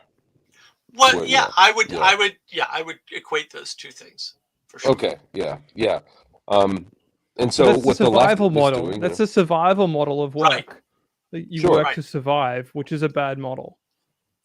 Yeah, it's just it's a bad way of thinking about the. I want to address this question real quick. So Benjamin Franklin. So there seems to be a duality, right? But there aren't any dualities, right? So it's wrong. That's what I'm saying. It's wrong. There seems to be a duality. Yeah, that's why you know it's wrong. Discernment done. Like you don't need any more information, right? Working an undesirable job is punishment for not getting. What's an undesirable job? I worked releasing cars for a towing company. Was that undesirable? I did boxes at UPS. I loved the UPS job. I absolutely fucking loved it. I was totally, just absolutely in heaven. Yeah. You know, well, why is that an undesirable job? Who's it undesirable to? Yeah, if it's undesirable to you, get another job. Like this isn't that hard. Yeah. Like I don't understand. Simultaneously, they love those. Do they? Do they? No, they don't. You know the left loves themselves. You know who else they love? No one. Okay? They lie. And I get that they lie, and I get that you want to believe them, but they're obviously lying. Like at this point, yeah, I think one of the biggest lie was that wasn't one of those. There's a giant lie that's like, do what you love and you never work a day in your life. That's a lie. Yeah. That's a lie. That's bullshit. That's an insane position. That's what gets people into this position where they say, "Well, I'm doing it." Yeah, it is utopian, and it's doing this sort of undesirable job idea. Well, what do you mean? What do you that you're working for? What purpose? Just to work? No. And so if you're working, you should take joy in whatever that work is. I mean, this is a biblical concept too, right? So you're a slave, okay? Let's just straight up, right? Slavery, okay? Well understood that if you are a slave, you are a good slave. And what that means is you work knowing that there is more purpose to your life than just slavery or working. Right. But you do it well. You don't need to narrativize it, though. In some sense, the narrativization is where the problems come in. Because there are necessary conditions for doing anything. If you want to cook something, you'll have to clean up. Or you'll have to pay for someone to clean up for you. If you want to accomplish something, I hate to use the word trade-off, but there is trade-offs to almost every almost every action you make. There is trade-offs. That's what Thomas Sowell says, right? Yeah, Thomas Sowell's pretty much spot on about that. Yeah. Well, I want to address this Ethan stuff too, right? Judge lest ye be judged, or judge not lest ye be judged. Most people fail in thinking that being judged is a bad thing, so they're terrified of judging, right? God judging you is actually a good thing. That's what you want, right? That's right. And it is that deep confusion and misinterpretation. It's the sola scriptura. I can interpret this any way I want. No, you can't. There's a real reason not to interpret it that way. Yeah, that's sola scriptura. Yeah. Fair enough. I like that. I'm going to steal that and not credit you. I didn't Yeah, come up with that. There's a fair distinction where you probably shouldn't be reading the Bible in public, but that's maybe a very interesting argument. But like, That's that's not kind of the yeah. issue though. Yeah, I know, but like, it is a discernment level with it. If you're reading something on your own, are you actually getting the full amount of the full breadth and spirit of the information? Both and, but it's not. It is a you're both not- and, but Yeah. people don't recognize the danger that they can be going in. Yeah, look at this. Work is hard, but I get to raise my turtles, and maybe that's good enough. Exactly. Like, what, How do you raise are you doing good in the world? Is your job enabling you to do good in the world? Then why do you care? I don't want to be judged as a kind of identity. No, look, your judgment's not up to you. Like, you're totally missing how judgment works. It has nothing to do with your ass. You're not involved. I want my opinions. Yeah, you want. I want. Everybody wants. You know what? It's a disappointment for everybody. Like, I don't get it. Like, everybody's acting like I'm the only person who. Like, we're all in the same Muppet boat. Like, we're all suffering from these things. All of us. Why should we privilege your suffering over everybody else's? Tell me. We need virtues and values. This is the thing I keep going back to: virtues and values. Because it is virtuous to do things that are difficult, and that is also a value in itself, to do things that are difficult, and to not do. If you are making a value-based judgment, Exactly. You can't get around the values because you can't deny the values, and they go away. Yeah, it's always the same question. By what standard are you making the measure? What's the standard? Yeah, or maybe not the measure, but how are you discerning the quality? Sure. Yeah. Oh, both. I mean, both. I'm not trying to take away from your point. You're right. No. But both and. Mm-hmm. Pastor of Muppets. That's funny. I like Pastor of Muppets. That's great. We have a meme, Master of Muppets meme based on the Metallica album cover, which is just. I mean, I can't express how joyful that makes me every time I think about it. You make an assumption with quality, don't you? Like, you don't always know that the same steak that you bought last week in the same package will be the same. You make an assumption that the thing, the Coca-Cola will always taste the same every time you take it. You don't actually know for certain. Right. You have to, not a leap of faith, but it's something akin to that. You're making a quality-based. That's trust, because you're expecting the consistency and reliability. Faith is when you have no reason or cause to expect either consistency or reliability. Now it's the issue of faith. Yeah, and that's the problem with total induction, right? So if you live your life according to just induction, right? So you expect things to be tomorrow as they were yesterday, then you're only reasoning from your own perspective. So your discernment is flawed because you have no submission to God in my worldview.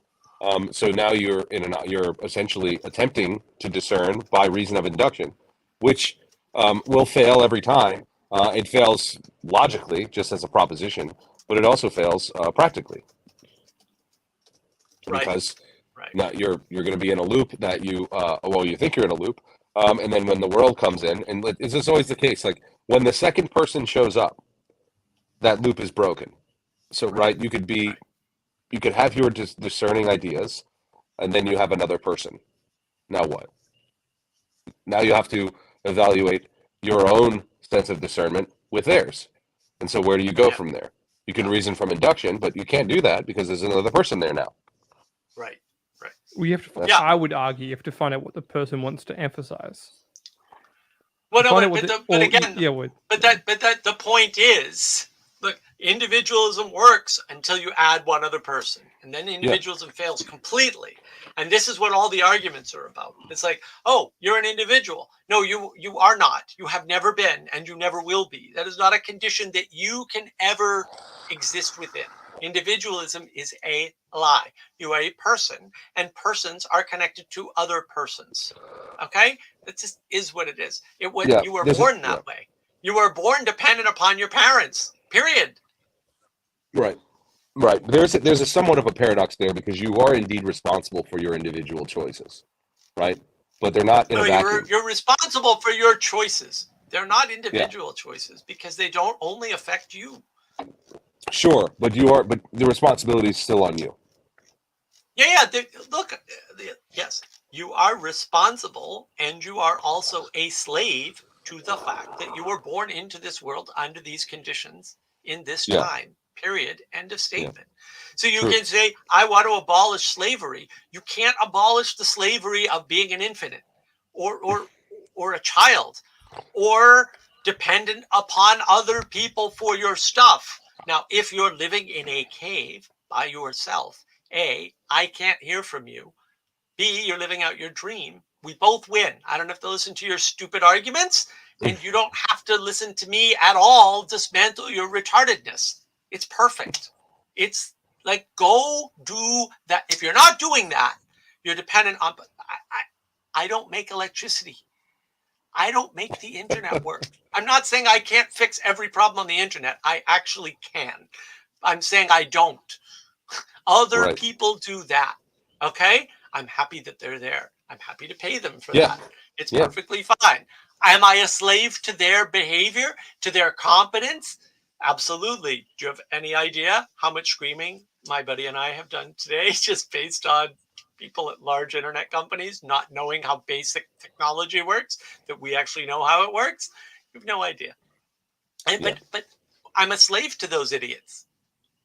I get it, but I am. Like, there's nothing I'm going to do about it. I'm not saying there's nothing that could possibly be done about it. I'm saying there's nothing I'm going to do about it. Right. Yeah, and willingly. I would emphasize here that you have to be. You go for it. Oh, I was going to say just willingly. I have this conversation often with people that talk about like doomsday, grid going down sort of things. Yeah. I would willingly go into slavery to fix the grid. Do you understand? Like I would willingly do that, and that's always That's the other side of the equation. Well, you are doing that. We are doing that. Well, but no. Hold on. There's a really important point here. Everybody who is keeping the electrical system working, everybody who's keeping all those technicians, they are our slaves. Right now, we are their masters, and they are our slaves. Okay, slavery is not going away. You are a slave master. I'm sorry. You may also be a slave. People don't like that, but that is the reality of the world in which we live. Sure. And that's the problem. Mm-hmm. I do think I'd want to use a jump different in word. on these streams, I think people, by the way. these people are kind of. I think slavery is maybe we need to change that out because some people are going to get too lost in the social justice use of that word and not in the kind of the traditional sense of categorization. One thing I wanted to emphasize, I know, but you know what I'm trying to point to. Relations. You are in relationships to things. Your body is a system of relations. Like your gut and your mind are in, if you've got problems with your mind, more than likely you've also got problems with your gut, and you have to kind of learn to mediate those relationships. Like the relationship between me and this microphone has to be mediated. That's why it's an intimacy crisis. Yeah. Right? We don't understand our relationship to the people that keep our electric grid running. This is one of Peterson's excellent points. Right? And look, Benjamin Franklin, aren't we all enslaved to each other and simultaneously? Yes, in different ways. This is the enchantment, right? But we're in relationships we're in relationships, right? And so, you can't avoid making people feel bad. You also can't avoid making people smile if you try. Like, you can smile at them and improve their day. Sure. So what are you supposed to do with that? Well, you're supposed to be the best person you can be. Like, it's not that hard. Like, you're supposed to just grab your cross, put it on your back, and trudge upward. That's it. That's the answer. It's no I would say better, learn how to harmonize with yourself and others. Like, learn how to restore the relationships. But that requires a sacrifice from you. This is the problem. I know. That's but I'm the taking issue. It's a sacrifice. You can't be the way you want to be and have what you want to have. You got to pick one. It's a trade-off. It's a trade-off. Yeah. Yep. Well, and I think one of the issues with that is people see they have a transactional idea when it comes to the Yep. trade, right? So they're thinking, Materialistic. if I trade, I'm losing. Even if I was gaining something in the trade, I'm still losing something. And then that sort of tit for tat transactional idea. That's that flat Is- world again, right? Where it's yeah. opponents. It's like, Yeah. oh, I'm giving you the money that I earned, and you're giving me the DoorDash or whatever the stupid thing is. It's like, Right. no, you're enabling this person to work part time and make extra money, right? Yeah. And they're enabling your comfort. Why is this Yeah. a problem? It's not an Right. opposition. Everybody wins. Everybody can win. It's not a closed system. When it's a closed system, communism is correct. Wealth redistribution is the right answer. We don't live in a closed system. No. That's the difference. Yeah. If it's robots that you created, sure, communize them. Great. It's closed. It's not that, though. Right. Well, Yeah. they decay over time. Like, Also true. entropy means if you live in a closed system, you're screwed. I mean, this is why nihilism eats everybody. Because once you're a materialist, you're going to build a closed world. That closed world is going to close in on you and reciprocally narrow. A closed world can't reciprocally open. It's only going to narrow because entropy is real and you're kind of screwed. We have to revivify it. We have to constantly keep working it so that it grows. It won't grow if we don't put our time, energy, and attention into it. Yeah, and there's Well, that slavery idea again, right? Working, right? Becoming a servant. What I would want to emphasize its maintenance. It's the relationships between things. If a robot works perfectly for a long period of time, people stop learning how to restore and fix and maintain that robot. Eventually get to the knowledge problem where things start breaking down and no one knows how to restore the right relations or the right functions within the robot. Which is just the same thing with human, like the community situations. If we don't learn and can constantly maintain community relationships, people no longer know how to do that. And you get to stupid ideas like social distancing.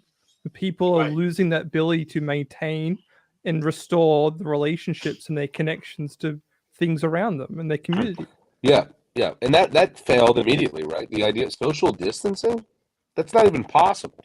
What are you talking about? No. It is possible. It but is it's highly possible. It's No, evil. I don't think so. No. I think It's just embrace Satan. You'll get all the social distancing in the world. well, what I'm trying to say is that the social distancing was attempted to enforce this idea of like contagion that didn't spread. Most people went it's a false to discernment. It's a yeah. false There you go. discernment. That's a better way of saying it. Yeah, totally. Right. But I don't think people weren't socially distanced. They were just No. put into a new frame. But some people rejected it, and some people tried to enact it, and that's Satanism, right? Whether you realize it or not, it's not really relevant. There's no Demonism. way that social distancing can manifest anything remotely good. And therefore, it is evil because it is completely devoid of the potential for good, which is not good, potential for good. That's the discerning factor, because then you have True. three things, not two. You have the good, the absence of goodness, the absence of the potential of goodness, which is evil. True, the good and the beautiful. They have to coexist together. You have to pursue them together. Right now we're pursuing beauty above everything, and that's not going to work. It's safety. It's safety. I went after Karen Wong about that on the meaning code. It's not beauty. It's not beauty. It's safety. Well, I don't understand how do you. This is the hard part. Is I don't know how you divorce truth from beauty. And people are trying in a way, easy. but you do that really easily. Be the Jackson Pollock you want to be. There you go. But even there you go. Yeah, or look at the Soviet art. The Soviet propaganda art is literal lies in beauty. Well, no, but there. Yeah, I get where you're going with that. I was more saying it's that you're not. People aren't acting in a vacuum when they're creating beauty. There is a truth that's there, but it's not oriented correctly, right? And that's why it speaks to people at all, right? Because if there were no truth in it, then it wouldn't speak. No, it does speak to them. That's why it works. It does speak to them. That's what I mean. There is truth. Oh, okay. Although there's a small amount of truth. No. Distorted. Truth, no. No, truth is not the thing that moves people.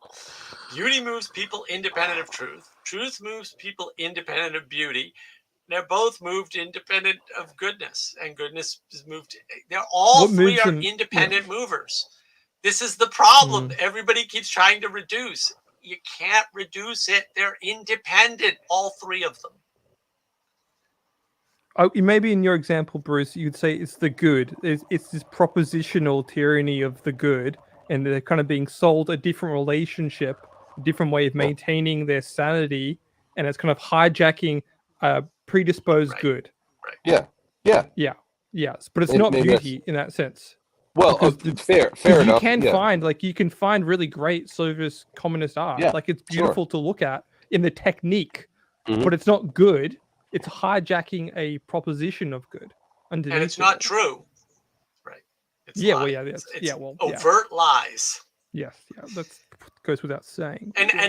and that's the problem, is that, you know, in hindsight, we know that. Did they know that at the time? No, of course not. They that's why they're still to this day. Well, a bunch of stuff that worked under communism, we need that back. It's like, Well, they're people are still doing that social nonsense. distancing.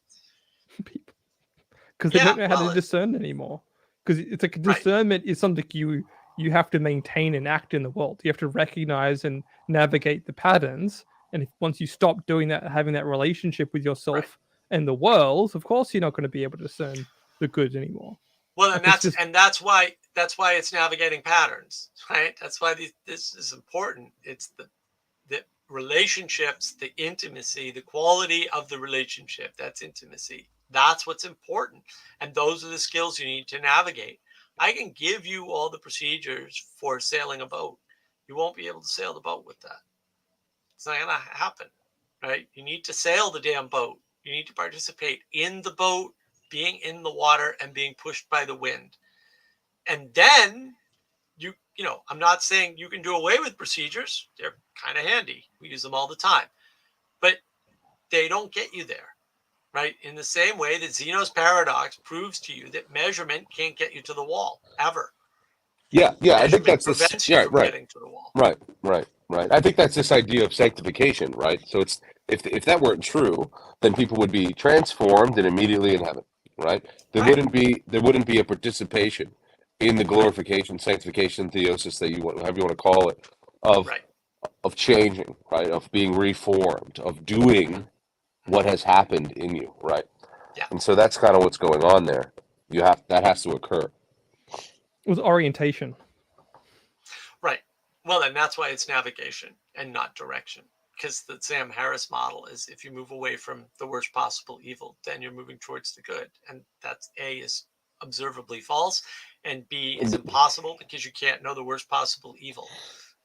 The whole thing's absurd, and nobody discerned this except me. I was saying all along, this man cannot be a moral agent in the world. I said that from the beginning. I said it every freaking time he got brought up since whenever he got popular, and I knew he was going to blow up, and he blew up, and he's continuing to blow up. I would say the same of Eric Weinstein and Brett Weinstein. They're going to blow up Brett already did. I would say Eric never didn't blow up because he's just a different type of not good actor. And I would say the same is going to be true of Peterson if he doesn't switch over real quick. I said this a couple months ago. I said the exact same point on Peterson a couple months ago, and people gave me stink about it. I'm like, no, his current trajectory is not true. He's trying to accomplish too many things already. That's the problem. Well, and he's got the wrong aspect. Like, look, politics is a bad frame. It's just a bad way to understand anything in the world. Just don't use it. Like, it's a game you don't have to play. It's interesting because games you don't have to play. Right. He was like thrust into the public eye by way of politics, and I thought that he was navigating that out of politics.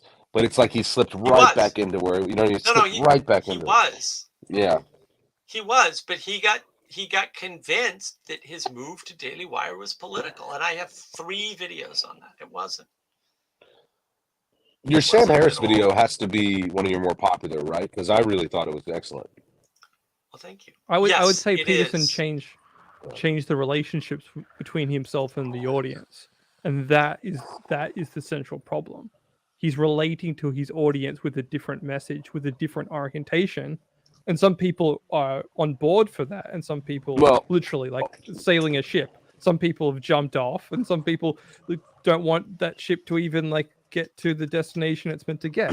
Yeah, well, I also think that he strangely shackled himself to that. Well, you have to at that level. Once you're at that level of a I don't public think attention, he had to. you I think he you carved need some himself. sort of categorization. Otherwise, you can't be a free actor forever. Right. Well, no, I think he was carving out a start, category that No, he had to start standing somewhere, and he didn't have a religious tradition, and so he ran into a problem. And I think that's a good way to frame it, Jesse. Yeah. Yeah, but that doesn't lead you to the Daily Wire. That's my point. It That's all I'm does. saying. No, it does. It does. No, it if does.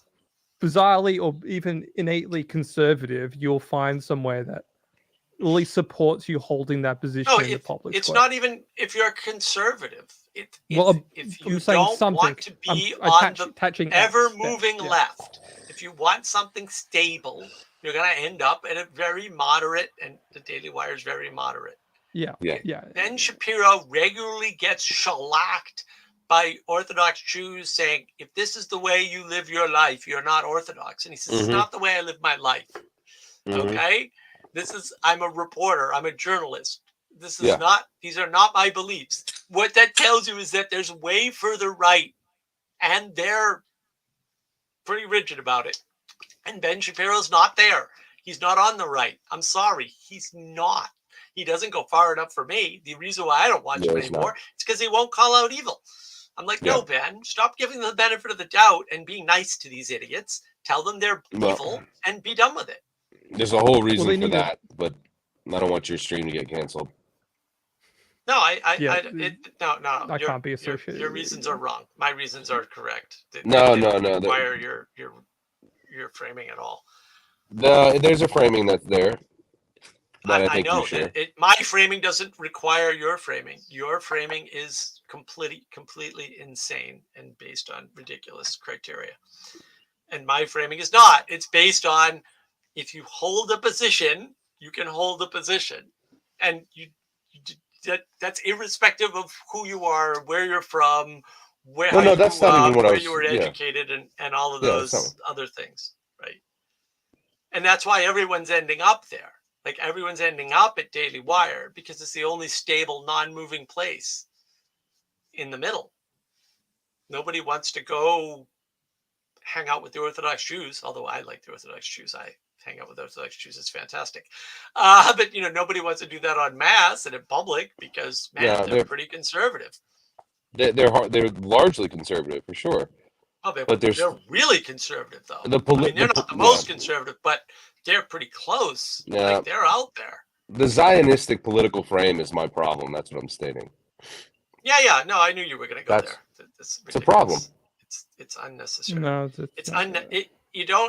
you're going to have the same issue without Zionism. It doesn't make that's not my point. Is it's wholly at the helm of much of the reasoning for the way they act. That's all. No, I think it's the other way around. I think the same reasoning justifies both positions. I don't agree with the reasoning, but the same reasoning justifies both positions. And so you have an overlap, but one's not causal to the other. That's my issue. It's not. Oh, I see what you're saying. Yeah. Okay. It's just, there's a huge overlap there. Sure, there's a huge overlap there. Right. But I also know like a lot of Orthodox Jews who are not Zionists. Yeah, that's true. You're right. Yeah. That's the problem. And it's hard to reconcile these things because we're too busy putting everything in binaries. Yeah. And it makes it difficult because we need to make decisions. And the end point of a decision is still a binary, no matter what. Mm-hmm. And that's where it gets tricky. It's like, well, we think that's the whole process. It's not the whole process. We're narrowing down a bunch of things, right? We're finding, these are the two top things. And now I have to pick one of the two top things. You've already ruled out 100 things. And so we tend to think of things in binaries, and then the overlaps we can't deal with them. So we just say, oh, well, everything must be here or there, and that's just not. We need that intimacy back. We need that sense for how big the world and how connected the world is, so that we can navigate these things. Because if we're not navigating and we're just using direction, we're going to get stuck in a binary again, and we're not going to be able to get out. And then it's all tribalism and war all the way down. And I saw somebody today, somebody that I actually like. Oh, well, Elon Musk, labeled the New York Times and NPR, and so he's starting a war. It's like, why would you use that word? Because he made a decision as a private company that you don't like. So every time somebody makes a decision you don't like, they're starting a war? Is Right. that really the language you want to use? Is that the signal you want to send in the world? Is it somebody disagrees with me and therefore they're at war, they've declared war? Why would you Right. frame anything that way ever? Yeah, but then everything becomes war. I mean, at that point, every you're totally, disagreement becomes war, right? Right. You've taken the center and sent it to the margin, right? There's only extremism, but that's the result of the binary thinking. You can't get around that at that point, and there was no reason to go there to begin with.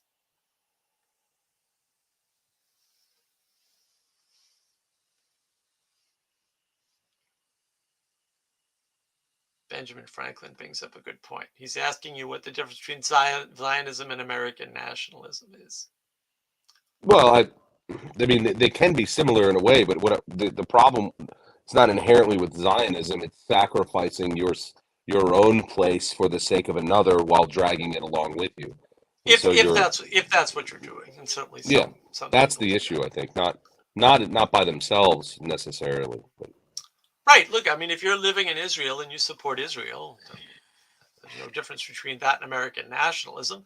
If you're an American nationalist living in Libya, like, that's a problem. Yeah, like it's a big problem. Yeah, I mean, it's a problem. It's a dissonance that you're ignoring. Yeah.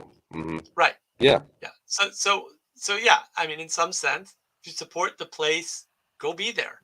If you're not there, do you really support the place, or are you doing something else? Yeah, I don't know. so I'm not making a claim. Or you're a provocateur in the place where you are, and you're looking to. That's what I mean. How can you be fully where you are if you support something else, some other place, as a nationalist? I would argue that's not possible.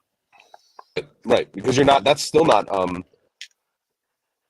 Yeah, and that's not navigating the middle. That's being both extremes against each other. Well, and that's lack of discernment. It doesn't make sense to me. You have to be able to discern. Look. Yeah.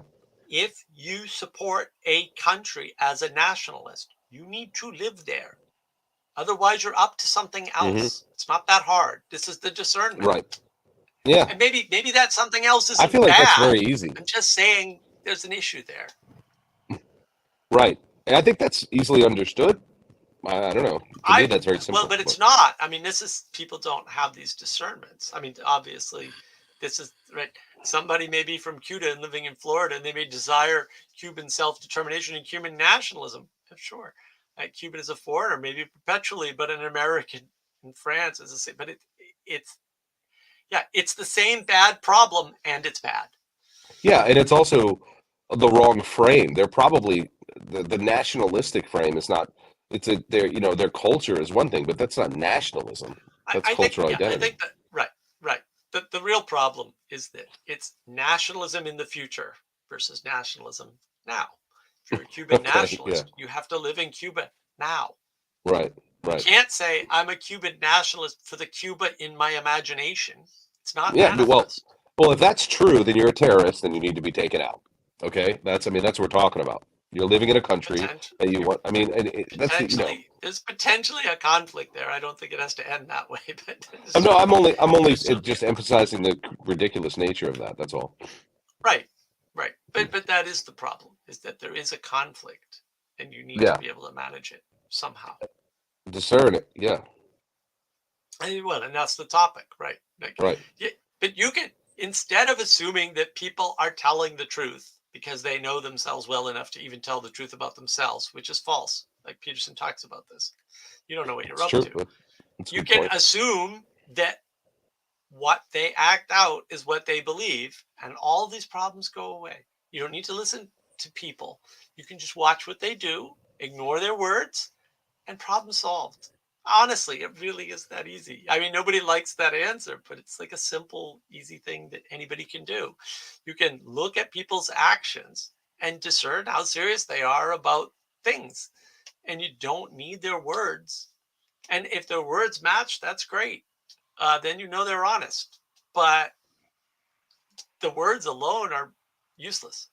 They're just, all words are definitionally propaganda. The question is, what do you do? Because the words aren't worth anything. You can tell me that you care about human rights, and then you can go home and beat your spouse. Like, Yeah. I don't Yeah. know what else to tell you. Yeah. I don't think they're even necessarily in conflict. I'm just saying your words and your actions don't match. That's all I need to know. If you come onto my stream and you say, this is a rational way of being in the world, and then you can't rationalize it, you're a liar. Did you mean to lie to me? Probably not, but you did. Right. I don't know what else Well, to tell you. It's simple. well, that's why Everybody you wants need to be other smart people. by coming up with this complicated, complex thing that they figured out. The world is easy, guys. Yeah, that's why you need other people to tell you you're lying. If you're a Roman Catholic, stay in Rome.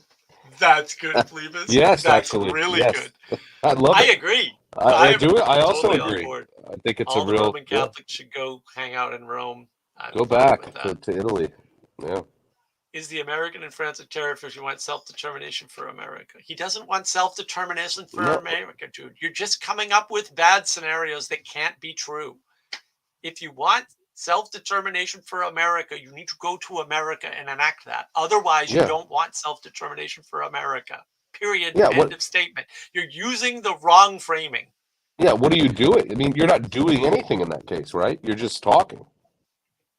Yeah, you're just saying you want to believe what people say because you want to believe what you say to yourself. I get that. You're lying to yourself and they're lying to you. Yeah. Get over it Yeah. and move on. It's not hard. Well, that's that whole thing. Like you believe somebody by what they're doing, right? Right. And if you're Yeah, not, I only pay attention to what people do. I don't. People say things to me all the time, and it's like I barely hear their words. Yeah. You know, I test people, but testing people is easy. You just sit there and wait for them to screw up. And if they don't, you can trust them. That's all. Like you, Bruce, you've always been super consistent on the super important things. And almost all the things we argue about, I'm sure you feel differently, I think are thoroughly unimportant to getting together and sharing a meal, which is really yeah, I would don't agree. care about much else. Yeah, I understand that. Yeah, I would agree to a point. That's true. Yeah, if you're not doing relationships, what are you doing? You know. Right. Yeah. Yeah. And that's the problem with theology is that the more you engage in theology, the more disagreement Yeah, you're going to I find. would agree. I do agree with you in a sense because if you're merely doing theology, right, and not applying it, what are you doing? I think theology is great if that's your vocation, but then you don't have a family, you're in a monastery. I think theology is great if you're engaging in armchair theology with a friend who's been a friend for a long time that you've participated with. I think theology is great. Do I think theology is great in any other circumstance? No, I think in every other circumstance it should be avoided like the plague that it is because it cannot lead to good. It's neutral, right? Well, what do you do? Yeah, you have to be doing bad. something. You've got to be doing something. Well, You and can't- yeah. and theology is definitionally propositional. So you're not doing anything. You're just yapping about doing things. Yeah, you should. I mean, the propositions that you're making you should see that in your actions. Right. And if they're in your actions, you don't need to talk about it. That's the other part. Like this is the Well, other I think really, that's the where talking is not we necessary. disagree. Yeah. That's Look, where we disagree a little I bit with this. I have think, cooperated with people I've never spoken to. It's yeah, fine. It works yeah, great. There's a long tradition of that. Like people who are good with words like the words. I totally get that. You yeah, should be of that bent. I'm just telling you, it's not required. right. No, it's not required. Right. And so why focus on that? Just don't focus on that. What are you talking about, Phoebus? This seems easy for you to say from the outside. What do you mean outside? Oh, of I guess what? as a non-Christian, I guess that's what he's saying. Like non-theologian or not, yeah. Okay, but if you read theologians, they'll all tell you the same thing. I'm cribbing this from them. This isn't that. I don't come up with things by myself that often. I told you that at the beginning of the stream. This is distributed cognition. I am collating and correlating distributed cognition. Okay, if you read church fathers, right? If you read theologians, they tell you, and you can look at their lives. It's not hard. Yep, that's true. I They are agree. like that. That's what they are. They are monks. They are in libraries. They have PhDs. They do not have families for the most part. The ones that do, they're engaging in the armchair stuff. And the Jews do this the best, right? Like you engage in theology after the meal. Like, there you go. That's how you do it. First you eat, then you argue. I do the same. Yeah, I agree. Right. It's all Yeah, about, if it's not couched in the participation, it's just going to splinter, just like a lot of churches do, right? Just they get caught up in doctrine and dogma, and then they splinter. That's what the gay marriage debate is. Let's get into the details and the weeds and theology and the justification around why we can do something that clearly the Bible says you can't do and shouldn't do, and is just contrary to the whole concept of Christianity and evolution, by the way. So I don't know why these guys are right. justifying this garbage. It's materialism in a way, right? Because you're basically we're It is. animals, Well, it's we're that material solo animals. So. scriptura thing you were talking about. I like that. Why is Benjamin Franklin stuck in this stupid frame? He's not being hypocritical. He's lying. It's not hard. It's not hypocrisy, and lies are different. It's just lying. Mhm. Stop coming up with an imaginary situation that doesn't and cannot exist. There are things that do not and cannot, like unicorns. Not going to happen. Right? The nationalist is in the country that he's a national of. Yeah, Otherwise, he's not a nationalist. It's not that hard. It really, right. I promise you, if you just use the words to define participation instead of using words to create imaginary participation, you will be better off in the world. You'll understand everything in the world. It will take no energy mentally. You'll be able to function much better. You'll be happier, less anxiety, like the whole 9 yards. It's really just a joy when you simplify your models. It's really a joy. Hmm. Engaging in these Derrida and Foucault word games where imagine a dragon, and if that dragon could breathe fire, then he could breathe fire on anybody. And so you should be afraid of it. The dragon's not real. Stop. Stop. Yes, if the thing that can't happen could happen, why are we having that discussion? This is silliness. It can't happen. You don't need to worry about things that can't happen. That's why we have things that can't happen. This is proper discernment. Dragons and Leviathan are real though. Well, will be, not are. They were. Will be. Or were. I Yeah. don't. Either This way. is your crazy book, not mine. I didn't read that book. This timeline in that book is all screwed up as near as I can tell. They weren't concerned with time, though, so to be fair. Like, they only care about pattern.